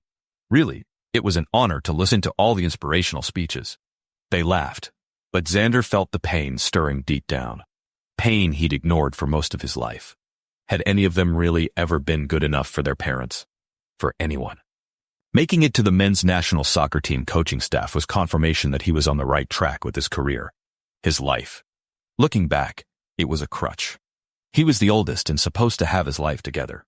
It was easy to pin his problems on his past, where the deep-seated doubt and insecurity had developed. It wasn't so easy to root that out and replace his lifelong beliefs with the truth. If he thought his siblings deserved every happiness in life, then he did too. A happiness that involved claiming Gia, for richer or poorer. If he knew she could love him at his lowest, then any high they hit would be a bonus. Time to go after what he wanted most.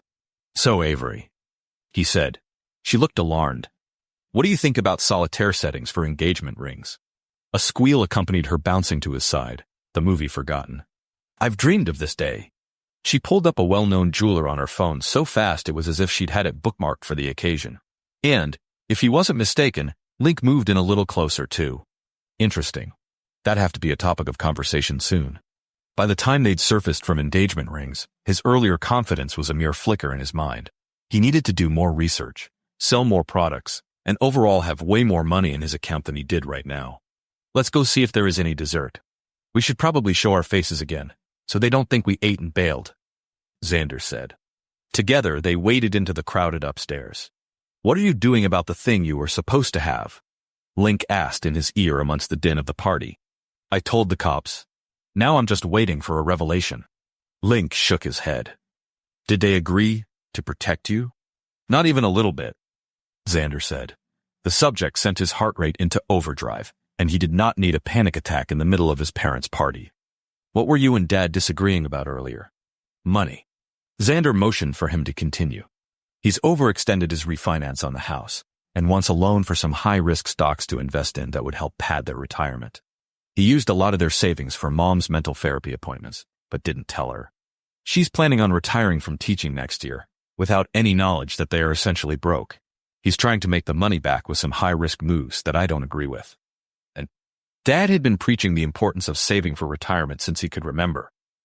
He'd been diligent to the point of not helping any of his kids pay for university courses, because that was money that would be taken from their retirement. The way he presented it was, he could pay for college or retirement, and putting his money away for retirement was the only way he could see them not being a burden as they aged. Xander didn't argue with that. It was their money to do with as they pleased, and he'd earned scholarships to get him through the in-state fees. Surely, Dad hadn't spent all their money on therapy. He was too conscientious to do that. There had to be more going on. So, what are you going to do? I promised him I would talk to my investor guy about the best way to do this. I don't want my parents filing for bankruptcy because of medical costs, but there has to be a better way for them to recoup the losses without such high risk. Sounds like Dad might be keeping secrets again. He murmured in Link's ear. My thoughts. Exactly. Chapter 15. Before Kara confirmed it, Gia saw the truth in her eyes. Shame and defiance in the same look. The fear slammed into her, knocking the hurtful words from the forefront of her thoughts. Kara was high. There was no other explanation for who this monster inhabiting her mind was. Absolutely none of your business. With a hiss, Kara yanked her arm away. If I were, I'd be justified with the way this past year has been a life from hell.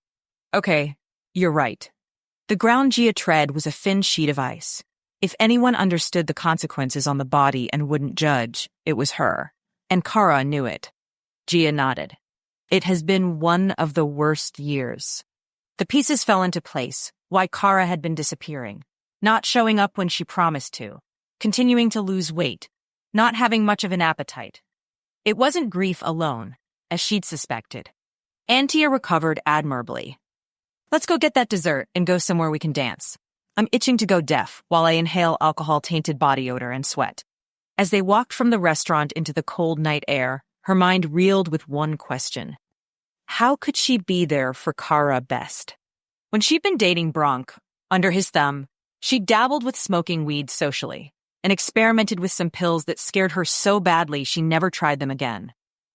It had given her momentary relief from her harsh reality, made her feel happy before dropping her into the hazy abyss. The memories couldn't be clearer of stealing away to enjoy it, the anticipation of feeling numb, and the consequences of it all. When she left New Orleans, her new start included going cold turkey on the drugs. Seeing the life drain out of Uncle Angelo in her arms put her whole world and what she wanted into perspective. Kara would have to have that moment too, or she'd never stop. The driver took them up and over a few blocks to the Sunday shop. No Andy and friend this time, but the shop was small with a few patrons at the tables. They didn't have much to say as they shoveled the ice cream into their mouths. When she finished, she excused herself to the bathroom to text Xander about their night. At Kara's request, they capped off their girls' night at a jazz club, a fraction classier than the dance club Antia had mentioned. Someone must have texted him the plan because, like magic, Andy and his friends showed up at the table right next to theirs. They had jackets on over the collared shirts they'd been wearing for the evening, fit right into the atmosphere. Except for exchanging the occasional comment, they had their heads on swivel, nodding to the music. Whenever one of the girls ordered something, one or the other accompanied the waitress to and from the bar with the drinks, as if they had a conversation they were desperate to continue. The music seemed to lift Kara out of the funk she'd been in. Gia watched her hands for shakes or withdrawals of any kind. So far, nothing. Her belligerence now gone, the drop would come soon. How hard would she fall? Would Gia be able to help pick up the pieces? The music shifted to a slower, more melodic set, propelling Antia and Sarah onto the dance floor. Across the table, Kara sat with her eyes closed, swaying to the music. Gia moved her chair next to Andy's in the shuffle. His cologne was light, but an enticing scent. "Did you know about the drugs?" she said into his ear. Andy tilted his head so he looked her straight in the eye. "It's our business to know as much as we can." The anger swelled in her chest. She hated him a little bit. So what? You were going to keep it a secret until when? She ended up in a dangerous situation or worse. Dead? It isn't a secret we are keeping, Gia. The people who need to know do. Oh, she loathed his words and everything they implied. Once again, Daddy knew and said nothing. Biting her tongue, Gia stood and weaved her way to the dance floor where she could keep an eye on Kara. The change of location gave her a second of perspective. Maybe they were helping Kara somehow. Maybe they didn't want Gia to be overly stressed on top of the project she'd agreed to. It wasn't her place to know everything, never had been, but it stuck in her craw that she was exactly what Kara had called her. a naive princess in need of sheltering by everyone from everything. She'd worked so hard at making a way for herself in life, protecting herself, becoming independent and self-sufficient, trying to live up to everything she wanted to be as a woman. The next morning, the wound was still raw as she pulled on black jeans and a ruffled red blouse to join Ma and Daddy at the charity function they sponsored and served at every year. The door to Kara's guest room was still closed. Would it be too much to hope they'd see her later? Her family had served every year at this event. Instead of an awkward Christmas party everyone dreaded each year, they served breakfast out of one of their warehouses to the city's homeless and underfed, as well as their families, and anyone else they wanted to bring along. At the end, everyone left with a Christmas dinner basket and a bag of necessities. Her parents worked with a half-dozen charities in the city to set this up every year. The charity directors came and enjoyed the meal as well without lifting a finger, something they were not accustomed to. The cost was astronomical and came mostly out of Ma and Daddy's pocket except for what others pitched in. In addition to food, they gave out grants, scholarships, and paid off medical debt. Because they'd struggled to make ends meet, and having been on the receiving end of a generous hand-up had been a game-changer for them. Both of them. And that wasn't something they ever wanted to lose sight of.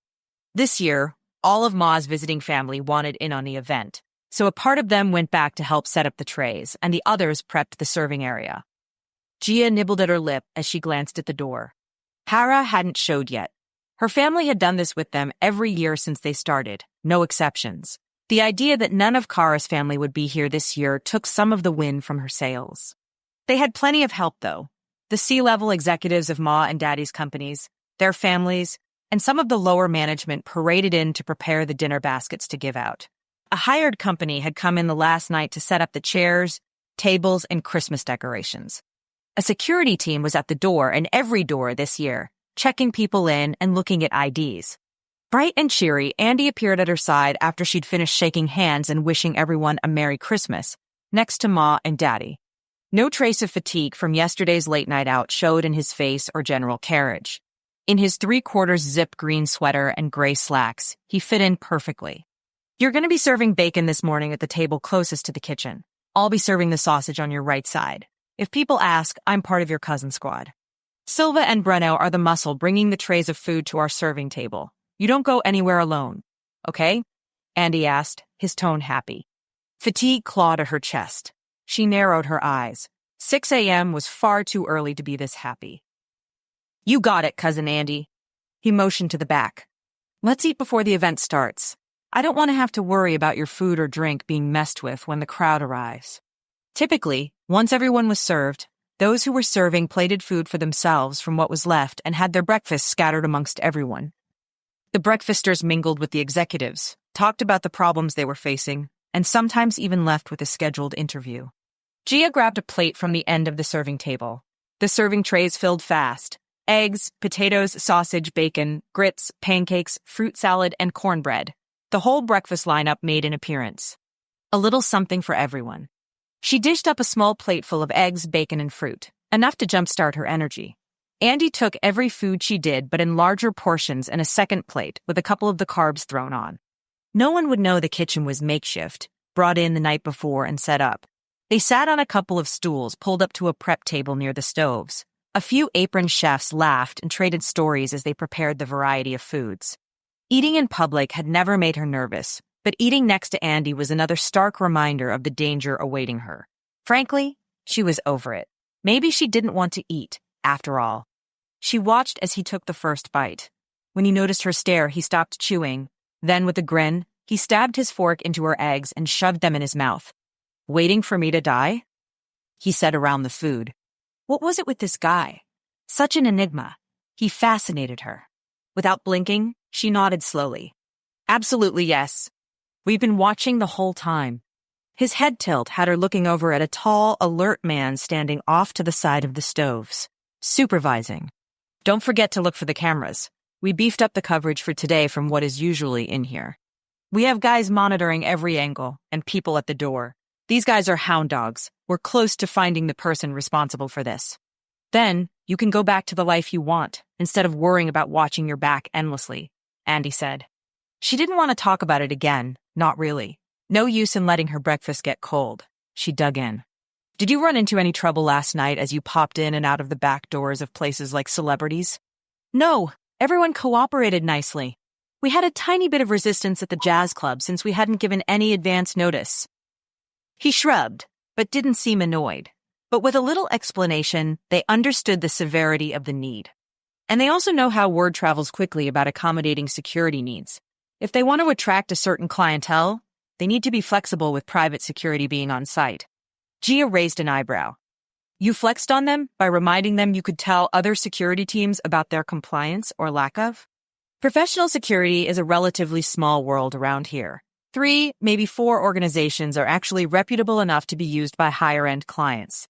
Most of us run into each other quite a bit around town. Andy smirked. Would you rather have me slipping dollar bills in their hands, throwing money around like Hollywood half-brains? He snorted and shook his head. Honestly, I'd never considered it before. She held her hands up to hold back his incredulity. My parents have kept me out of the limelight. People know who my parents are, but not me, and that's how everyone wanted it. It had worked really well for us until recently. In my years living in Golden, I protected myself knowing that my ex-boyfriend might come after me. The danger I feared most wasn't from strangers. Andy nodded. It's a new mindset to adjust to. People you don't know wanting you harmed or dead. The stakes are high. The military had given him a strong dose of that poison to swallow over and over. Not something to dwell on today. She pointed her forked grape in his direction. What are you doing for Christmas Day? Hopefully not working. We'll be at home all day. Andy didn't look up from his plate. I'll see family at some point. Good. Because if we have to see you at our place on Christmas Day, you can guarantee you'll be getting beaten in every video game you play with Silva. And Antia is pretty lethal at card games. Noted. What about you? What Christmas festivity are you good at? She paused. Skeet shooting. His military training required he be excellent with a gun, but she tossed the challenge out anyway. She hoped she'd get the chance to compete with him in skeet shooting. His type didn't take a day off or prioritize holidays. In her sharpshooting training days as a kid, she'd grown familiar with the way of life. The military guys at the ranges joked and talked like she couldn't understand because she was young, but she heard everything and absorbed their thought processes. Not everyone valued what she did or prioritized things how her family did. She learned a lot more than sharpshooting in those alleys. With her plate finished, Gia tossed it into the trash.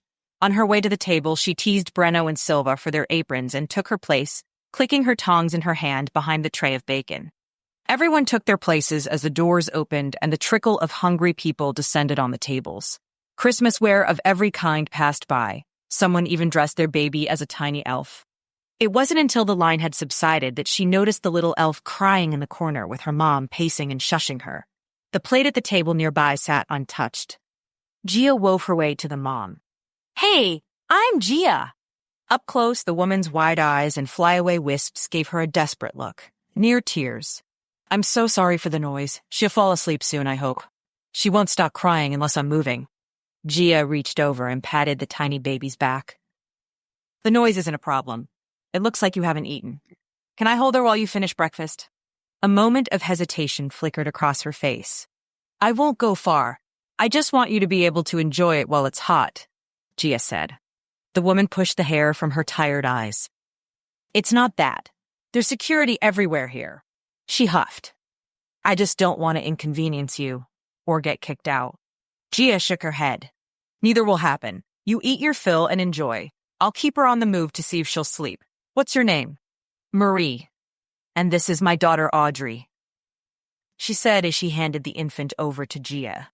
The tiny body barely had any weight to her, but a warmth and decent lungs. Relax, Marie. Please take your time eating. Audrey and I are going to be great, Gia said as the baby cried against her shoulder. Marie tucked a dirty cloth between the baby and Gia's shirt. I don't want her getting your clothes messy. Off Gia walked before Marie could say anything else. She felt so strong under the baby's frailty. Andy broke off his conversation with the security guy near her and walked to her side. You stole a baby. Nice. Andy smiled. And I thought I needed to watch out for others doing the crime, Audrey wailed. Audrey wasn't letting her mom eat, so I took her.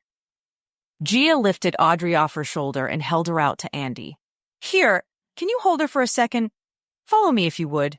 I need to talk to someone. Andy took Audrey without hesitation. If you're trying to freak me out, it's not going to happen. I've held way more dangerous things than a tiny baby. Gia tried not to be obvious as she slowly made her way to Charlotte, the director for the at-risk mom and baby charity.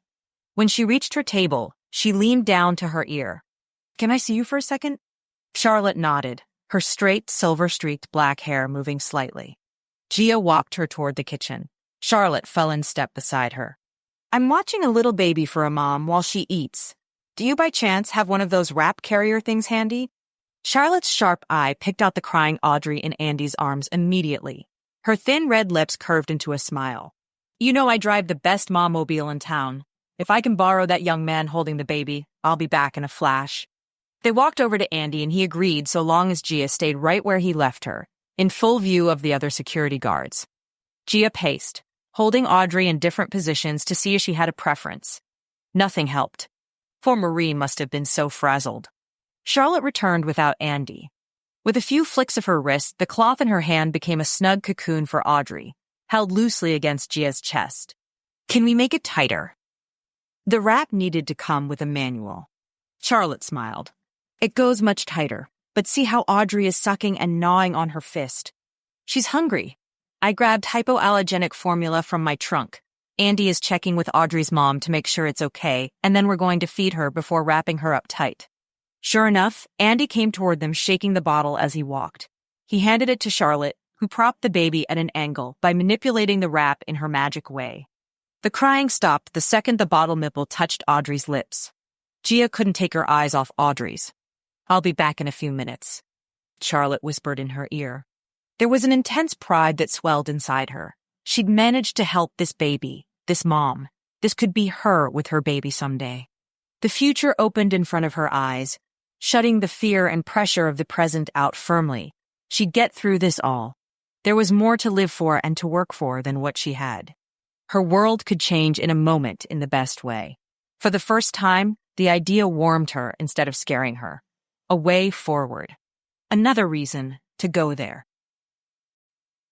Chapter 16. The nerves hit with a full-body current the second Xander pieced together what day it was.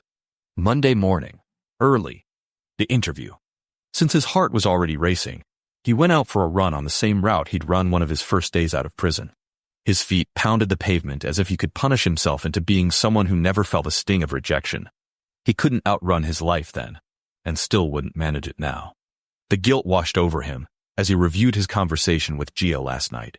She'd been so open and honest about how she felt after finding out Kara's secret drug use. Xander hadn't known Gia had used drugs while she dated Bronk 4 years ago. It didn't surprise him, though. Bronk had a strong, relentless grip on Gia, making her abrupt move to Colorado even less of a spontaneous bolt of fear and more of a desperate plea for a clean start. They all had a past, didn't they? So why didn't he feel comfortable telling her about the interview scheduled for today? The job offer wasn't a sure thing. Telling her in words wouldn't get his hopes up any more than they already were, if he were honest with himself. But one negative word from her would bring the whole thing crumbling down around him. His hopes of returning to his career of choice dashed. He could trust her with his hopes and dreams, as concretely as she could trust him. This morning wasn't a time to spring it on her. A cramp in his side drove him to his knees next to a chain-link fence that led to the high school. There on the other side was a track that ovaled the soccer field. Ironic. Stretched, and still feeling guilty, he picked up where he left off. It wasn't a crime to want a part of his life back and do what he loved. How would his old self have prepared for this interview? At the house, he grabbed the mail, tossed it on the island counter, and turned on some hype music as he got into the hot shower. It didn't help. It made his nerves worse because he couldn't hear what was going on in the house.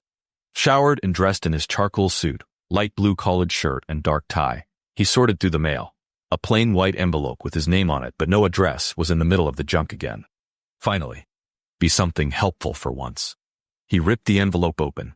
To his relief, the writing on the note covered most of the page. He needed answers, now. The letter said, "They don't care that the cops know about getting your attention. It could get worse. The release date of the information they want is the end of the year. They know that.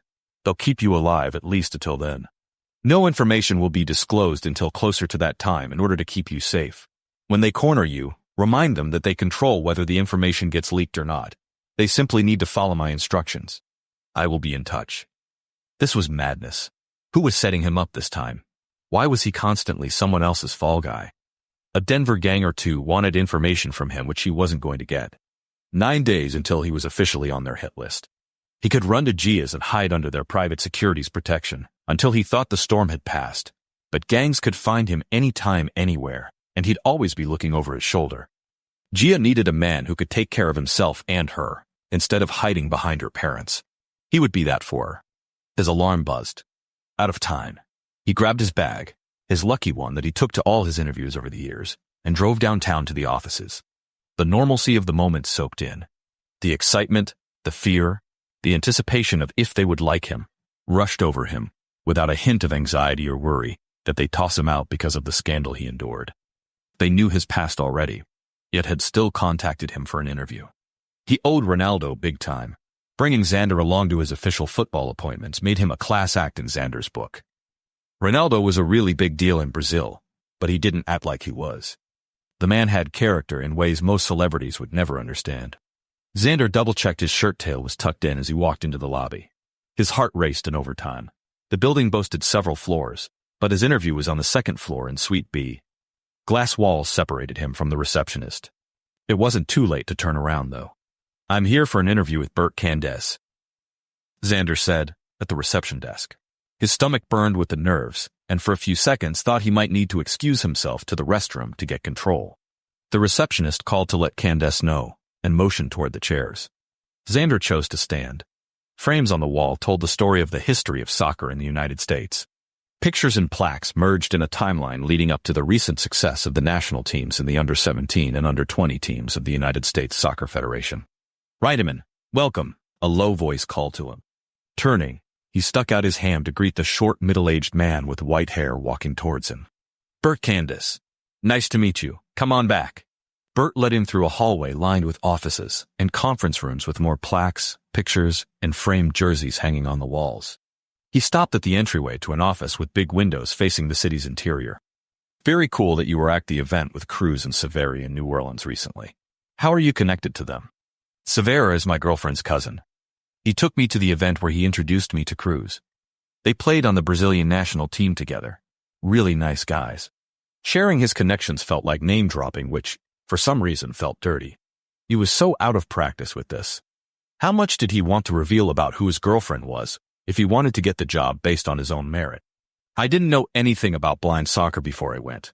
It was truly incredible to learn about." Bert smiled as he shuffled some papers around on his desk. "Tell me about your coaching experiences and any accomplishments that go with it." Now this, the facts of the past, he could talk about. As I listed on my resume, my most recent coaching position was as an assistant coach for the men's team at the University of Colorado. I ran practices, drills, game strategy, and logistics, and worked directly with the head coach to oversee weight training and cardio workouts in the off-season. The guys and I had a great relationship with mutual respect, until they found out someone had been pumping them with steroids and all signs pointed to him. We were top of our division during my years as assistant. Several of my players were recruited to major and minor league teams. I was privileged to receive the 30 Under 30 Coach Award as well as a place on the 50 Impactful D1 Assistants list. Also, I completed my Master's in Soccer Coaching degree, Master Coach Diploma, and Sports Performance Diploma. When asked, I made guest appearances at youth soccer camps and spoke at local award ceremonies for volunteer coaches. And I was on the short list to be added to the U.S. men's national team as an assistant coach. Life had been exactly what he wanted back then. He'd set himself up for the success of his dreams. Your record certainly speaks for itself. Are you doing anything with coaching at the moment? Bert asked. Xander licked his drying lips. This is my first interview for a coaching position. The anxiety built in his chest. The truth was the best answer, wasn't it? I thought perhaps, once my wrongful imprisonment settlement was over, that might help clear my name and allow team leadership to see the truth about me, and not the black stain I've been given. I'm eager to get back to coaching. I've really missed it. Bert's interest shone brightly on his face. Clearly, this was the dirt he really wanted to find out about. When is the settlement taking place? We're in the process now, but I'm not at liberty to talk any more about it. That killed the fascination sparking in Bert's eyes. I'm confident that I could really be an asset to a U19 team as a coach, and to help the guys prepare for the big leagues. Assuming he still had the chops for it. Bert nodded. Let me tell you about what we're looking for. For a solid 22 minutes, Bert talked about the practices, off-site training, tryouts, policies, sportsmanship, games, rosters, watching tapes, and carried on about what his most successful coaches did. The more he explained, the more excited Xander felt. He wouldn't be second seat to anyone. This would be his team to guide however he wanted. Some of these men could easily attract the national team's attention, which would get him noticed too. It was a full-time position with a fair wage, considering he'd be starting fresh after a 5-year gap. With bonuses, game-winning incentives, and benefits, he would be close to where he wanted to start back in the industry. Certainly, a steadier income than the sales he had now. All of that depended, of course, on if they'd actually offered him the job. And if, when he talked to Gia, she agreed that this job would be the right thing for him. For them. As they wrapped up the interview, Xander shook Bert's hand and looked him dead in the eye. Thank you for the invitation to interview. I'm really thrilled about the opportunity to work with these guys. It's been my life goal to be a professional coach. I can't picture myself anywhere else. He wanted to promise that he'd never give them reason to doubt him or distrust him, but that wasn't something he'd be able to promise anyone, ever, after what he went through. Bert held his eye contact. Your coaching record is impressive. You've showed how you can overcome in difficult circumstances. You've networked quite a bit in the past few months, which proves you have drive. You're a solid contender here, Xander. I'll be making the decision in the next couple of days and will contact you regardless of the outcome. Despite his initial bloodthirst, Xander liked Bert. He ran things according to the books, without any tiptoeing around the unpleasant. Straightforward and to the point.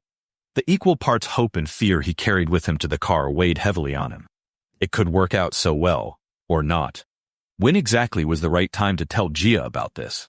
He texted Ronaldo, the man who'd encouraged him to get back into this in the first place. Maybe he'd have something to say. Ronaldo texted back quickly, saying that he'd call him later to talk it through. If anyone would have decent insight about the career move and the relationship move, Ronaldo would. On the way back to his office in Golden, his phone rang. Tucker rarely did more than send him the occasional text. Apparently, Lucy was keen on them all having a double date sometime, and Tucker liked the idea of going to a basketball game. Xander shivered. He clicked the button on his wheel to answer the call over the car's Bluetooth system. Tucker? Everything okay? A heavy sigh filled the car. Well, I have a bit of a situation that I could use some help with. Name it. What can I do for you? Anything to help Xander avoid his current situations, which were spiraling ever downward at an increasingly alarming speed. Well, I planned on proposing to Lucy tonight at the Denver Nuggets game, and had a photographer lined up to be secretly taking pictures of us throughout the night, and then capture the moment I pop the question during a commercial break. And she hopefully says yes. His awkward snort laugh made Xander bite the inside of his cheek. What if Lucy said no in front of all those people? But that photographer caught the influenza and can't do it. I don't know who else in town to ask last minute. Out of respect for Tucker's predicament, Xander buried his usual snide remarks about basketball games. So, I come to the game, stay incognito but close enough to get pictures of you two throughout the night, and then video the proposal? Oh, a video of the proposal would be epic. Tucker said with a squeak, I've got the photographer's ticket that she won't be using. Maybe wear a disguise. I'll pay for your food and drinks as a token of my intense gratitude. Does it matter that I only have my phone camera to use? Don't matter much to me, so long as we have the memories for the rest of our days. He mentally thanked Gia for insisting he upgrade his flip phone to a decently rated smartphone a few months ago. I'd be happy to, Tucker. I still owe you big time for picking me up on my release day and providentially introducing me to Golden. I will do my best to capture as many moments as I can. Honestly, it'd be a relief to not have to sit and pretend to care about the basketball game, and being a creeper with a camera could be fun. When he got to the office, he sent a taunting text to Gia. Guess what I get to do tonight? Then he sent another text, asking Avery if he could borrow her nice camera for the evening. His phone would be fine, but they'd be even more over the moon if their big night had quality pictures instead of mobile phone photos. She responded immediately, saying she'd bring it by in a couple of hours. She really didn't have much going on during her Christmas break. For the first time in a long time, the repressive weight against his chest didn't overwhelm him as he opened his email. Being a business owner had taken its toll over the past few months. The constant pushing and hustling, moving money around, watching the books, making decisions, Trying to figure out the best way to move forward exhausted him in a way that doing all of the same things as a soccer coach hadn't. 3 new orders had come into his inbox. He packaged up the items that had sold and sent them off. Reggie's work seemed to attract more buyers than anyone else's. He made a note to get permission to feature Reggie on his website as a builder. People loved supporting talented kids. He sat down amongst his materials and tools and put together 4 new items to sell, complete with Reggie-style finishes that made them look unique. Sure, plain stuff sold, but that eye for detail seemed to go so much further. Avery stopped by the office an hour before Xander needed to leave for the stadium. She carried in a medium-sized bag with her. "What is all of that?" he asked, as she set the bag on the floor gingerly. Her giant grin set him on edge immediately. "Well, as you know, I have done the photographer assistant thing before. You have to look the part." With an unnerving amount of glee, she pulled out a Nuggets t-shirt with a player's name on the back. No idea who that was. Next came a Nuggets baseball cap. Then her black padded camera case went onto the table. And finally, from her Mary Poppins bag, she pulled a pair of glasses. She straightened with triumph. "You don't want to be recognized, so you need to keep your disguise as legal yet effective as possible." He wanted to protest the shirt and cap since they'd likely be used this one time only, then stuffed in his closet. But she had a point. With how vocal he'd been about refusing basketball game offers, Lucy wouldn't expect him to be there and dressed out to support the team. It was the perfect disguise. "Not sure I need the glasses, Ave. My face will probably be hidden behind the camera most of the time. Glasses are for when you're not behind the camera, like if you have to walk past them to go to the bathroom or get a drink. Or you see them in line for food." He rubbed his fingers over his forehead. When had his little sister gotten so smart? That was exactly what he looked like as he took his stadium seat, an hour and a half later. Tucker and Lucy had seats on the short side of the court, and his seat was diagonal in the section over on the long side of the court. With his disguise, there wouldn't be a good chance that Lucy could recognize him. As they walked in, he snapped a few photos of them carrying their drinks and food to their seats. He could easily take close-up photos with Avery's camera. He sipped his drink, keeping an eye on Tucker, who hadn't stopped smiling yet. Lucy, however, he caught in a variety of poses. On his mobile phone, he took a selfie with the court and sent it to Gia, who had sent a host of heart and laughing emojis at the fact that Tucker had persuaded him to go to a basketball game by himself, for an engagement of all things. It wasn't so bad. His seat neighbors didn't attempt small talk while he had the camera to his eye, so he kept it there, especially during breaks. Finally, 2/3 of the way through the game, the overhead screen flashed with a quote, "Big announcement," unquote. While the in-house cameras landed on Lucy and Tucker, he took a series of shots as Tucker got down on one knee, and the whole stadium erupted in a deafening roar. Lucy's face was a mixture of embarrassment and shock. Tucker finished his speech and looked up at Lucy with a hopeful expression. Lucy didn't say anything right away. Xander snapped away in an attempt to catch her response. But when she started talking, she said, "No." Chapter 17. I'm sorry. I should have told you earlier. This coaching job isn't a sure thing. I might not get the offer at all, but I should have told you that I was invited to interview and accepted. Xander's expression was remorseful. His handsome face looked tired and pained. His words punched her in her middle, taking her breath away. Dio rubbed her chest where the ache grew, but still ended up grinding her teeth while thoughts and emotions competed in her head. Oh, she had some words for him. "We're in a serious relationship, Xander.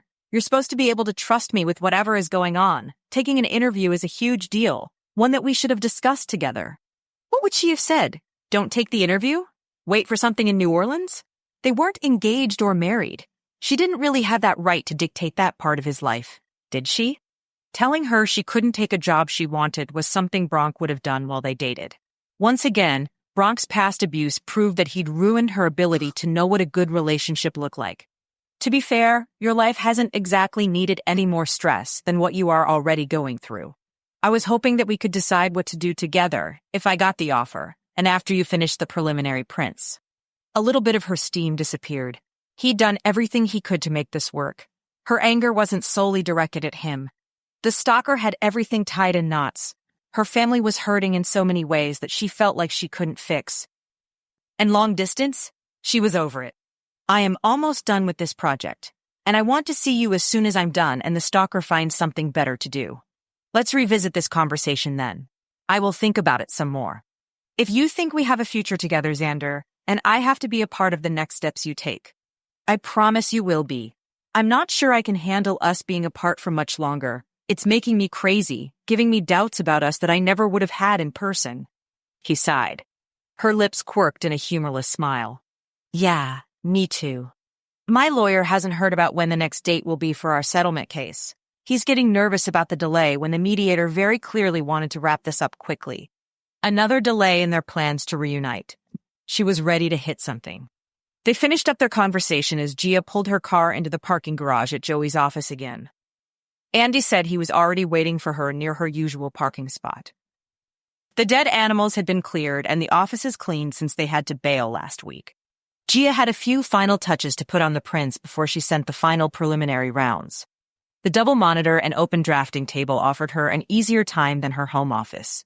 Today was going to be the day she cleared this off her plate. She swung her car into the spot next to where Andy stood against the bumper of his car talking on the phone. A warmth spread through her chest. In the desert of long distance, it felt good to have a kind, fearless guy paying attention to her, even if it was his job. She shoved those thoughts down deep. He offered her a small wave as he followed her to the stairs and up into the building. Not until she swiped her key card and opened the office's back door did he move the phone from his ear. As was custom, he entered the room first, to clear it of any surprises. But this time he didn't move. He stood in a doorway immobile and muttered a curse. Her heart lurched. She bent her knees to look past his side. Oh my gosh! Her breath caught in her chest. The office had been ransacked. Cubicle walls lay on their sides. Papers littered the floors next to open file cabinets. Someone destroyed the place. Andy brought his phone back to his ear. Amos, the office has been torn apart. He listened. Yes. No. Yes. He glanced back at Gia. We're going to grab a thing or two and head back to the house. Okay, see you there. He took a few photos of the disaster and stuffed his phone into his pocket. He pulled the gun from his ankle holster and slid it in his waistband. We came for a second monitor. Let's see if we can grab one and head back. Wading through this mess seemed like asking for more trouble. Gia balked at the door. I can connect my computer to one of the television screens at home. They won't be side by side, but it'll work okay. He tilted his head to the side. Aren't you curious about what Joey's personal office looks like? She closed her lips and nodded. He chose his steps with painstaking care, picking only hard surfaces not covered in papers. She placed her feet where he did. Amos is sending over the detective team to investigate before the police get here. He'll contact the office manager to have her run point on this. What a nightmare, she mumbled as they passed where Andy had been sitting each day in front of her and Joey's office door. Joey would lose his mind if he knew this was going on in his absence. How serious did it need to get before they tracked him down to ask him to come home? Knowing her parents, the business would have to be on the verge of folding, and they'd never let that happen under their watch for any of their family. Andy snapped a picture from the doorway of Joey's office and stood back. A tornado had blown through. Shreds of paper and ripped-up books topped everything. There on the floor under shattered glass lay the picture of Joey's family on the beach in Rio. She bent to pick it up. Don't touch anything. Andy stopped her arm. We might get some evidence from this room if we're lucky. The one thing that isn't a mess is this extra secure file cabinet with all the past plans of every project he and his dad had worked on since beginning the firm. Sure, there were dents in it and probably a load of scratch marks where someone wanted to get it open, but it was still intact. It had done its job. She made a mental note to buy herself one of those for her firm. Uncle Angelo bragged on it back when he'd upgraded to it years ago. Fireproof, waterproof, virtually impenetrable. It had seemed excessive at the time, but now the wisdom in his security had paid off in dividends. We'll have the team bring the cabinet to the house while this mess gets cleaned up. A loud bang echoed through the room, interrupting their conversation. Andy whipped his gun into place, his body shielding Gia in the doorway. Nothing but silence greeted them. This must have been recent. Let's get out of here, Andy said, motioning to the back door. Gia led the way with Andy at her back, his weapon still drawn. When they reached the back door, he typed out a quick message on his phone, and then exited the office first. Our guys are already at the front door of the office. I just told them we are cleared. Someone will come this way to make sure if anyone is in there, they don't get away now. Chills prickled her neck.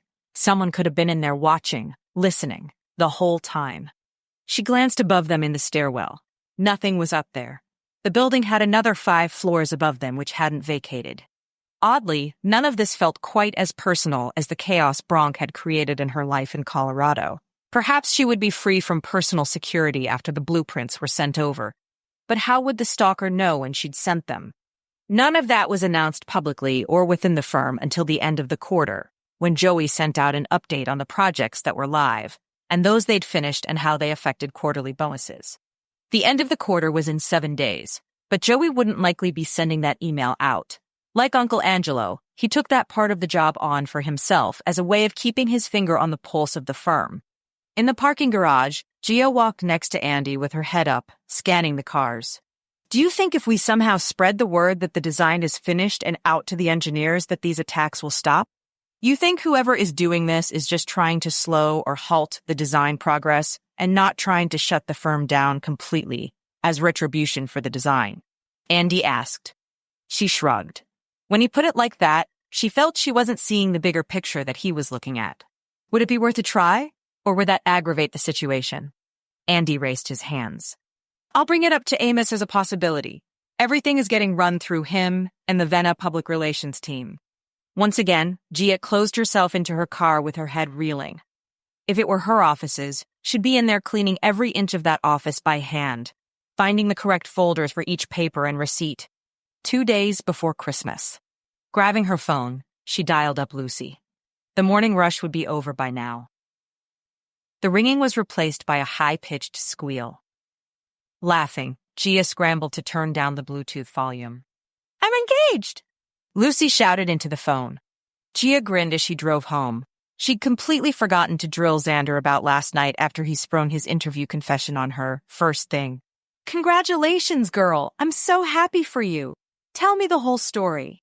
So, I dressed for the game in my Nuggets t-shirt and cut-off jeans with my fancier hen necklace. Thankfully, I did my hair this time instead of my usual baker's bun. Edith convinced me to take the afternoon off to go get my nails done. Lucy gasped. She must have known. Well, anyway, I was really feeling down about my appearance recently. We've just been so busy at the shop that I haven't had any time for more than a quick shower and falling into bed. 'Cause I got my nails done, I went ahead and did some basic makeup to class myself up a bit. It's been a while since Tuck and I have had a date. We got to the stadium and he bought me nachos, a slice of pizza, a drink, and cotton candy for dinner, which was pretty much Lucy's love language. And then, on one of the commercial breaks, the whole stadium was looking at us as he got down on one knee and said he loved me for a long time and would always love me. Promised to do his best to give me a good, safe life, and would I marry him? She sniffled. And what did you say? Well, I said there would be no secrets and absolutely no toleration of abuse, and if he could promise me that, then yes, I'd marry him. And everyone around us cheered so loudly, Tucker dropped the ring under the seats and had to fish it out to put it on my finger. They laughed. His hairline to his collarbone was almost purple with embarrassment. We are thinking maybe a summer wedding here in Colorado. Maybe at sunset. Her voice got all dreamy. I'll make my own cake, of course. Gia's heart ached. That sounds perfect, Luce. Like a fairy tale. You deserve it. I just looked out the door and Edith is swamped. I will talk to you later, okay? Send me a picture of the ring. Gia called as Lucy said goodbye once more. In her driveway, Gia rested her head against her steering wheel. She missed Colorado, but more importantly, she missed her quiet little life and the amazing people she met out there. New Orleans almost had her feeling claustrophobic in a way she'd never felt before when she called it home. Xander was right. Their life was out in Golden for the next half of a year, at least. She had contracts still open, and commuting to Colorado for meetings really wasn't feasible, not when she could stay there until she'd given them warning that she'd be moving out of state. Her contract with the government that she'd won this past summer had listed her residency in Colorado as a way to show they were keeping the work local. There really wasn't a good reason for Xander to not take that coaching job if they offered it to him. And being there this summer would give her a chance to wedding plan with Lucy. Tucker had been slowly making his moves for a couple of years, deciding what he wanted. This year, he'd made up his mind. Bolstered by her new decision to return to Colorado, Gia grabbed her bag and made a beeline for the library. It was time to get these prints off her plate and out of her hands. She dragged the desk closer to connect her computer to the TV set hanging on the wall. With her things spread out in front of her, she set to work finalizing, checking, rechecking, redrawing, coloring in, and making the final adjustments the engineers had requested. She had to crane her neck to see the TV up high when she dragged something from her computer screen, but it was worth it to see the final in colorful, large dimensions in front of her. She took a screenshot of the final mock-up to send to Xander. It was a huge miracle this had come together in the past few weeks as it had. She wrote out the email, copied Joey, and attached the plans. This feeling of pride and relief was what she'd chased those long hours, the euphoria of a completed draft. Nothing could beat it. With a click of the button, the email disappeared. She sat back in her chair, tempted to call and text everyone she knew to say she'd finished. Instead, she emailed the picture of the final to Xander and opened her text string to Andy. "Prints are officially sent off. Ball's in your court." He replied immediately. "Roger that. Can you come to the security room?" The security room was a converted music room on the first floor.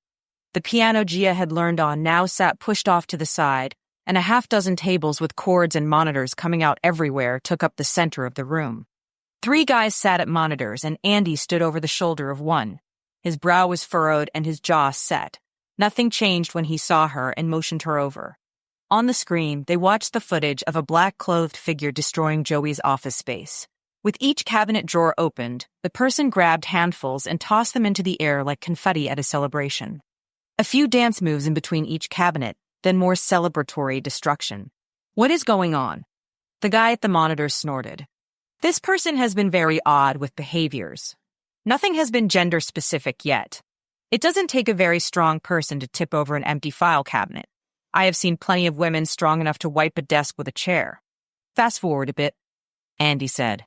"There." The camera stopped as the figure ran his fingers along the wall casually, until they stopped at the doorway of Joey's office. He easily picked the lock and stood back as the door opened in front of him. Then, with a stretch and a large step into Joey's office, he went. "He's putting on a show," Andy murmured. "This is a game to him."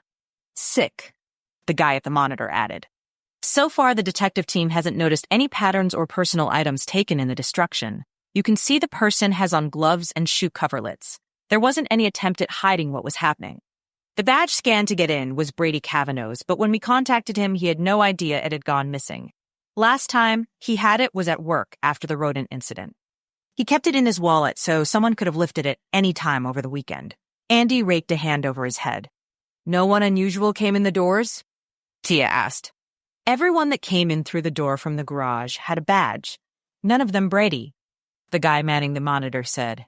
"Yeah, everyone who came in the front doors landed on a floor different to our offices. Someone came in, went to a different floor, and then made the move to go down and destroy our space. When the person had downed a particularly troublesome set of cubicle walls, he stood back and did another dance move, one she'd seen before." Gia froze. "Go back to the dance." Her voice trembled. They watched as the figure pulled a silly butt-out lasso twirl move. Antia did that a couple of times to make us laugh when we were dancing at the jazz club the other night. It's her way of mocking cowboy Americans who don't know how to dance. Whoever this is had to have been there and seen her do it. Tia covered her mouth with her hand. She felt sick, stunned. "Good eye, Gia. That's just the kind of break we needed. The jazz club has an eye on everyone all the time. This fool hopefully just made his last mistake." Andy pulled out his phone and stepped away to make a call. Chapter 18. The glass case Xander stood over beamed like the surface of the sun. Every single item inside glowed and shone in response to the lights on them. They were all nice, fancy in their own right, worthy of a queen, but they weren't Gia. Hands stuffed in his pockets, he walked out of the 5th jewelry store in the mall. That was everything this mall had to offer by way of engagement rings, and the selection was disappointing. None of them jumped out at him. Her admitting to her doubts and using "if" about their future really set him back. He felt like he was losing her, maybe to distance, maybe to reality, maybe to Andy, the newest knight in the duel for her affection. Buying an engagement ring could be a huge gamble, with the way they'd left things at their last conversation. He hadn't been inside a mall in 7, maybe 8 years that he could remember. His meeting today with a specialty toy maker, David Talton, ended that streak for him. Xander wanted to get his products placed in David's store of non-plastic, earth-friendly, sensory-sensitive toys. The guy had his work cut out for him in a world where lights and buttons and automation reigned. David was a 60-something retired Air Force officer that began making toys for his granddaughter, who was on the autism spectrum, and only wanted toys she could dismantle, and each one needed a textured surface to help her identify parts. His work was absolutely incredible and offered a tailor-made option in a huge market void. But where David thrived in the custom-made, he lacked in the ability to move products online. Email was the extent of his capabilities. His son-in-law insisted on building a one-page website so David could be found, but orders had to be made via phone or email. He and Xander mutually agreed to help each other. As he left the mall, Xander dialed his website designer, Cade. "Hey Xander, how can I change your world today?" Cade's deep voice gave him the image that he sat at his computer with a 50-pound dumbbell in his non-dominant hand, flexing. Xander laughed. "I have a fairly complex problem I'm hoping you can solve. Magic is my specialty. Tell me more," Cade said. He sat on the bench outside the mall to focus. "I want to post products on my site that will send the product sale information and invoice to a completely different person, but keep a small percentage of the commission for hosting them. Is that possible?" The thought had crossed his mind that he could just forward things to David, but then he'd have to constantly be the middleman and monitor his email. Cade was quiet. "A store within your store?" "Yes, essentially.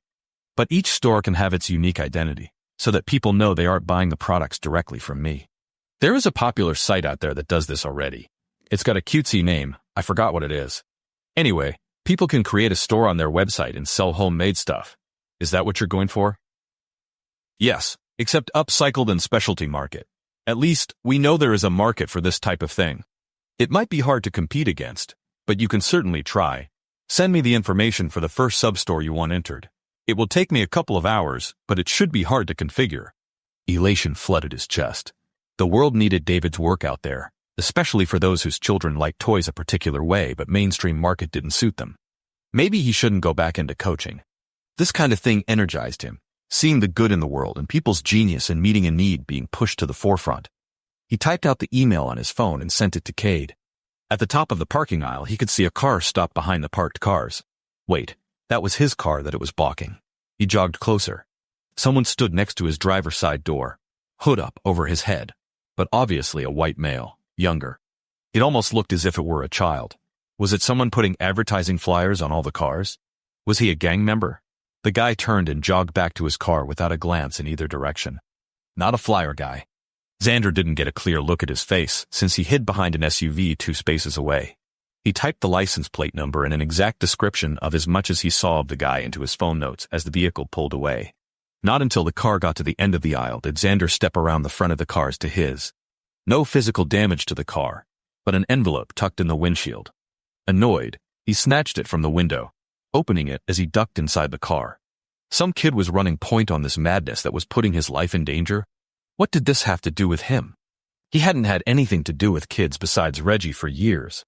His parents were teachers, but that was an unlikely source, since the police said it was gangs that thought he knew something. He almost wished he knew so these fools would leave him alone to live his life without watching his back. The note was completely blank. Tossing the paper to the side, he swapped the wheel. He was so sick of this mess, these games. He didn't care anymore. He had a life to live, and the confusion and stress wreaked havoc on his nerves. None of this made sense. He started the car and reversed. His earlier delight gone in a blink. A simple piece of paper could not ruin his day like this. How had he been so sure that if he caught the messenger, that he would know the message sender? On his way back to the office, he glanced at the paper at each stoplight. A blank page. It made him furious. He grabbed the paper, ready to tear it to shreds. But something caught his eye. Words? He righted the page and held it up to his windshield where the sun caught it full length. The note said, "Xander, they've been watching you and hunting for me. They are getting closer to finding me than I ever imagined. I can't risk them finding me before the information is released. You hold my insurance policy. Take this note with you and go to Benny's veterinarian hospital in Kittredge. He'll know what to do. Then, you can be free from all this. I'm very sorry you were involved in the first place. I will make it up to you." Not signed. Xander pulled his car into a parking lot and searched for Benny's on his Maps app. It was a 48-minute drive from his current location, but today seemed like the perfect day to call the headhunters off and get his life back. Unless the note writer had conveniently left out a step between knowing what to do and being free. A small, vengeful piece of Xander wanted to wait a day to make the note writer sweat, as he had many nights with no information or clues as to what was actually happening. If he was the key to this person's well-being, then shouldn't he have been warned that he held a life in his hands? His finger pressed the start navigation. His notifications chimed with an email from Gia, saying, "Just sent these in. You're the first to know." There, in breathtaking form and color, was the mock-up of the project she'd slaved over. This was what he had lost his girlfriend to on those days with no extra time and those nights of exhaustion recovering from going full throttle. He typed back, "Wow, that is stunning. I'm so proud of you, sweetheart. What an incredible accomplishment. I love you, Xander." If he'd been the first to see the final mock-up, did that mean she wasn't still mad at him and ready to give up on them? His teeth snagged his lip. It was worth the hope. When he finally pulled into Benny's, it was 10 after 11 a.m. He folded the paper into his pocket and walked to the front door feeling every bit as nervous and relieved. There were a lot of things that he anticipated when he pulled at the front door, but it being locked was not one of them. A sign hung in the window stating that the hospital closed at 11 a.m. on Tuesdays. He muttered an expletive as he kicked the railing nearby. The lights were off inside. No cars besides his were in the parking lot, which he had failed to notice in his anticipation. Truthfully, he had expected Benny to be waiting for him at the front door to free him from his tyranny. Foolish. His shoes crunched in the gravel as he made his way around the building to the back. A motorcycle sat propped up on an oddly placed concrete pad. Otherwise, no other sign of life. Xander tried the back door. Locked. He knocked it first, then banged on the window with his fist. Now that he'd made up his mind to get this over with, he had no patience left to wait. He banged again.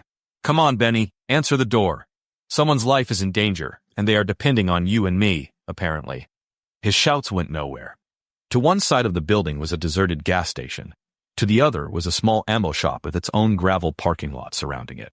As he was about to head back to his car, the back door creaked open. A wide-eyed girl's head poked out. Xander would guess early to mid-20s. "Can I help you?" "Yeah, I'm looking for Benny." "Sorry, the hospital's closed for office hours. We'll be open half-day tomorrow since it's Christmas Eve day." The girl's floating head said, already retreating. "Please, this is crucial. Can you call Benny and let him know that I'm here on behalf of a friend of his who is in danger?" Where was this urgency coming from? The girl looked around. Xander had no pet with him, and with no appointment there was no real reason for him to not be dismissed without a second glance. She really shouldn't entertain the thought. "Fine. Come on in. I'll call the doc." Xander didn't wait around for her to change her mind. "That your bike?" "Yes." Her answer was very short. "Nice ride." Once the door closed behind him, the girl locked it. "You can hang out in the waiting room for now. I'll call Benny." With a nod of thanks, Xander walked through the hallway to the sound of dogs barking chaotically. How could anyone stand that noise all day every day? And that smell? The girl popped her head into the waiting room, as if she were always a floating head unattached to a body. Her eyes seemed to assess Xander with suspicion. "What's your name?" "Xander Reinerman." Benny said you'd say that. He'll be in shortly." Then the head vanished behind the swinging door, back to the cacophony of animal noises. Benny knew who he was. In his smartphone, he searched Benny's name. Nothing besides veterinarian services and degrees came up on the first 2 pages. By page 3, there were obituaries and other seemingly unrelated mentions of people with the same name. 20 minutes later, a small, gray-haired man walked through the door to the waiting room. "Hi, Xander. I'm Benny."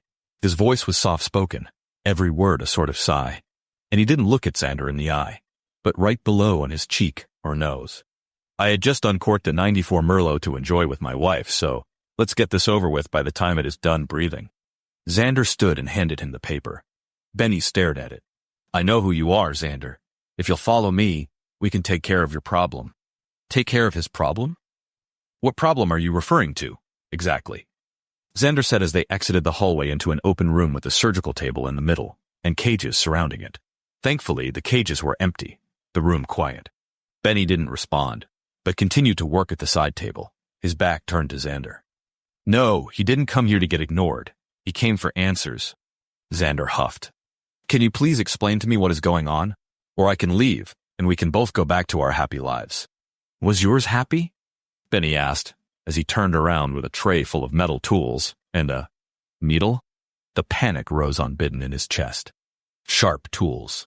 His breath shortened. Knives. His vision darkened. Dizzy.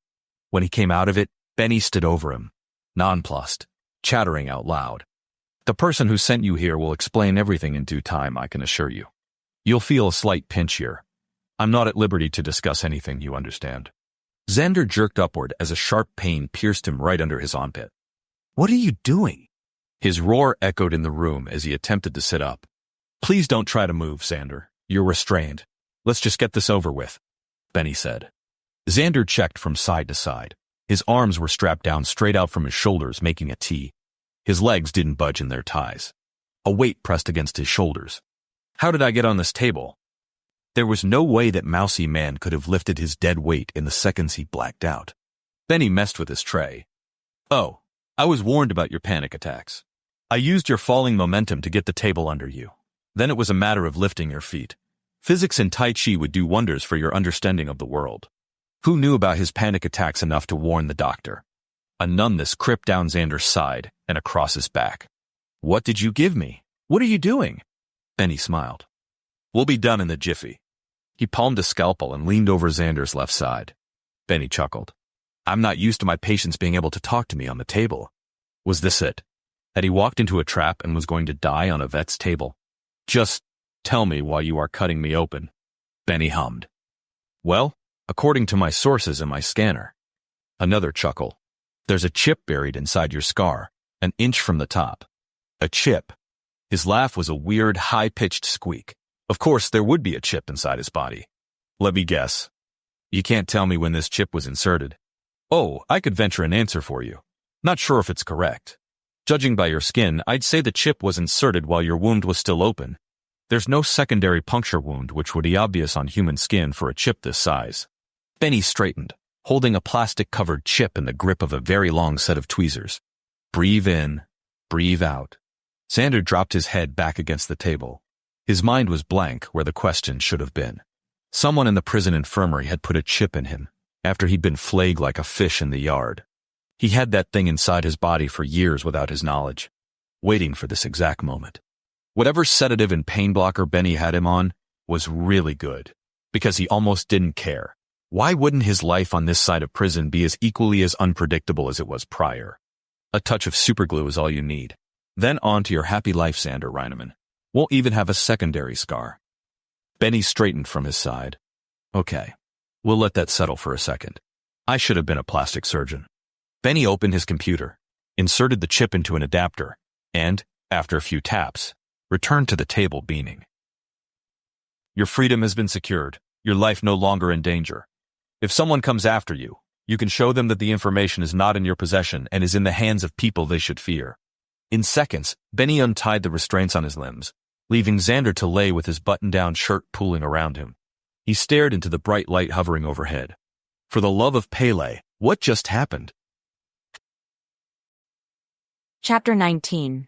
The police have someone in custody, Andy said into her ear.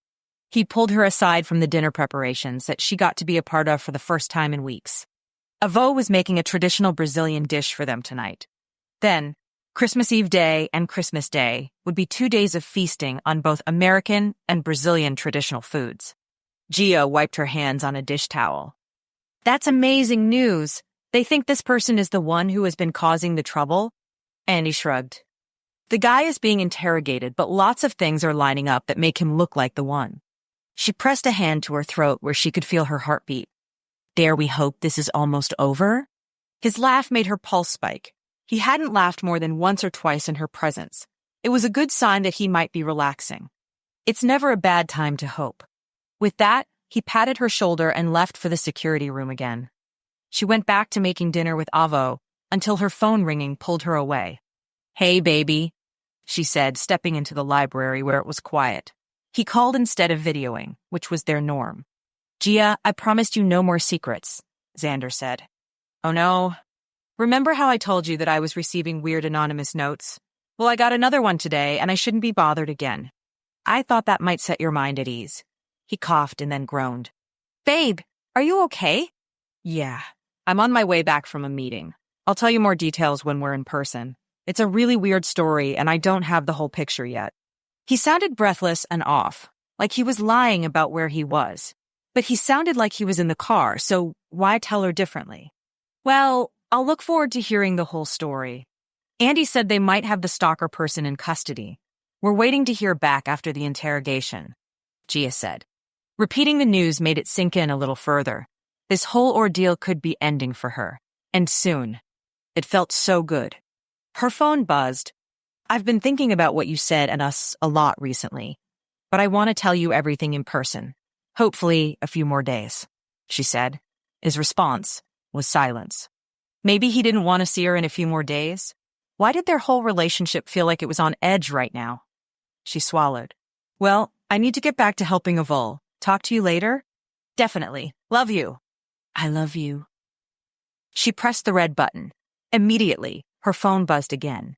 A text from Kara said, I need you. And the next text was a pin with her location. Gia grabbed her keys and ran out the door, yelling out that she'd be back soon. Andy ran out behind her. You can't just suddenly leave without me, Andy said, getting into the passenger seat.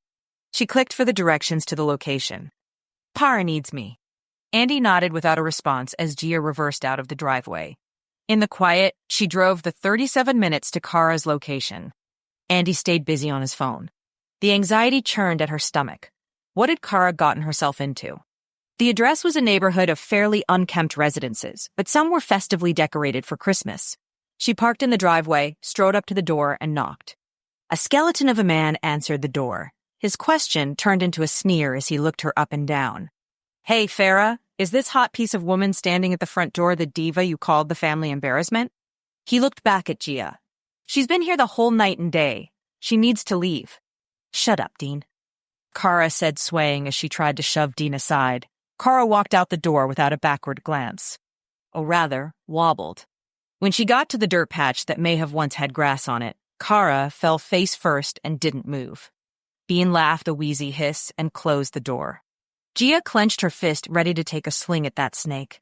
Andy was already at Kara's side, rolling her over and picking her up into his arms. Kara's limp form broke her heart. As he set her in the front seat, her head lolled toward Andy. This man smells like a cologne ad. Good enough to eat. Gia scrunched her face at Andy as an apology. He gave her a half smirk as if he got compliments like that every day. She got in and made the executive decision that Kara was staying with them tonight. You're quiet. Never a good sign, Kara said. She sat up quickly. Did I just see a man riding a camel? New Orleans these days is getting so weird. Gia shook her head. You're higher than Mount Everest, Kara. Kara snorted. So what?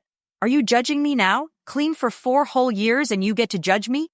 At her words, the tension in Gia's jaw got tighter. I'm not judging you, Kara. I'm upset that you put yourself in danger. I care about your safety, not that you do. I sure didn't when I was doing drugs. There are people out there who want to hurt us or ruin us. Not me. No one cares if I die or get ruined, Kara said. Gia hit the steering wheel, giving Kara a jolt. I care. Joey cares. Ma, Daddy, Avo, the whole family cares. Well, none of them are my parents, so I don't care that they care that I don't care that they don't care. It didn't matter nearly as much to Gia that Kara's words weren't making sense as it did that she believed that Kara's had just spoken from her heart, the truth of how she felt. And it crushed Gia's soul. After Christmas, you need to check into a rehabilitation center. Get clean. Kick this before you succumb and it destroys you. Rehab is for people who have been addicted a long time. Not me. It's only been a couple months and could quit any time I wanted. Kara propped her feet on the dash. Yeah? Prove it. Andy shifted in the back seat. She'd forgotten he was there, listening to their family drama. Kara was quiet for a second. I don't have anything to prove to anyone. You didn't run away and check into rehab, did you? I shouldn't have to. Actually, I did. Her dirty laundry was out there for Andy to see. At least if he read it in a file, she could pretend he didn't know. Gia rubbed her neck. I had such horrible withdrawals that I was afraid I was going to lose control of myself. So I checked into a place in Colorado. Didn't tell anyone but my parents. It probably saved my life. Maybe that would give Kara something to think about, to bolster her willingness to agree to rehab. But when she glanced over, Kara's eyes were closed and her mouth hung open a fraction. She blew out a breath. That did not go how she'd hoped. When they got to the house, Andy jumped out immediately and lifted Kara into his arms again. Tell me where to lay her. Gia led him through the garage to the kitchen, in hopes that everyone was eating in the dining room and would miss the show. No luck. Ma and Avo were in the kitchen and froze when their eyes landed on Andy and Kara. Ma tilted her head in a question, to which Gia half shrugged and pointed upstairs. She led Andy up the back stairwell to the guest room. As soon as he laid her down, he walked out of the room. Gia removed Kara's shoes and dusty jeans. A small bag fell out of her pocket as Gia tossed them on the ground. She checked her other pockets, shoes, and tank top. Nothing else dropped out. The girl hadn't put on anything warmer than a flannel shirt with the sleeves rolled up to her elbows. Easy access to the veins on her arms with needles of who knew what level of cleanliness. Gia shivered as she dropped to her knees beside Kara's bed, smoothing the hair from her face as she slept. What would it take to get through to her? As the tears welled, Gia stood. It felt too much like sitting beside Tia Carolina's deathbed. Gia braced herself for the questions from Ma and Avo when she got downstairs, but Ma motioned her into the dining room with the family. They'd get to it later. This wasn't a pass. As she took her place at the table, she tried to paste on a happy face. Daddy called to her down the table. Everyone went silent. Her heart stuttered until she saw the sparkle in his expression. Avo says you have some good news. He opened his hands. Share. Her confusion must have been obvious. About work? I sent in the draft for the resort that Joey needed me to finish for him. I'm free to enjoy the rest of your visit. She lifted her glass as everyone cheered and congratulated her. They had a week left here which wouldn't make up for the time she'd missed, but it was something. Tonight, they were going to the ballet downtown to watch The Nutcracker, a show Gia and her female cousins had talked about seeing together for years. The boys were a little more difficult to persuade, but Daddy had a box with his name on it because of his donations to the art center, which meant they got drinks and snacks with the show. Despite their busy schedules, Ma and Daddy tried to get to as many performances as they could to support the arts. If they couldn't make it, they offered tickets to someone else in their stead, usually to someone who had a child that wanted to be a ballerina or musician or actor that couldn't otherwise afford a ticket. After dinner, she changed and left Antia and Sarah in the bathroom getting ready, in favor of meeting Ma on the back patio while they waited for the cars to arrive. Ma, Daddy, and Avo sat on one side near the fireplace with the space heater overhead, while Uncle Ronaldo, Reno, and Silva drove glow-in-the-dark golf balls into the yard on the other end. They waited as she got settled into a seat, then looked at her expectantly. Why did she feel like she was the one in trouble here? She took a deep breath and set the bag of drugs on the end table next to her. Kara texted me this afternoon saying she needed me and sent me her location. Andy and I went to pick her up. It was some dirty drug house on the other side of town and she was high. I talked to her about rehab on the way home, but she doesn't seem open to it or the idea of stopping using. They nodded. She thinks she can quit anytime she wants. Gia rubbed her temples. The fatigue hit her like a high-speed train. The worry, stress, and fear dropped her hard. I don't know if I'm the right person to try to help her or not. When she's high or drunk, she's pretty hostile towards me, calling me a naive princess or a diva or a family embarrassment. Alvo patted her hand. Sometimes, the toughest love is stepping away to let others take charge instead of you. It might not feel like love, but if she gets the help she needs, then it will be for the best. You two have been like sisters your whole lives. She loves you and probably has a host of other emotions entangled in there too, because real love is never linear. Daddy said. That's why I feel like I'm responsible for her choices, Gia said. I love her so much. I'd never want her to hurt the way I did. We'll give it until after Christmas and approach her about it, Ma said. I hate to see her headed down this path because she thinks she's alone in her grief. The doorbell chimed and the alarm sounded throughout the house that the cars had arrived. There was a mad scramble as everyone hurried to get out the door. Kara was still sleeping, so Judita agreed to stay back so that someone was there when she came out of her coma. Judita loved the story of the Nutcracker, but she also loved reality TV shows, which she didn't get to see much of while she was in the States. With her hands wrapped around a mug of mulled wine, her posture seemed relaxed as she watched the whole family pack into two get-there limousines. Maybe she wouldn't feel she was missing out.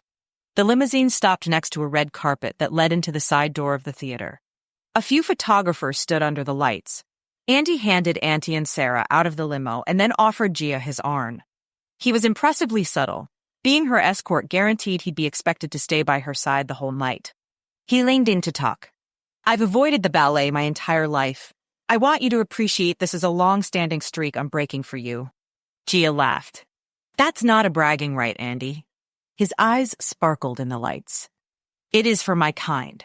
Yes, the special forces are far too good for fine arts, Gia said. We could teach them a thing or two about elegance, he said with a grunt. Inside, the theater box worked perfectly for the security team. One entrance in and out made life much less complicated for Amos and Andy and one other guy who stood guard. They'd requested pre-packaged drinks and snacks, which didn't guarantee something couldn't be tampered with. Amos and Andy tried to discreetly scan the tray of drinks and food to check for tiny puncture holes. Despite one guy being in custody, they refused to relax regulations. The guy had solid alibis for a few of the events that happened, namely the fires on the front lawn and the drink poisoning at the golf course. The police were positive he was working with someone else. He had admitted to sending rodents, following the girls on their night out, and trashing the office. He was a staunch preservationist, mid-30s, intent on showing the world a better way. His explanations for how things happened were accurate, but the detectives weren't convinced that he'd done everything he said he'd done. They couldn't catch these stalkers soon enough. The lengths her family had to go to right now to feel safe were ridiculous. Everything was a potential hazard. The life of paranoia infuriated her. Her family deserved better, easier. Once the ballet started, the music and dance enchanted the audience, wrapping them into the story like comfortable blankets. Partway into the second act, Ma stepped into the ensuite bathroom to answer her phone. She came rushing out, not bothering to be quiet. She motioned Amos over. Uncle Roberto leaned in as well as Ma whispered to the men. When she straightened, Gaddy grabbed Ma's purse and stood to follow her. Ma's wide-eyed, frantic scan landed on her. With a quick jerk of her hand, Ma mouthed, "Let's go." Gia didn't have to be told twice. She grabbed her things and jogged to catch up with Ma and Daddy, who were almost to the stairs. Andy's heavier footsteps fell behind her. What was going on? A surge of panic coursed through her as she practically ran through the back door of the theater to a waiting car. Inside, they threw their seatbelts on. Worry shone bright on Ma's face in the streetlights. Judita can't find Kara. She thinks she might have locked herself into the bathroom, but she isn't responding. She doesn't know how long she's been in there or missing. Chapter 20. Xander lay on the couch in Gia's office unmoving, his side aching. He wasn't mad or annoyed. He was absolutely outraged and ready to fight whoever did this with his bare knuckles. A pawn in someone else's scheme again. Make it up to him? That was a very unlikely promise to keep. Every random note had been vague and lacking pertinent details. The puppet master cared for no one but himself, which was the opposite of how Xander wanted to live his life. Spared by his anger, Xander stood with slow movements. If selfishness didn't take a day off, neither should those working against it. He had a business to run, and people like David and Reggie to help make their mark in the world. His phone rang as he sat up. "Maddox, tell me something good." "Merry Christmas, Xander. I'm sorry for taking so long and getting back to you with updates. Unfortunately, I don't have great news for you. This is going to take longer than we first thought, but that is business as usual for this type of thing. As you know, Randall refused to sign an affidavit about the confession you got on camera. He told the university that he was under duress from the interviewees and the confession was forced. The university isn't sure it wants to move forward with a settlement at all. A win for the university that might persuade them to not settle." Xander mouthed an expletive into the silence. Maddox cleared his throat. "We might not see any movement on this case until the new year gets underway, so hang in there." In the workshop upstairs, he grabbed a hammer and some wood. He needed to hit something hard to improve his mood. A loud banging came at the door. Reggie stood on the steps. Xander mumbled, "Merry Christmas," as amiably as he could muster, and went right back to work.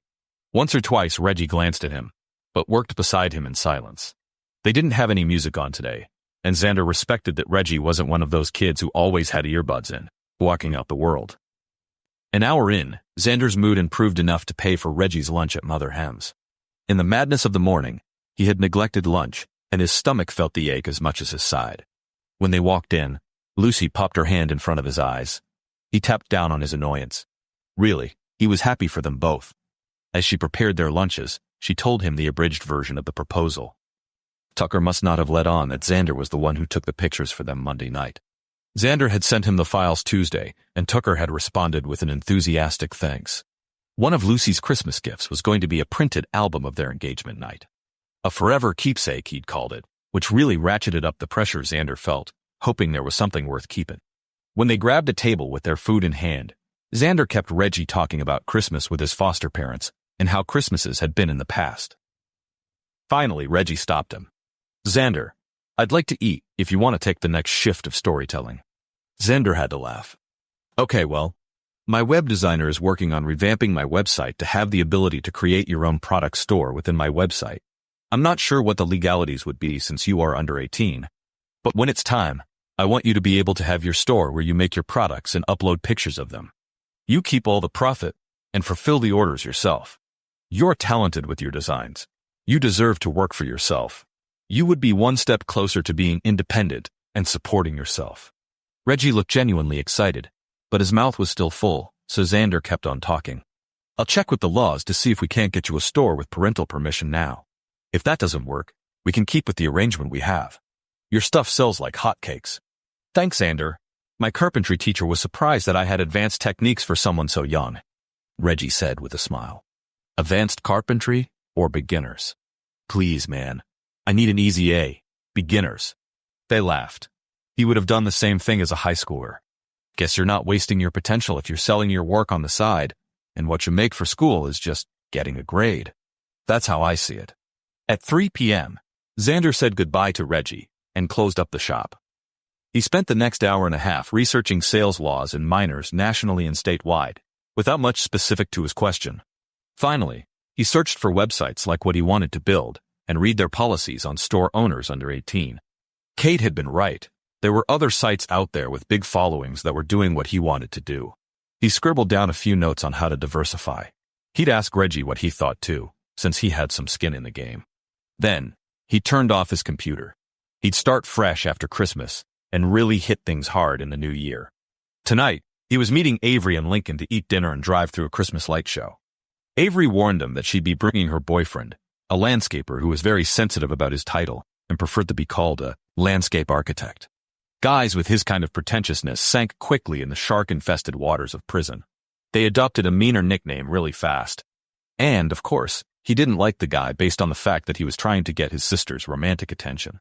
The guy had some frat boy name like Tanner or Dylan. "I'm Chad. Nice to finally meet you." The boy was a head shorter than Xander and stockier than Link. Xander shook his hand, firm grip, calloused skin, sturdy like a man who worked with his hands should be. Next to him, Avery looked like a willowy flower, and she was no slouch in the athletic department. They stood in the waiting area at an Italian restaurant Link had picked in downtown Denver. Avery and Chad offered to grab drinks for them while they waited for a table to open up. As soon as they were 2 feet away, Link turned into him. "Talk fast. What is happening with that thing that occurred in the parking lot?"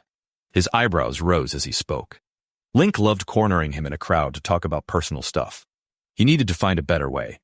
Xander debated playing dumb just to watch Link get frustrated, but he would be so annoyed if Link did that to him. Short version. Link nodded and motioned him to speed it up. Xander rolled his eyes. "Cops never got back to me. I got a note saying that I needed to visit this vet in Kittredge to make this all go away. So, I did." Link's jaw dropped progressively as Xander told him the story. With a snap, he closed it. His eyes narrowed. "Stop messing with me. That's not funny. What actually happened?" Xander blinked. Dang. He should have gone ahead and played dumb in the first place. "Brothers, you're serious?" he said, far too loudly. He glanced around and moved closer. "Are you for real? Like absolutely no lies?" Xander nodded. "Bathroom now.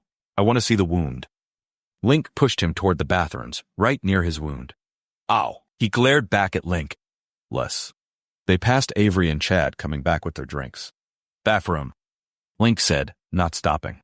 Avery's face scrunched. "Together?" Bunch of girls. He wanted to explain, but Link nudged him onward. The bathrooms were those individual rooms that anyone could use if they were open. Two guys going into one would certainly draw questions. Link didn't appear to care. He grabbed the door of an open one and followed Xander in. Xander removed his jacket and unbuttoned his collared shirt to the middle. You're gonna have to pull it the rest of the way open. I'm still sore. Link moved the shirt to expose the bandage. It's smaller than I expected. The chip was barely 2 millimeters encased in plastic. The vet knew exactly where to find it too. Xander huffed as he closed the shirt and buttoned back up. And suddenly, the gangs will stop trying to assault you in parking lots and destroying homeless shelters to get your attention? Xander shrugged. That's what it sounded like. Benny said that the right people had the information now, so coming after me would be useless. Not really how my life has played out the last half-decade. You could hope. Link propped his hands on his hips. How do you feel about this? Livid. Blind with a rage that borders on hate. Played a fool again. I'm tempted to get a full body scan to make sure nothing else is hidden inside me that some secretive lunatic will come for in a few years. Link shook his head. Might be worth the effort if you have a doctor friend that can keep secrets. Then, he unlocked the door and pushed it open. I don't have any friends, Link. Xander followed him out, keeping his eyes trained on Link's back. There was a line for the bathrooms, and everyone saw them exit together. Merry Christmas. Merry Christmas. What did your investor pal say about Dad's plan? Xander asked as they walked back through the throng of people to where Avery and Chad waited for them, staring at their phones. He recommended panning for gold in the rivers if it meant avoiding that kind of scam. Get-rich-quick schemes have always been too good to be true. Dad knows it but is getting desperate. It's a pressure play. Why can't he be honest with Mom and tell her about their finances? They're married. It was a stupid thing to say. At some point, or maybe ever, Mom and Dad's relationship had not been open and honest about money being spent, things the kids did, and what passed for acceptable. The results were painfully obvious to him, even as a kid, that a marriage shouldn't have secrets. Yet he was headed down the same path as his parents. He'd kept things from Gia, figuring it was best she didn't know the extent of what was going on. That wouldn't magically change if they signed a marriage license. She had every right to be mad at him for withholding the truth about the interview. With her forgiveness and a determination to do better, they'd move past this. Stubborn pride, I guess. What'd he say when you told him your investor advised against it? Link scrubbed his hand across his neck. I haven't told him yet.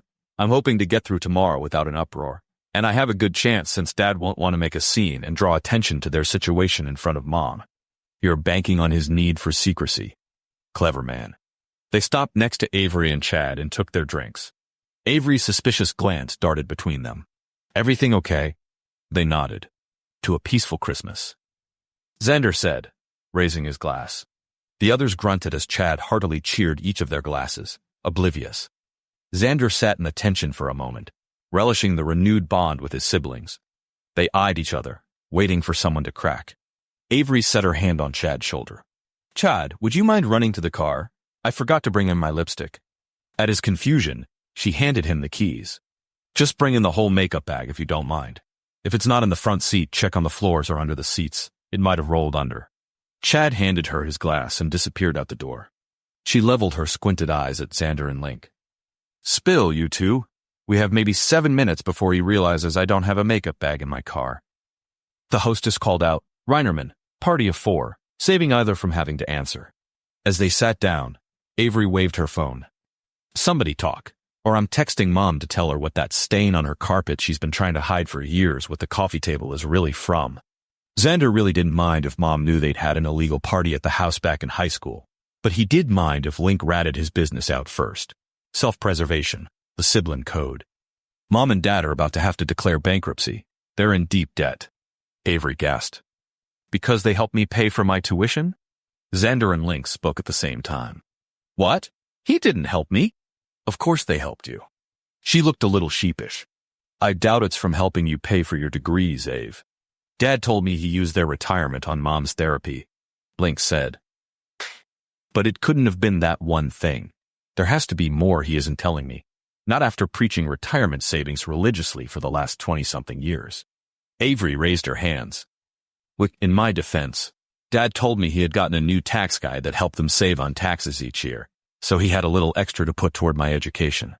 Link sat forward. Tax fraud? Wouldn't that be rich? The old man going to prison for something like tax evasion? Xander snorted.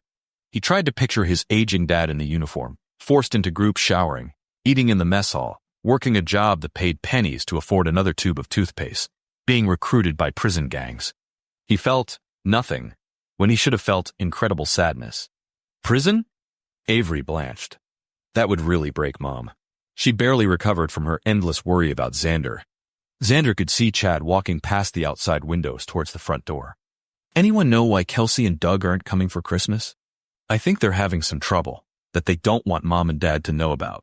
Although, this is probably the year they could slide under the radar with Dad being so distracted, Link said.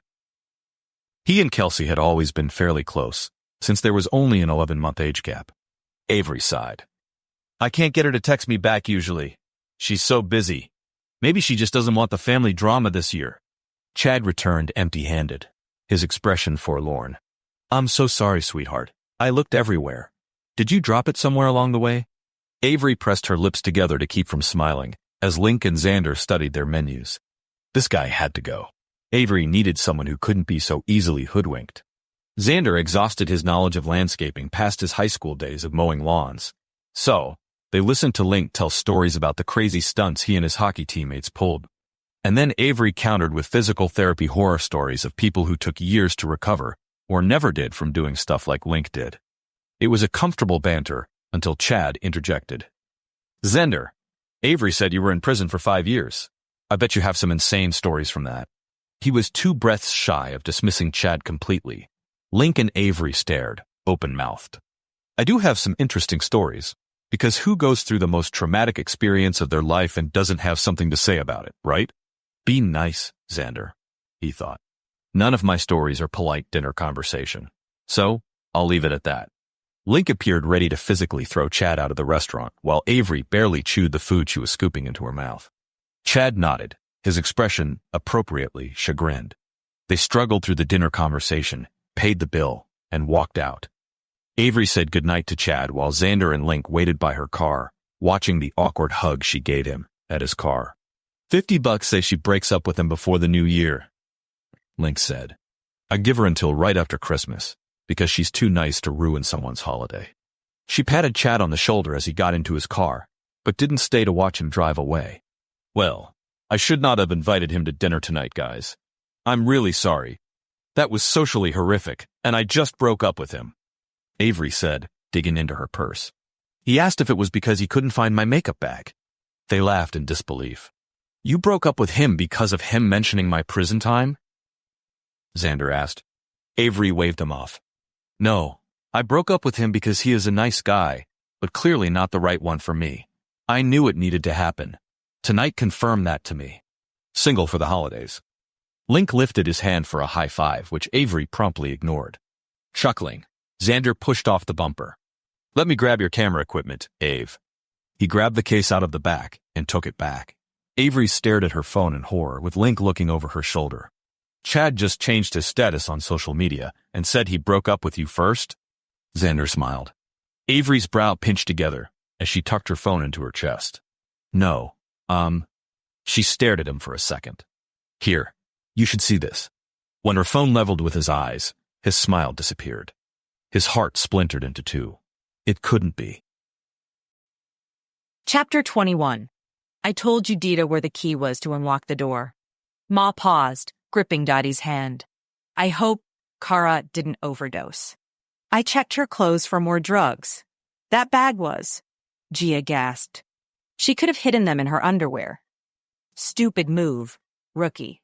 She knew how to hide stuff when she really wanted it away from prying eyes, but it had felt like an invasion of Kara's privacy.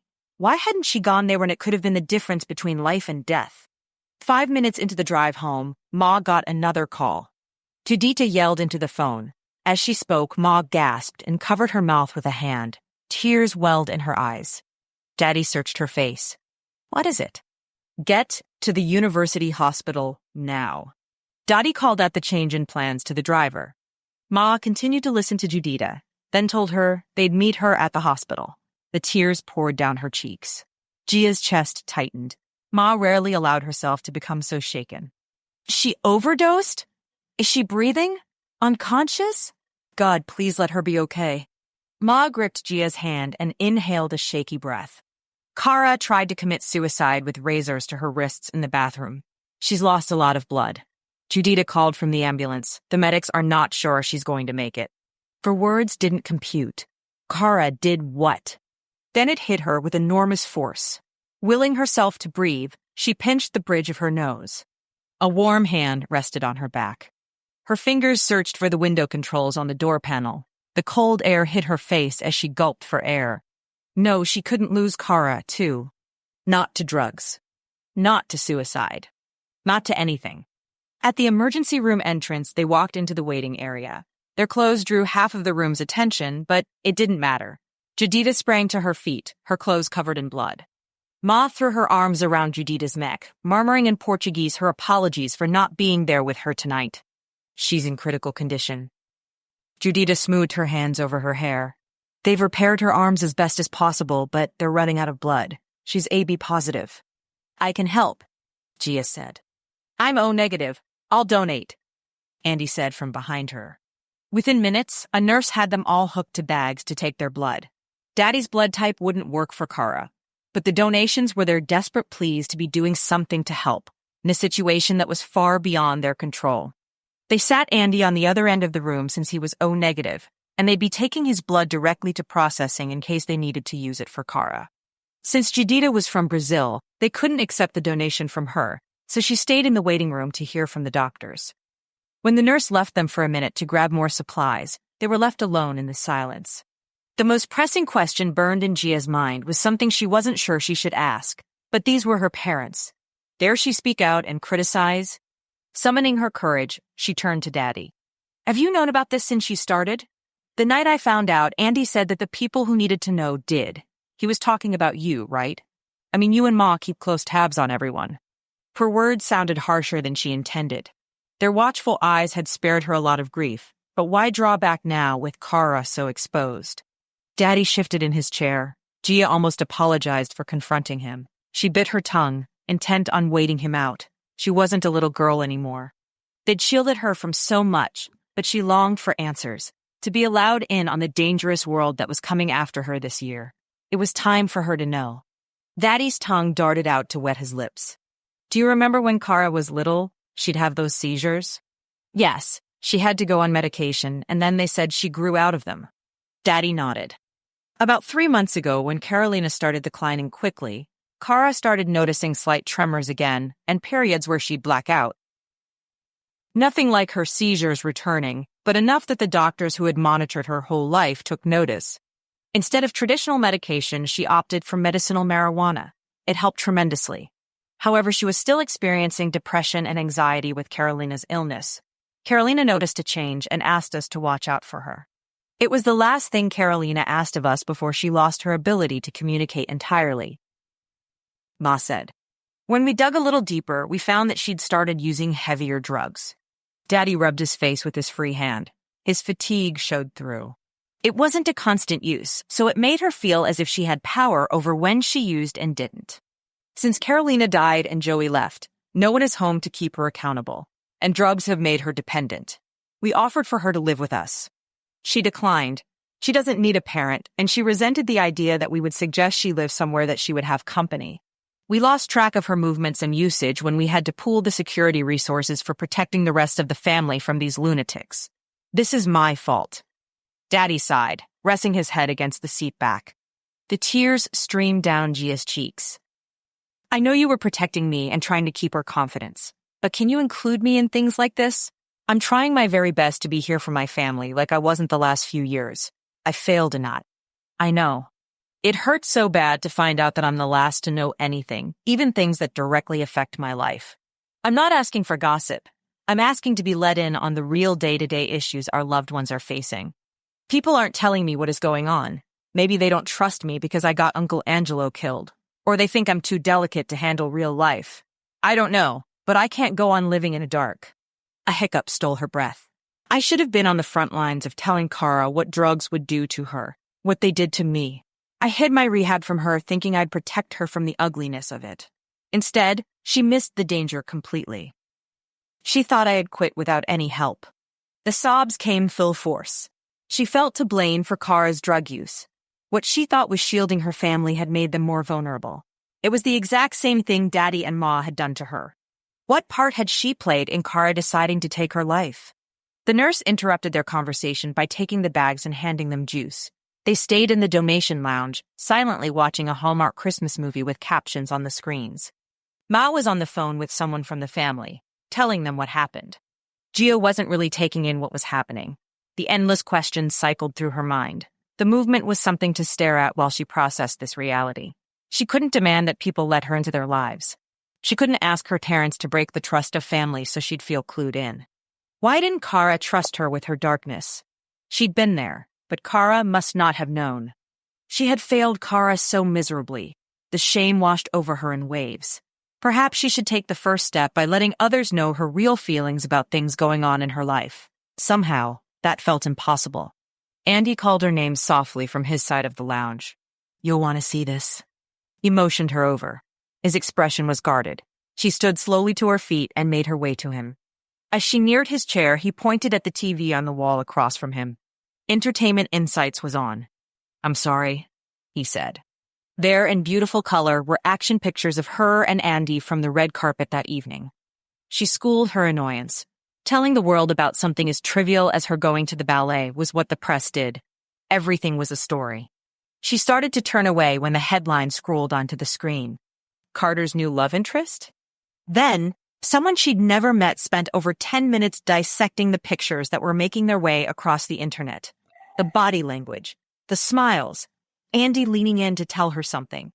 Someone had started a hashtag for Team New Guy, which offended the staunch Team Xander, inciting a verbal duel again between complete strangers who decided they wanted to comment on her life. The nausea rose from her stomach to her throat, so she dropped into a nearby chair. Her phone had no notifications. What had Xander told her he was doing tonight? She clicked his speed dial number, willing him to pick up so she could explain. He probably hadn't seen the headlines, right? He didn't watch entertainment nonsense. They'd laugh about how easily a story could be fabricated to fit a narrative and move on. Straight to voicemail. That meant he'd seen them, didn't it? Or was he dead in a ditch somewhere with that random person coming after him? She put her phone down for a few minutes and called him back. This time she left a message telling him to call her because Kara was in the hospital, fighting for her life. In a fog, she followed her parents to the waiting room. Kara had been stabilized. The doctor had reported that the surgery repairing the damage was going well so far, despite the hours they had still to go. The medical speak flew over her head, but the doctor was hopeful she'd recover full use of her hands. Ma would stay the night by her side, and Ivo would come early to replace her. While they were making the plans, Uncle Roberto, still in his suit, came in carrying Ma's overnight bag. Shock and then pained compassion registered on his face as he saw Judita's bloodied clothes. She ran into his open arms. They talked quietly for a bit in the middle of the empty waiting room. Gia's heart ached. How she wished it were Xander walking in. Instead. "Car's here," Daddy said, pointing to the door. Gia hugged and kissed Ma goodnight. "When Kara wakes up, tell her I love her, and I'm glad she made it." Ma nodded, disappearing into Daddy's arms. Gia followed Roberto, who ushered Judita to the waiting car. Andy got in behind her. The car ride home was silent. When they finally trudged through the door, the whole family waited for them. Her movements felt as if she were underwater. Everyone got a hug, then Antia led her to her room to change. Antia unzipped Gia's dress and laid out comfortable clothes. "Want to take a bath?" Gia sat on her bed, staring at the wall. "This was my fault. You can't be responsible for her decisions, like she isn't responsible for yours." The bed sank as Antia sat beside her and rubbed her back. She nodded, partly because it was the right answer, and partly because she had no words left to say. Nothing inside her felt that Antia's words were true at this moment, though someday she knew she would acknowledge the accuracy of it. "I think I will take that bath, then head to sleep." Antia started the water while Gia hung her dress in her closet. She'd never be able to wear that again without thinking of tonight's nightmare. As she sank into the hot bath, the tears started afresh. She longed to have Xander here, to put his strong arms around her and reassure her that life gave good with the bad. Though, it certainly didn't feel that way. Would he ever put his arms around her again? How much damage had those photos of her and Andy done? Shoving it to the side in order to address the much bigger problem would be justified. Dealing with the fallout when not everything was falling apart at the same time was her preferred method. She'd have to wait for him to call or respond. When the water got cold, Gia hauled herself from the bath. After dressing in her comfiest pajamas, she stopped in the family room, but mindlessly watching something on TV didn't appeal to her. She walked through to the library. Amos had Joey's vault-like security cabinet brought to the house while the offices were being redone. The thing was an impenetrable tank taller than she was. Using the code and fingerprint identifiers, Gia popped the door open. In the main section, the file folders held original prints and copies for every project Uncle Angelo and Joey had worked on. Some of the more recent files were massive, others thin. Uncle Angelo pared his files down to actual design originals and total cost of the project for each one over 10 years old. The newer designs had a few more added to it, and then Joey's files were fuller, since he didn't have an assistant or want to take the time to only keep the necessities. At the bottom of the cabinet was a decent-sized box labeled Keepsakes. With a smile, Gia slid it from the space. Uncle Angelo had kept a small item of memorabilia from each of his designs, something he found remarkable about the area or materials used, or a thank you note or letter of praise from the client. And amongst the rocks and pictures was a booklet. The cover was worn and tattered. It rankled something in the depths of her memories. The pages were yellowed and covered with Uncle Angelo's writing. His idea pad. Quotes, names, important dates, rough sketches, and thoughts in his tiny meticulous penmanship gave her the most idyllic feeling. Really, it had been a memory log. They'd teased him for carrying a pad of paper with him in the era of digital notes and cloud storage. The aging paper and the small dimensions gave the pad a sort of unearthed treasure feel, as if the answers to life could be found within the scrawled wisdom. Long ago, she and Joey had asked for a page to color on. Uncle Angelo was horrified. Never destroy the wholeness. It disrupts the magic. It always maintained its mystery. The inside cover listed his name and address. Page after page, his love for others took up every line. A family's need for money, a prayer request for health, an anniversary date of a friend, a silly quote from Joey, a Christmas wish for Cara, a roof design for a library, a wise saying from a book. Her name made an appearance with her favorite color at the time, Lillipad green. Who could forget the time of your childhood when you discovered colors had 2 or more names which changed the likability of a color completely? The dream house floor plan took on a new depth with a 2-name color attached to its walls. She cringed to think of how she'd pestered her parents to paint the walls of her room electric purple with a cosmic blue accent. Saints. On one of the pages, his larger handwriting drew her eye. There was no specific date or quote credit given.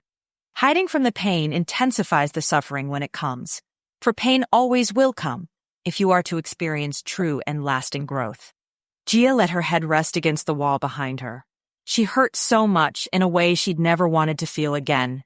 After Uncle Angelo died in her eyes, life had unraveled in front of her eyes in a similar way. Here once more, she faced a crossroads.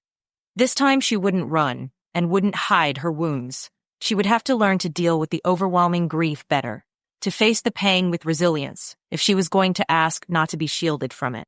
It was an ask she wasn't sure she was prepared for, but she couldn't continue on as she was. Something had to change.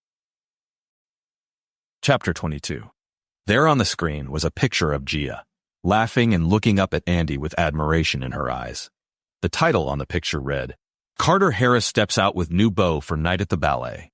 Surrounding the biggest picture were 4 other photos of the two, cozy and laughing in each other's company. To add to the smear, the magazine included pictures of people's comments on them. He's so much better looking. And, upgrade! It was like how she looked at him, or used to. His stomach plummeted, and his hope went with it. He cleared his throat as he scrambled for something to say. His siblings didn't bother to hide their worry. Well, that doesn't look good, was what he managed to come up with. Alex, I'm so sorry. Avery threw her arms around him. He winced. I shouldn't have shown you that. It took me by surprise to see her with another guy. I have this alert on my phone set so I can see when her name is mentioned to keep tabs on her and you. It's weird. Anyway, you know how those gossip magazines are when they need a story? They make anything up to get people to read their content. It's not even real journalism. He grunted, unsure of how to respond. "Who is he?" Link said, looking ready to bash some heads in. Xander loved him for it. "Oh, that's her bodyguard, Andy." Xander's voice wavered a bit. "It's probably nothing." "Bodyguard?" Link and Avery said at the same time. Xander checked his watch. He didn't have anywhere to go tonight or tomorrow. "It's a long story, but I have all night if you want to hear it. Miss out on my big brother's real-life drama? No way. Come to my place." They followed Avery to her apartment nearby. Her two roommates were out of town for the holidays, so they would have the place to themselves. In the silence of his car, he absorbed the pain of seeing his girl, the one he loved most, on the arm of another guy. It took his breath away. It didn't mean she'd fallen for Andy, but he did do the dangerous stuff. He went everywhere with her.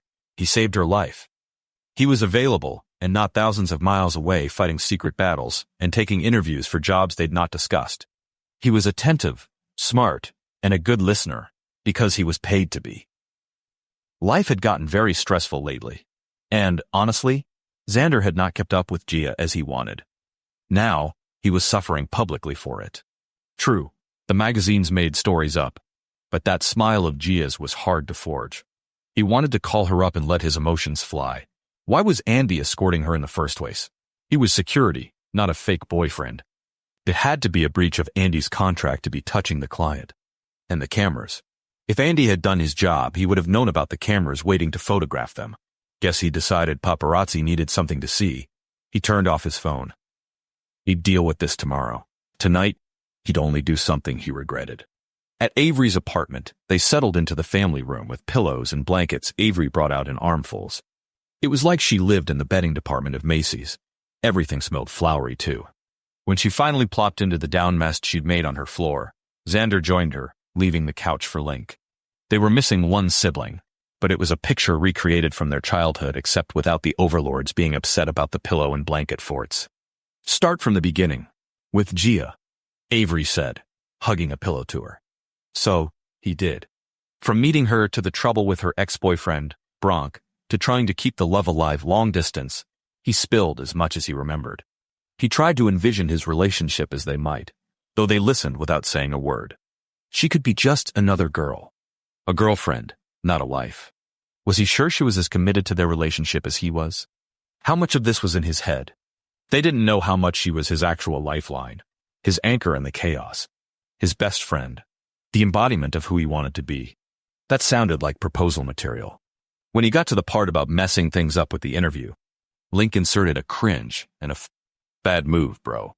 No comment from Avery, who was buried under 3 blankets by the time he finished his long-winded tale. "So, should we break up?" "Are you kidding?" "Hard no," Link said.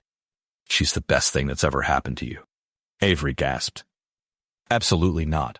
You have to let her explain her feelings first. Yeah, long distance isn't ideal, but when you guys are together, you are like..." Avery flopped over on the pillows. "Magic. That was a crazy story, man. Don't do anything until you see her in person." Link grabbed a blanket and pillow from the floor. "Hey, Ave, I'm too tired to drive home. I'm gonna sleep on your couch, okay?" "Yeah, I'm staying too." Xander covered himself with a blanket. "It's a sibling sleepover." Avery grinned. "It's been a decade, at least. What are you going to do now that you've ditched frat boy Chad?" The fatigue was starting to steal over him. He still had a hard time believing Benny had pulled a chip from his body earlier today. Avery sighed, dropping her head to the pillow.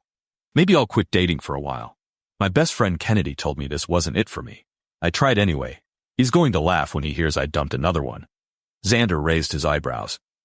"He? As in Kennedy is a he?" "Yeah. He said Chad was completely wrong for me. He's predicted the end of every relationship I start. I really want to prove him wrong. Meanwhile, he's not looking for a girl, confident that his true love will just open her eyes and realize he's it for her. Fool." Avery added another blanket to her pile. "Maybe I'm doomed to be single. My taste certainly is questionable. Why were everyone else's decisions about love more obvious than his own?" Reaching up to turn out the lamp, he grinned. "I think the right one is closer than you know." "Thanks, Xander. I love you," she mumbled through a yawn. The next morning, Xander woke up before the other two and sneaked out to grab them breakfast. Never would he have anticipated that dinner and a sibling sleepover would be just what he needed to put life back in his veins. He turned his phone on and searched for the nearest bakery to grab some sugary carbs after a really late night. He hopped in his car to drive the 2 miles. The bakery had an airy feel with an enormous amount of seating that Mother Hen didn't have. Call him crazy, but it didn't feel as personal or homemade. With the box stashed safely on his passenger seat, he pulled into traffic. A gray car moved from where they were parked. Xander accelerated to give him room to get out. 3 turns later, the gray car was still behind him at length. Something struck him as odd. He was almost to Avery's with breakfast. It was paranoia, right? To be safe, he switched lanes, made a left turn, and finally parallel parked in front of a shopping strip. The gray car stayed with him, parking when he stopped. His breaths were coming in short bursts. Keeping his eye on the car, he called Officer Calfee. "I think I'm being followed by someone. Possibly a gang member," Xander said when he'd explained who he was and what Barley and Calfee had visited him for. "Drive on over to our headquarters. When you get here, we'll take the description and plates if you have them," Calfee said. He texted Link's phone to tell him he was stopping by the police headquarters quickly, but would return with breakfast for them. Crime didn't stop on Christmas Eve day. He zoomed out of his parking space, not bothering to follow the rules of the road too closely. The guy in the gray car behind him was equally as careless. Xander grinned as he turned into the police headquarters parking lot, and the gray car drove past slowly, as if debating following him in. He walked into the headquarters, filed a report, and waited for Calfee at the front desk. "Come on back, Xander." Calfee led into an office with a window. Someone in plain clothes sat behind the desk.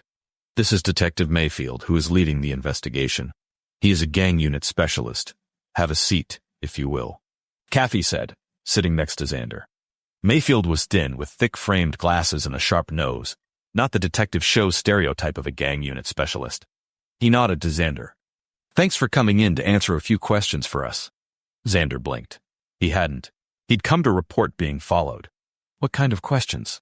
The office was a real office, as opposed to an interrogation room, but Calfee sat in the chair closest to the door, as if guarding it.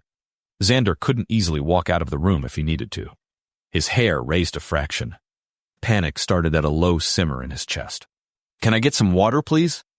His voice sounded hoarse. Calfee gave him a strange look as he rose to get the water. Xander took a few steadying breaths. The path to the doorway was clear. Run now and take his chances with whoever was in that car, or sit in the police headquarters while they tried to build a case against him and imprison him again. Maybe they wouldn't, but dare he take that chance? He had no idea what he was involved in. Same problem as before, and everyone knows how that ended for him. "Do you have a room with more windows and more space? I'm claustrophobic and have panic attacks," Xander said. Part of that was true, but most people dismissed his panic attacks as nothing, so including a reason for the attacks made it more permissible to some. A reason other than the truth of what happened to him in the prison yard, of course. Mayfield nodded and walked him to an upstairs lobby area with comfortable seats next to a wall of windows. He pulled 3 chairs close together. Better. If he were a suspect, there wasn't a chance in the world they would have accommodated his request. Calfee followed them from the kitchen area to the seats. As they sank into the chairs, Mayfield extracted a pad of paper from his pocket. As Calfee said, "I'm the detective in charge of the gang unit division. I see the big picture of gang activities and movement, why they hit certain places, what their long-term goals are, what do their actions mean, and who are they going after. This is to make sure they are staying in their lane, if you will, and not making power plays for the public that we didn't see coming." Mayfield peered over his thick glasses at Xander. The strategist. Mayfield was the puppeteer tucked safely away inside the castle, moving pieces of the board game around to understand and predict the future. "What I didn't understand for a while was what your involvement was." Mayfield tapped his pen against his paper, his head tilted toward the ceiling. "You have no prior gang involvement, and it's well documented that prison gangs do not line up with external gangs and their allegiances. However, you didn't join a gang in prison. You chose to be a free man." The brown of Mayfield's widened eyes almost sparkled. This was like a game to him. Perhaps he was the one who had been keeping tabs on Xander and sending notes about what was happening. He opened his mouth to ask, but stopped himself. The game master would reveal it all in due time. "So why are you being singled out and harassed? You're a soccer coach. You don't have ties to any industry that gangs might be interested in," Mayfield said. "Calfee has told me that you were interested in personal protection. which means you know just how dangerous a position you are in, being sought out by gangs. Why don't you tell me what you know? Xander stared at him. Mayfield wouldn't be asking if he were the one calling the shots. He'd know what Xander knew already. His mind reeled, assessing the angles. How much would he regret revealing what he knew, now or in the future? This guy seemed to hold his cards to his chest.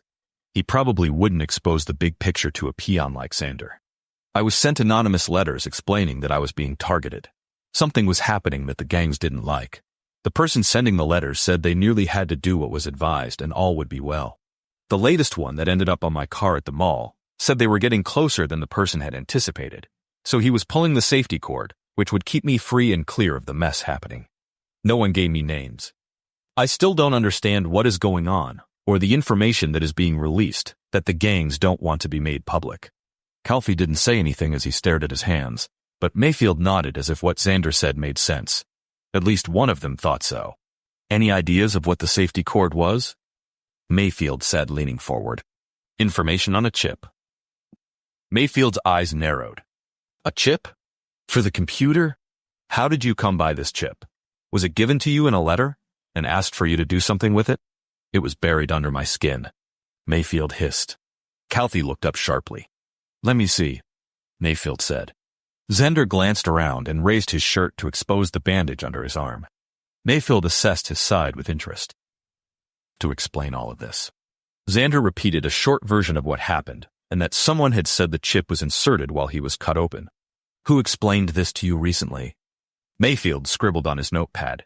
His legs crossed, much how the therapist Xander saw one time a few months ago had looked. The veterinarian tasked with extracting the chip. At Xander's answer, Mayfield's agitation grew, but still, he didn't offer the extra information. Give me the whole story, Mr. Reinerman. I don't want to have to keep asking questions to get small pieces to the puzzle. I am a big picture kind of guy. Xander smiled. He wanted to have the upper hand in this questioning, not be another cog in Mayfield's information reel. I received a letter saying that I needed to go see a veterinarian to clear this whole mess up. The veterinarian knew who I was and where the chip was located on my body. He took it out, inserted it into a computer, and told me that the right people had the information now. That is all I know. That's name? Mayfield asked. Dr. Ben Kirkles in Kittredge. Mayfield stared at him. Give us what the doctor ordered. Could this be what they were referring to? I was hoping you'd be able to tell me, sir. Xander said. Mayfield narrowed his eyes, startled from his deep focus. I think that is all the information we can get from today. I'll be in touch, Mr. Reinerman. Please let me know if you get any more of these mysterious letters. Xander stood, nodded his head, and started towards the stairs. If they kept him any longer, they might find a reason to not let him go at all. As he descended, he looked at the place they'd been sitting. Calfee was gone. But Mayfield sat there staring at him, an unreadable expression on his face. How much did Mayfield know that he wasn't sharing? How much of that information would cost Xander his life? An ache grew in the pit of his stomach. He felt like he was on the edge of a precipice that once he fell, he'd never come back from. Chapter 23. Christmas Eve day, Gia awoke early despite the late night. The force of her problems slammed into her, evaporating her chance of going back to sleep. Kara was in the hospital, surviving. Xander wasn't answering his phone or calling her back. Their relationship was in serious danger right now. The churning returned in her stomach. She ran to the bathroom and heaved into the toilet. She didn't want to face today. The cost could be far too great. She didn't want to lose Xander. Or Kara. Summoning what little strength she had, she dressed and went downstairs. Her cousins weren't up yet, but her uncles and aunts sat around the table with Daddy and Avo talking quietly. What if she came back to Brazil with us? There's a number of great rehabilitation centers in Rio. She'd be around family, have a fresh start, a change of scene without the reminders of what she's lost. Tia Neves said. She can get a free education at our college if she lives with us. Might give her a new path to go down if she never regains the use of her hand again. Uncle Roberto said. Kara had potentially lost the use of her hands? How would she mentally recover from that in addition to everything else she had lost? Gia swallowed hard against the lump swelling in her throat. It would be so hard for Joey if Kara moved to Rio, but if it was the best thing for Kara, no one would argue it. She's welcome to work in my shop with me, Tia Judita said. That girl is as stubborn as her father. I don't think she's going to move out of the country even if it was the best thing for her, Avo said with a hearty humph. We can present the ideas to her once she is off the drugs and has a better idea of what her future physical capabilities will be, Daddy said. Anyone have any thoughts about when we should tell Joey what is going on? Gia couldn't stay. The guilt was overwhelming her. If she had been transparent about her drug recovery years ago, would this have ever happened? Had she been the reason Kara was driven to end her life? She grabbed a protein bar on her way to her car in case her stomach calmed down enough to be hungry. On her way to the hospital, she dialed Xander's number, and this time it rang. Voicemail. She left him a message telling him to call her when he got the chance. Short of her flying out and showing up in her own house out there, she wasn't confident she would hear from him. At the hospital, she stopped at the desk for Kara's room number and made her way up to the 3rd floor. Ma was stepping out of the ensuite bathroom when she knocked softly and stole inside. Ma gave her a tired smile, then glanced at Kara, who lay asleep on the bed. Her skin was pale in the window's lighting. Her bound wrists lay elevated on pillows and slings. The machines beeped and whirred as her heart rate and blood pressure monitors measured her vitals. Gia could hear her own heartbeat in her ears. I'm going to grab some breakfast from the cafeteria, Ma said, running her fingertips along Gia's arm. Her expression was soft and pained, as if she wanted to add to her words but didn't know what to say. With a nod, Gia sat in Ma's chair next to the bed. The quiet breaths didn't soothe her as she thought they would. I am so sorry if I had any part in making you feel that this life was not worth living. You are so loved. You are needed. Her voice cracked with her halted speech. Gia, Kara breathed. Gia jerked her head up. You're awake. I'm so glad. I'm so happy to see you. Kara took a moment to moisten her lips and clear her throat. The sleep was still thick in her expression. It's not that I didn't want to live. It's that I didn't want to live this life. Her heavy eyelids closed as her chest rose and fell rhythmically. Back to sleep. She remained that way until Ma came back. You need to head home and get ready, Ma said, her tone brooking no argument. Gia nodded. The tears hadn't come yet, but they would. Kara hadn't seen a way out. Gia had been there almost 4 years ago. It was why she ran away. The heavy blanket settled over her. At home, they ate an early lunch and dressed for the Christmas Eve Mass at St. Louis Cathedral at noon. Aside from being a notable icon in the French Quarter, it was the oldest Catholic church still in use in the United States. It was more of a who's who event than people wanted to admit, since it was church. Ma and Daddy loved the traditional songs and readings from the Catholic Church for Christmas Eve, whereas normally they preferred their Presbyterian church where Carolina's funeral had been held. Gia and her cousins piled into one limo, and the adults in the other. The mood had lightened considerably since they left the house. She tried so hard to join the conversation about Christmases past and how this year's trip had been one for the books. Her cousins didn't mind that they weren't in Rio for their typical holiday festivities. They'd packed as much as they could into each day, and they would have stories to share when they got home. Her mind kept going back to that dark place of guilt and grief and blame. If only. When they got a few blocks from the church, traffic came to a standstill. The traffic cops did their best to unblock the bottleneck, but it wasn't working. Andy and Daddy knocked on their limo window. Silva opened the door. Daddy popped his head in. We're going to have to walk the rest of the way if we want to get a seat inside. Stick together. We'll have security in front and behind. Listen for their instructions. Everyone filed out into a huge huddle on the sidewalk. Andy spoke into his earpiece. When he was satisfied security was in place, he offered his arm to Gia to head up the trip to the church. It was a gentlemanly gesture, one she didn't care to decline in her current state of mind. She slipped her hand around his bicep and fell into step beside him. Does this mean they didn't charge the guy they had in custody? Andy shook his head, but didn't take his eyes off their surroundings. They charged him with as much as they could. He didn't admit to much, but they found evidence that pinned some of it on him, like the dead animals and rodents in the office. I'm sure they'll find more as they keep digging. Do you guys have a lead on the person doing the big damage, like the fires? Andy grunted. We've got our eyes on a few possibilities, but we have to have clear evidence in order for the police to arrest and then have the case stand up in court. They crossed a street in a tight clump. Happy laughs from people dressed in holiday colors made her smile. The crisp air reminded her of Colorado's autumn, which she'd missed out on this year. It was strange to think of her other life, waiting for her halfway across the country. I didn't get to thank you properly for your help with Kara at the house. She smoothed back her hair. She wanted to beg him to forget everything he heard. "I'm glad I was there, for your safety and hers. I'm so sorry about her attempt last night. It's a really tough spot to be in for everyone." That was an understatement, but she appreciated the sentiment. He squeezed her hand.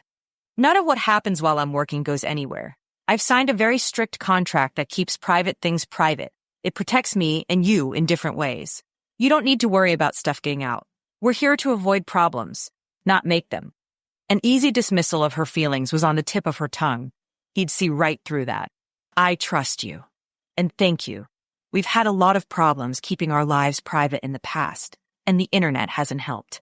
The internet always has something to say. Speaking of, there are some paparazzi behind the bushes to the right. "Everyone, stay close," Andy said over his shoulder.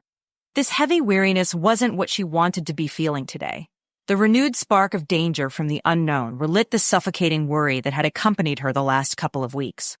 The sidewalk opened up to a bigger walkway, allowing Gia to reach back and grab Sarah's arm, so they formed a small chain with their arms looped together.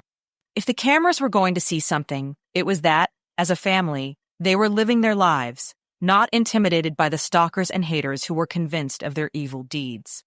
The gray spires with crosses loomed in front of them. Andy turned the group so they walked past the garden to the area where cars weren't allowed. One of the security guys with their group strode up to a cathedral staff member and spoke with her briefly. With a nod, she ushered them to a side door, scanned her badge, and let them inside. Royal treatment when they had security with them. They found a hard wooden pew, half-lay back, that sat them as a group. The daylight filtered in through the windows, decorating the painted arched ceiling above, but below the lighting took on a cozier Christmas feel with low lights and candles lit on the sides. She breathed a prayer over the mess of her life. Here she was again on the verge of the best things in life being taken from her in a heartbeat. The robed choir started in on a Christmas hymn, accompanied by the organ. The familiar readings and the reverent mood soothed her soul. The baby had been born into a world where nothing was right, yet he brought peace. That was what she needed. Peace in the midst of the unthinkable. Last year she'd been in Colorado hiding, thinking of how her parents would be sitting alone in a pew, listening and praying. This year wasn't in the least how she'd expected it to be. The last 7 months of the year had turned her life into something she didn't recognize. It had brought her Xander and a reconnection with her family she counted as the sweetest gifts amongst the bad. But despite the changes, the Christmas message remained the same, something she could count on, as if it healed the gaps the tremors of the rest of the year had created. When the final amen was said, they moved toward the side door with the heave of the crowd. An excited hum echoed off the high-arched ceilings and stone floors. They were headed to Brazilian hot chocolate in front of a fireplace as they played games and told stories. A few procrastinators still had presents to wrap in the wrapping room, their storage room off the main basement area. Then they would enjoy a warm dinner and more traditions as a family. A fantasy life many in this world would never know. Outside in the alley, she relaxed in the cool city air. Andy again stayed beside her as they moved in a group through the pedestrian zone. The revving of an engine registered faintly in the back of her mind as she and her cousins giggled at something Uncle Roberto said.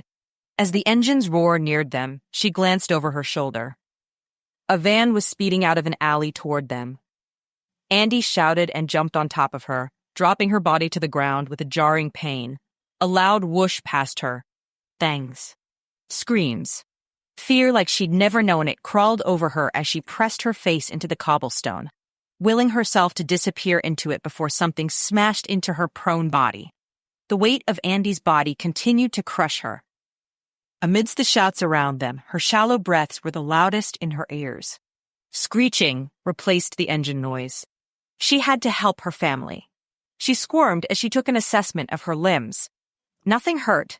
Had she somehow escaped being hit? With a heave, she pushed the weight off her. A thump, followed by a low groan, had her sitting up in seconds. Andy? His answer was a moan. He lay rolled on his back, dazed. Around him, a pool of blood began to take form. Frantically, she searched for the source. She screamed for help as she found a trail of blood from his head. A couple of people joined her at Andy's side, saying something about pressure and stemming the blood flow. An officer standing over them called the emergency into his radio. Sirens wailed through the air. Help was close. Her family. Gia stumbled to her feet. Uncle Ronaldo and Daddy stood above Avo, helping her to her feet. Silva and Z knelt over Uncle Mateus. His arm was bent at an odd angle. She ran to his side. Silva wrapped his coat around Uncle Mateus's shoulder. Relief sank into her soul as the paramedics jogged to his side. She spun in a circle, counting and naming everyone. Andy and Mateus were the only ones from their group still on the ground that she could see. The crowd started to form in front of the cathedral as the cathedral staff and their security struggled to keep onlookers behind their outstretched arms. But it wasn't their family that people stared and pointed at. Further down the pedestrian zone, flashing blue lights drew everyone's attention. A circle of police had a man on his face, his hands cuffed behind his back. Amos was walking toward Daddy from that scene.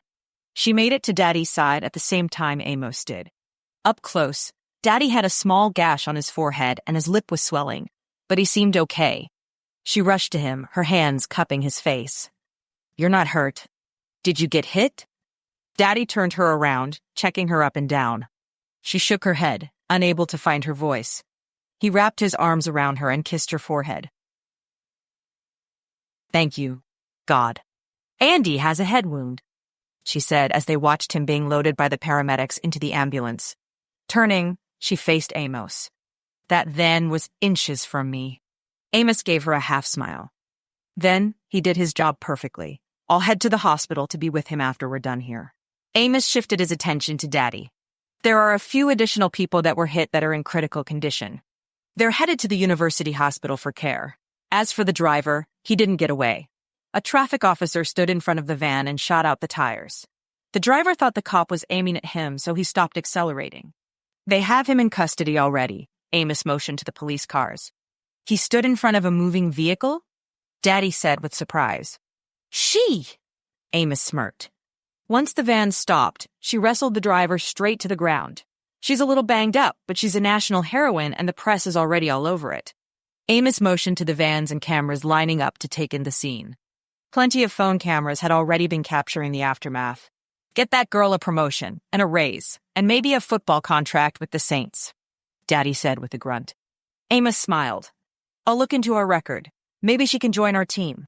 Her name will be in the history books for sure. Once I find out more from the police, I'll let you know our next steps. We're going to need to be here for a while to talk to them. I'll see if they can't release us to the house and interview us there for comfort and privacy. It's hard to believe this is a coincidence and not the guy who has been after Joey and Gia. Here's hoping we got him, Burley." "We can only hope," Daddy murmured. As Gia took in the scene from the security of Daddy's arms, the tears fell in rivers down her cheeks. When she thought things couldn't get any worse, life proved her wrong. So very wrong. Chapter 24. By the time Xander made it back to Avery's place with the breakfast, Link and Avery were waiting on him to go to Mammy's for lunch and the annual present exchange. Mom's mom, Mammy, was 83, but had hosted them every year on Christmas Eve day, as if it were actual Christmas Day, allowing Mom and her sister to have Christmas Day with their kids. Xander hadn't seen or heard from Mammy for 6 years, which didn't bode too well for her thoughts of him. In his childhood, she'd had a staunch belief that Allens behaved a certain way, or the disgrace would affect one's eternal destination.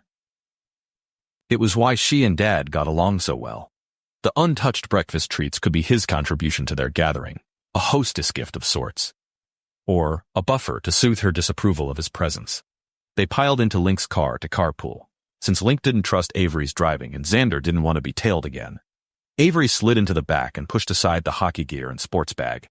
"Gross, Link. Wash your sweaty clothes once in a while." Disgust dripped from her voice. "You don't take dates in the car with you when it smells like this, do you?" Link froze. "Smells like what?" She made a gagging noise. "That is why you can't keep a girl. Next time, don't be chivalrous. Just meet her at the restaurant. Your date will last longer."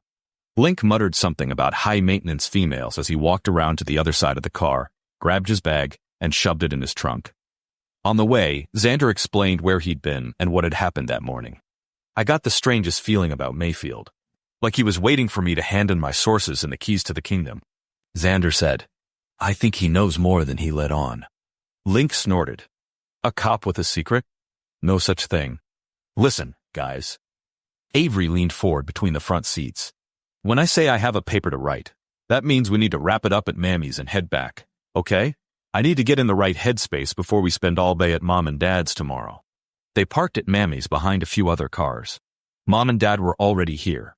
As they walked in, Uncle Timothy called his greeting from the overstuffed chair where he sat with his feet up. There they are. Trouble's walking in. He laughed at his joke and gave them a wave without getting up. We were about to start without you. It was unlikely.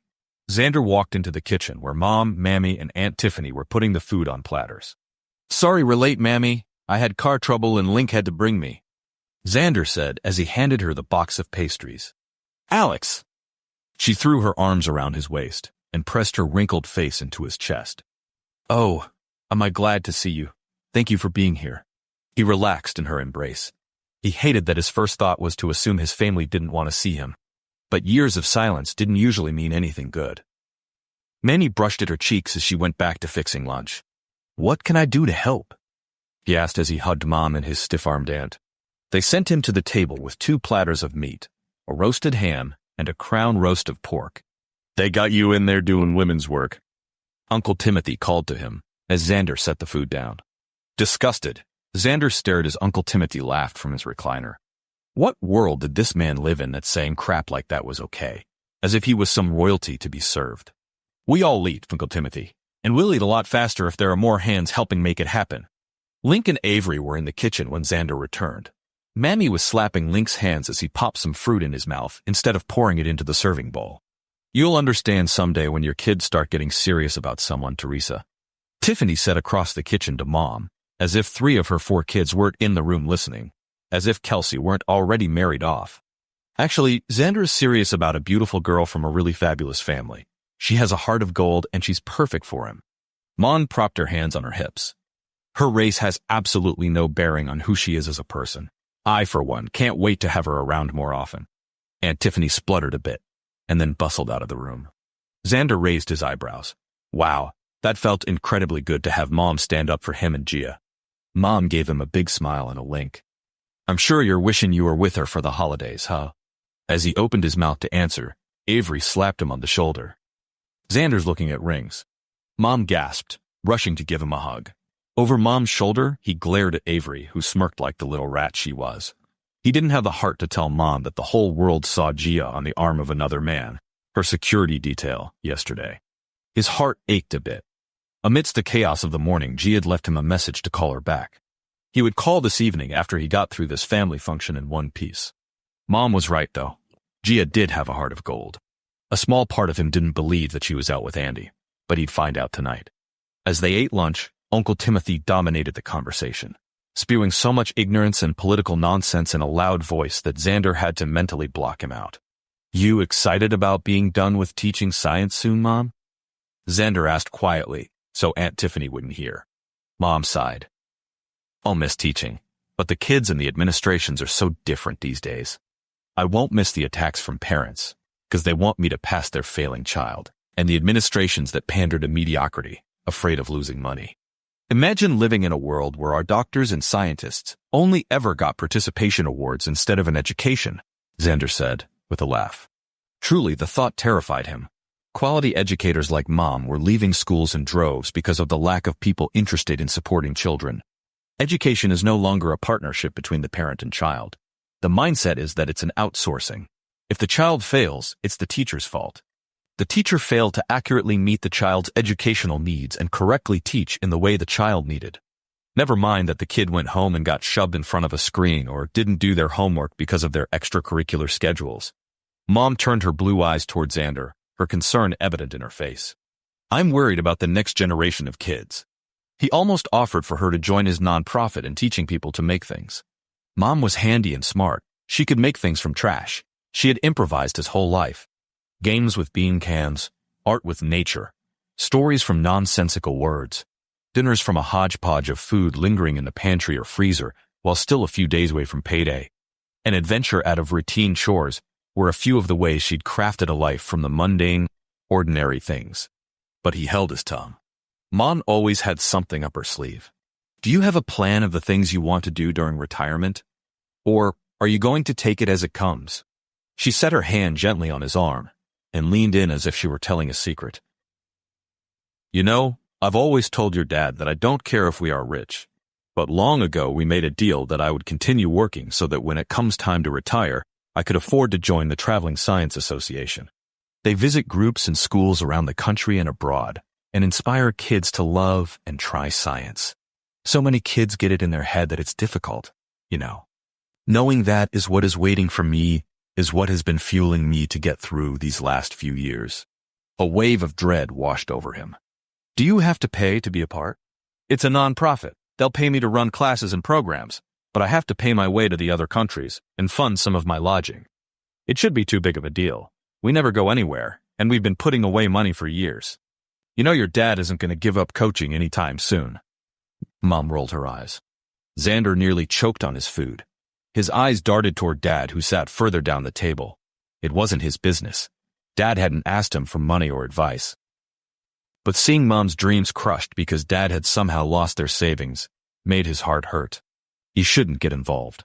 And that was exactly what he was telling himself after lunch 30 minutes later, as he approached Dad, his heart racing.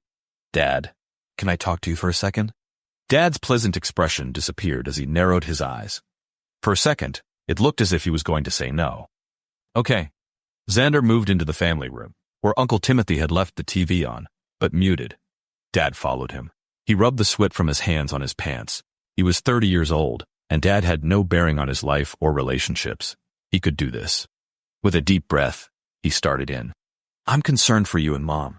Link said you were looking to make some high-risk investments to get back some of your retirement. Mom seemed really excited about retirement at lunch. I would hate for her to not get to follow her dreams. He was fumbling, and Dad was a shark who could smell blood. Dad crossed his arms and stood a little taller.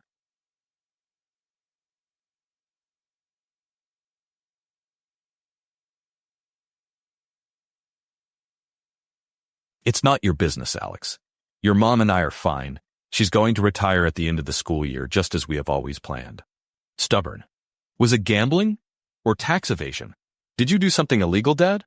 I said, it is none of your business. You think that coming around for 6 months entitles you to talk about things you know nothing about? Dad asked. I would know about them if you'd let me be a part of your lives. What will it take for you to understand that I'm not guilty? Guess what? The almighty justice system gets it wrong. Once my settlement is over, you'll see.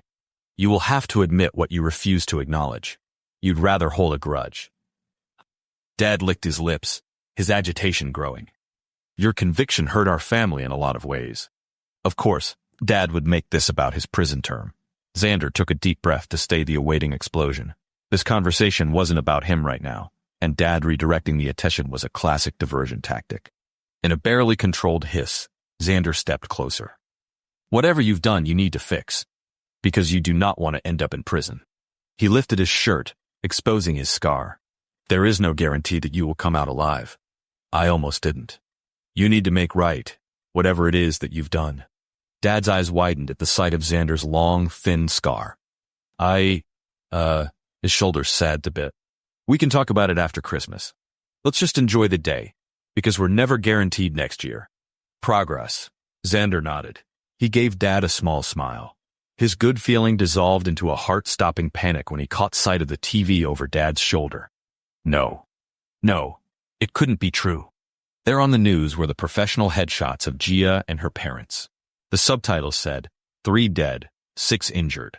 In large letters on the bottom of the screen, the headline read, Driver plows into Christmas mass crowd at St. Louis Cathedral. He couldn't catch his breath. Lincoln. Xander spun around. Lincoln. His shouts echoed through the house. Everyone ran into the room, wide-eyed and alarmed. What? What's wrong? Lincoln looked from him to Dad, worried. I need to go to the airport. Now. Mom gasped. Her hands flew to her face when she saw the pictures. Unmute it. Someone turn it on. That's Gia. That's Xander's girlfriend. Xander didn't bother to say goodbye. If Gia had been hit, or was dead, he wouldn't be able to live with himself. Oh God.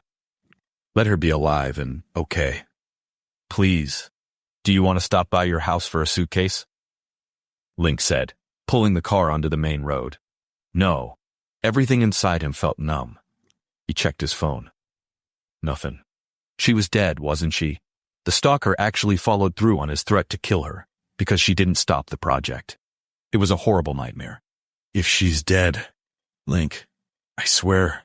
She's going to be okay. How can you say that? He grunted. You don't know. Link cringed. You want me to come with you? I have to be back for a game on New Year's Day, but I can miss the practices until then. No. Yes. I don't know. Xander felt like he was going to suffocate. He opened the window and sucked in the cold air. Couldn't this car go any faster? Drop me off at departures if you would. If you can stay in the area for a bit, I'll call you when I find out about flights. Sure. I'll stay nearby. Link put a hand on his shoulder. I'm sorry, Xander. I really pray she's okay. Xander gave him a half smile. It felt good to have Link here. He would never take his family's support for granted. Thank you. Me too. 20 minutes later, he called Link from the other side of security as he sprinted to his gate to tell him he'd gotten on the 2:45 flight to New Orleans. In that span, he'd gotten texts from Mom and Avery, telling him they loved him and they were sending their prayers. He had nothing with him except his wallet and phone, wearing the clothes he'd put on for yesterday's dinner out. In the security line, he had to explain to several suspicious officers that his fiancée had been in a horrible accident and he was rushing to be with her. Because he didn't know if she'd make it. They patted him down thoroughly, even if they did believe his story. The tears welling in his eyes were real. The emotion was something he wasn't used to, feeling this lost. And he had the entire 2.5-hour flight to think since he didn't want to wear down the battery on his phone. Insanely alone with his thoughts, as he had been in prison so many times before. When he landed, he called the friends and family get-there number for a ride to the house. Or should he go straight to the hospital? He opted for the house first. Not until they reached the Carter Street did it hit Xander what a media circus there would be outside the house. They dodged news vans and crew camping out on the sidewalks. Amos's team must have set the perimeter up pretty quickly. Xander's car was largely ignored until they pulled up to the closed gate. The driver called through the security box and was let in, but not before a few well-placed cameras flashed in his face. Wouldn't the entertainment news love that headline? The front door opened as he stepped up to it. A guy with an earpiece and a very accessible firearm greeted him. ID, please. What? As he handed it back, Xander tried to look around the mountain of a guy. Is Gia here? I need to see her. I need to know if she's okay. The guy's expression didn't change. Not a hint of an answer. Instead, he motioned to the library. Wait in here. Xander paced a foot from the door and back, hands jammed in his pockets, the prayer in his head on repeat as he made every sort of promise to God he could think of. Xander! He spun around just in time to catch Gia launching herself into his arms. You're alive. You're okay. Thank you, God. Thank you. The tear spilled from his eyes as he buried his face in her flowery, scented hair. Her arms locked around him in the tightest squeeze. He welcomed the pain in his side. Drawing back, he took her tear-streaked face in between his hands. You weren't with him, right? Andy. She shook her head, still crying. Her big brown eyes were red and puffy, but he'd never seen anything more beautiful in his life. He pressed his forehead to hers, his lips a breath from hers. Be with me. Marry me, Gia. Spend the rest of forever with me, and I'll spend our forever carrying you when you feel like you can't go on. I don't have as much to offer you as I want, but I will work hard every day to be worthy of your love and your companionship. He smoothed his hands up her back, bringing their bodies as close together as he could get them. I can't bear the thought of losing you. She pressed her lips to his. He deepened the kiss as he hitched her legs around his waist and sank onto the nearby couch, making up for lost time. Her touch, her passion, her strength lit a bonfire inside him. She was his woman, and that wasn't something he ever wanted to doubt again. Gia was first to pull away. Her hot breath raked against his lips. He longed for more, to heal the parts of him that still felt broken. I don't need you to offer me the world. We'll build and chase that dream together so it's ours. She whispered. Her hand ran over his hair and his stubbled cheek. I missed this so much. I missed you. I missed us. Let's not ever do long distance again, okay? Agreed, he said. Because once we get married, we go everywhere together. Got it? She asked. Xander laughed. I like the sound of that. So, you'll be my wife? I'll be your everything. Alexander Reinerman. Chapter 25. Gia stuffed her toiletries into her suitcase and looked around her childhood room. She hadn't expected to come back for as long as she did, but she was glad for the time. She was a different person than the haunted girl who'd come home to fake an engagement to Bronk and grieve her dying aunt. It was a new year and time to start her future.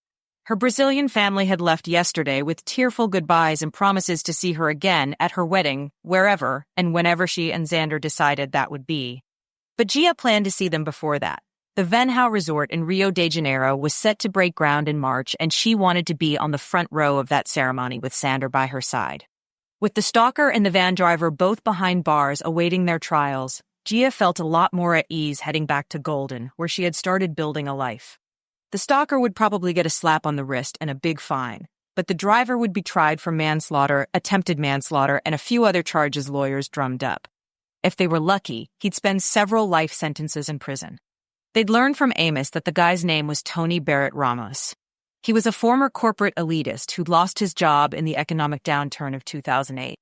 In 2010, he'd applied for a job with one of the Carter companies, claiming that he was a perfect fit, but hadn't been chosen for the job. In his words, being denied the job led to a series of bankruptcy filings and losing most of what he owned. The Carters were to blame for his losses. It had been a hard time for everyone, but there were jobs to... He'd had his hopes pinned on getting that one job and couldn't recover from losing it. Since then, he'd become an activist against everything the Carters did. They were public figures of success and symbols of what Tony had lost. He couldn't mentally cope with believing he was at fault for his failures, so he'd found somewhere else for the hatred and loathing to go. Fixated, the police psychologist had called it. At first, it started out small, bitter rants on obscure forums, negative reviews online, false reports to the Better Business Bureau. It escalated when he found a very active conservationist group, whom he fed lines to about the Venhao resorts destroying the forests and green spaces around the world with their disgusting greed. While mentally he vilified Ma and Daddy, he found Joey and Gia to be easier targets to eliminate in the process. In a very small way, Gia had him to thank for pushing her to create a space she'd never envisioned designing in her career. The team of engineers praised it as the most in keeping with local culture and preservation-friendly design that they'd seen. She already had submitted to be part of a few other non-profit projects there in Rio, with hopes that she could start branching out internationally. The school Miraveau had told her they wanted her, if she could get the necessary work permits. Xander had agreed that if she needed to be in Rio, that he would be by her side as much as possible. Her family had been absolutely thrilled when she and Xander had announced their engagement on Christmas Day. She and Xander had stayed up all night on the couch in front of the library's fireplace, talking through their hurts and working out the problems they'd allowed to take hold during their stint of long distance. And there was a lot more than either of them had thought. In the early hours of the morning, they dozed, cuddled together, feeling as if the world was theirs for the taking. Except they still had life to deal with in their reality. A day after Karop was released from the hospital, she checked into a rehabilitation center a few minutes away from her house. She'd videoed with Joey to decide what was best of the options presented. As tempting as moving to Brazil was, Kara wanted to do that when she was well, not when her family would have to check on her constantly. When Joey had heard about her drug use and suicide attempt, he immediately started to look for plane tickets home that day or the next. She'd convinced him to stay abroad by making a deal that she'd stay in rehab if he continued his travel. Kara saw it as his therapy and how he'd learned to cope with the grief. They promised to check in more frequently with each other, and Joey already called her every other day. He'd texted Gia too, saying he'd bought a cheap phone with unlimited everything so he could keep tabs on home. When he found out what he'd missed, he was so upset that he hadn't sprung for it earlier in his trip. It was an enormous relief that he wasn't radio silent anymore. She immediately emailed him and told him everything about how she'd been in rehab in Colorado years earlier for drug use. He'd accepted her apology and rejected her guilt for not being more transparent with her life. Kara made her own choices. Gia was not responsible for them.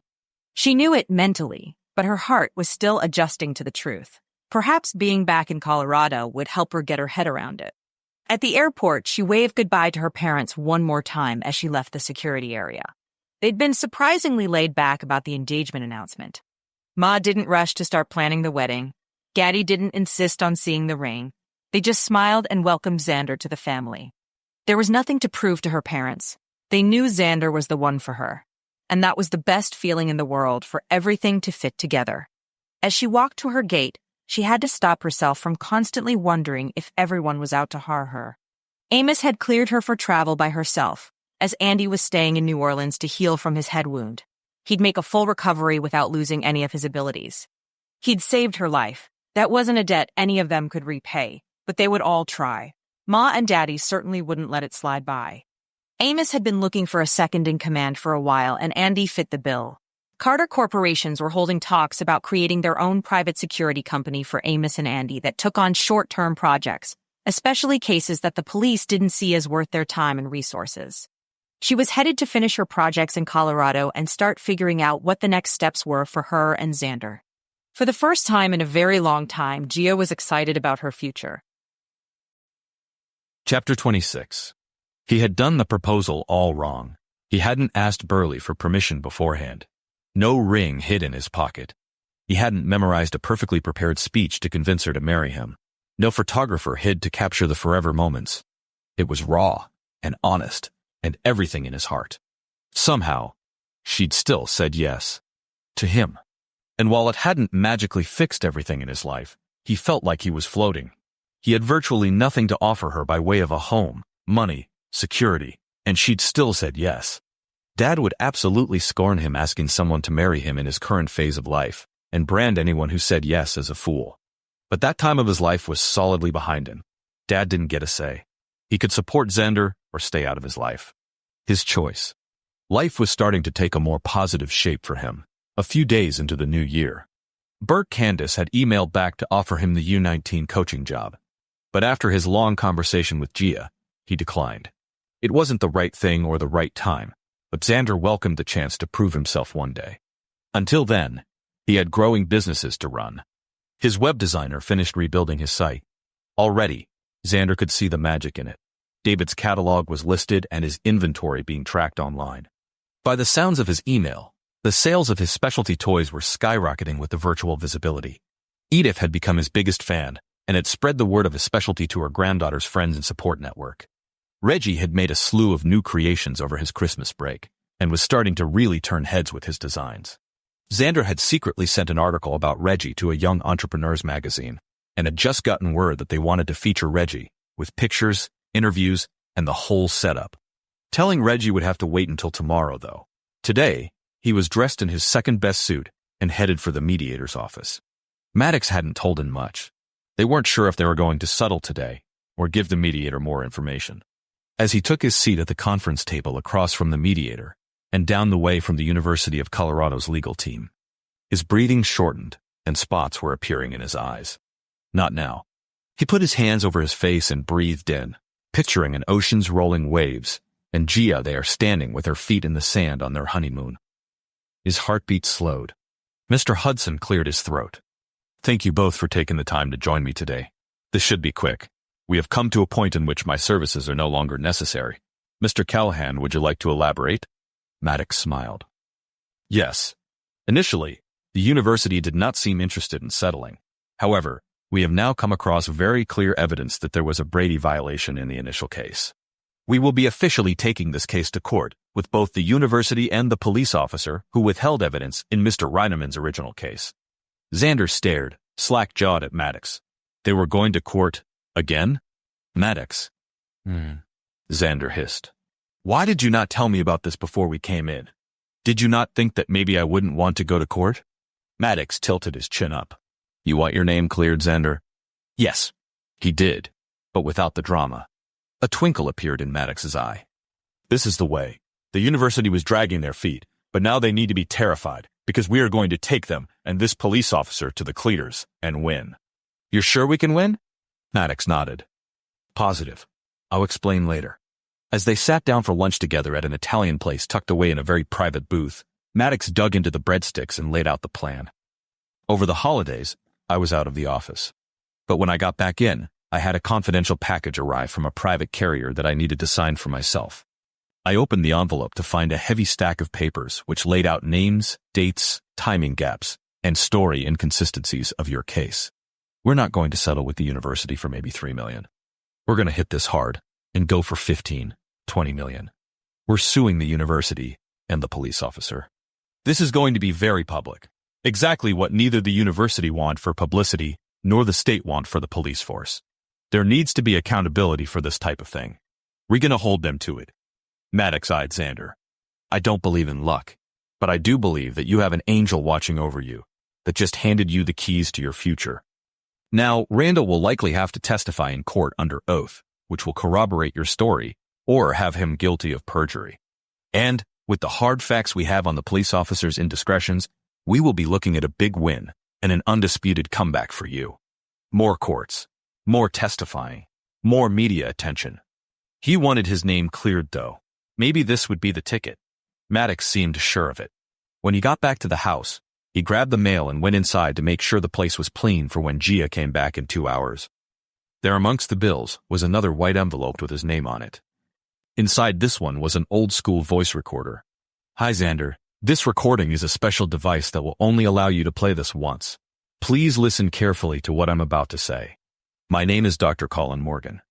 I once was the top neurosurgeon in the U.S., but was swept into the government's crush when they found out about an exceptionally rare photographic memory trait I possess. I won't bore you with the details, but I did many things for the government while still a surgeon, and eventually quit to become an informant. A few years back, I was deeply entrenched in an international real estate scheme run by international crime syndicates and dangerous gangs, while living under a cover name. Because of my ability to memorize sensitive details without a paper trail, I became the go-to guy for gangs who were buying up massive amounts of property around big cities to drive real estate prices higher. With rising prices, gangs were able to not only have a higher-end clientele, but also control the majority of the cities based on the properties they owned and protected. It was a territory war that the government couldn't let pass. As a good informant, I provided bank account numbers, thousands of addresses, names and fake names of the people I worked with. When it came time to bust the ring, I naturally went down with it in order to protect my cover. My time in prison was fairly short-lived, and when I was released, I took my freedom and disappeared to a private island to live extremely comfortably. How, you ask? Because I forced my biggest clients to pay for secrecy. My backup was stored on a chip that was placed in your side a few years ago. Governments only know a fraction of what is actually happening, and the world would be terrified to know the truth of who runs and owns over 72% of the populated world. Recently, hackers managed to partially crack the impenetrable firewalls I had set around my life, specifically where the money was going when they paid for my secrecy. They started not to believe that their information would be released if they didn't pay, and they figured once they found the gatekeeper to the information, they could intimidate him into giving up the files I have on them, which is why they tried to shake you down. A paid informant was the one who stitched you back together in prison and inserted my chip into your skin, but did so for the payday and without knowing who or what it was all about. People can be easily bought, and I couldn't risk anyone else knowing. Eventually, I was able to trust Benny with pieces, and, being the intelligent man he is, he put the puzzle together when he met you.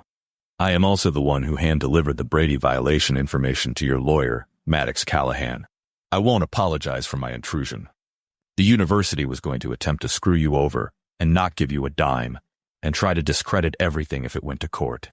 They might have succeeded too, but that won't happen now, because I told you I would repay you for your trouble, and I will. Why contact you at all? Detective Mayfield has been trying to crack my cases for over a decade now without knowing that I'm behind it. The gang's interest in you has had him sniffing around. Now that he knows about a chip, he will spend all his energy trying to find it and attempting to put the pieces together. He will continue to hound you, but he will only ever find out what I want him to know. See, I have a little problem. The world believes I'm dead. You believe I'm dead. They aren't wrong. Jerry Sorrentino, my covert operative identity, is dead. But I, Dr. Colin Morgan, am very much alive. I faked my death in prison, so I could get out once and for all. A real body, with my facial likeness, was cremated with witnesses. I've been free to run my empire from the shadows for the last 4 years. I tell you all of this to establish my credibility in your eyes, and come clean about the trouble you've endured on my behalf. To further my making good on a promise to do right by you, you should know that your father is headed for prison soon when the investigators get hold of the final key evidence they need to nail the whole operation. I don't care a fraction for your father after the way he has treated you, but he's your blood. You hold the key. Either we let them go down together, or we try to rescue your father before the ship sinks. I will do the heavy lifting, as you have more than enough on your plate legally and otherwise. But no, you have a formidable ally when it comes to convincing your sheep-like father to do the right thing. I'll be in touch, Best of luck with Miss Carter. Her family are some of the good ones. With that, the recording clicked off, leaving Xander in stunned silence. Jerry was alive. Dad was in massive trouble, and Maddox hadn't been selling him a line. They could win this court case. He really did have an angel watching over him.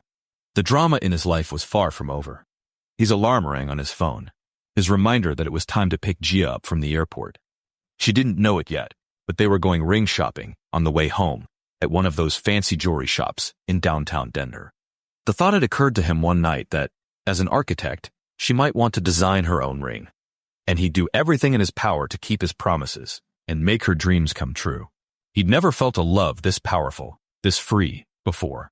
Now that he had a taste of it, he wouldn't ever let her go. She was his future, come what may. Thank you for listening to Unprecedented by C.D. Gill. Listen to Unrivaled Book 3 to finish Gia and Xander's story, or you can find more works by C.D. Gill at cdgill.com.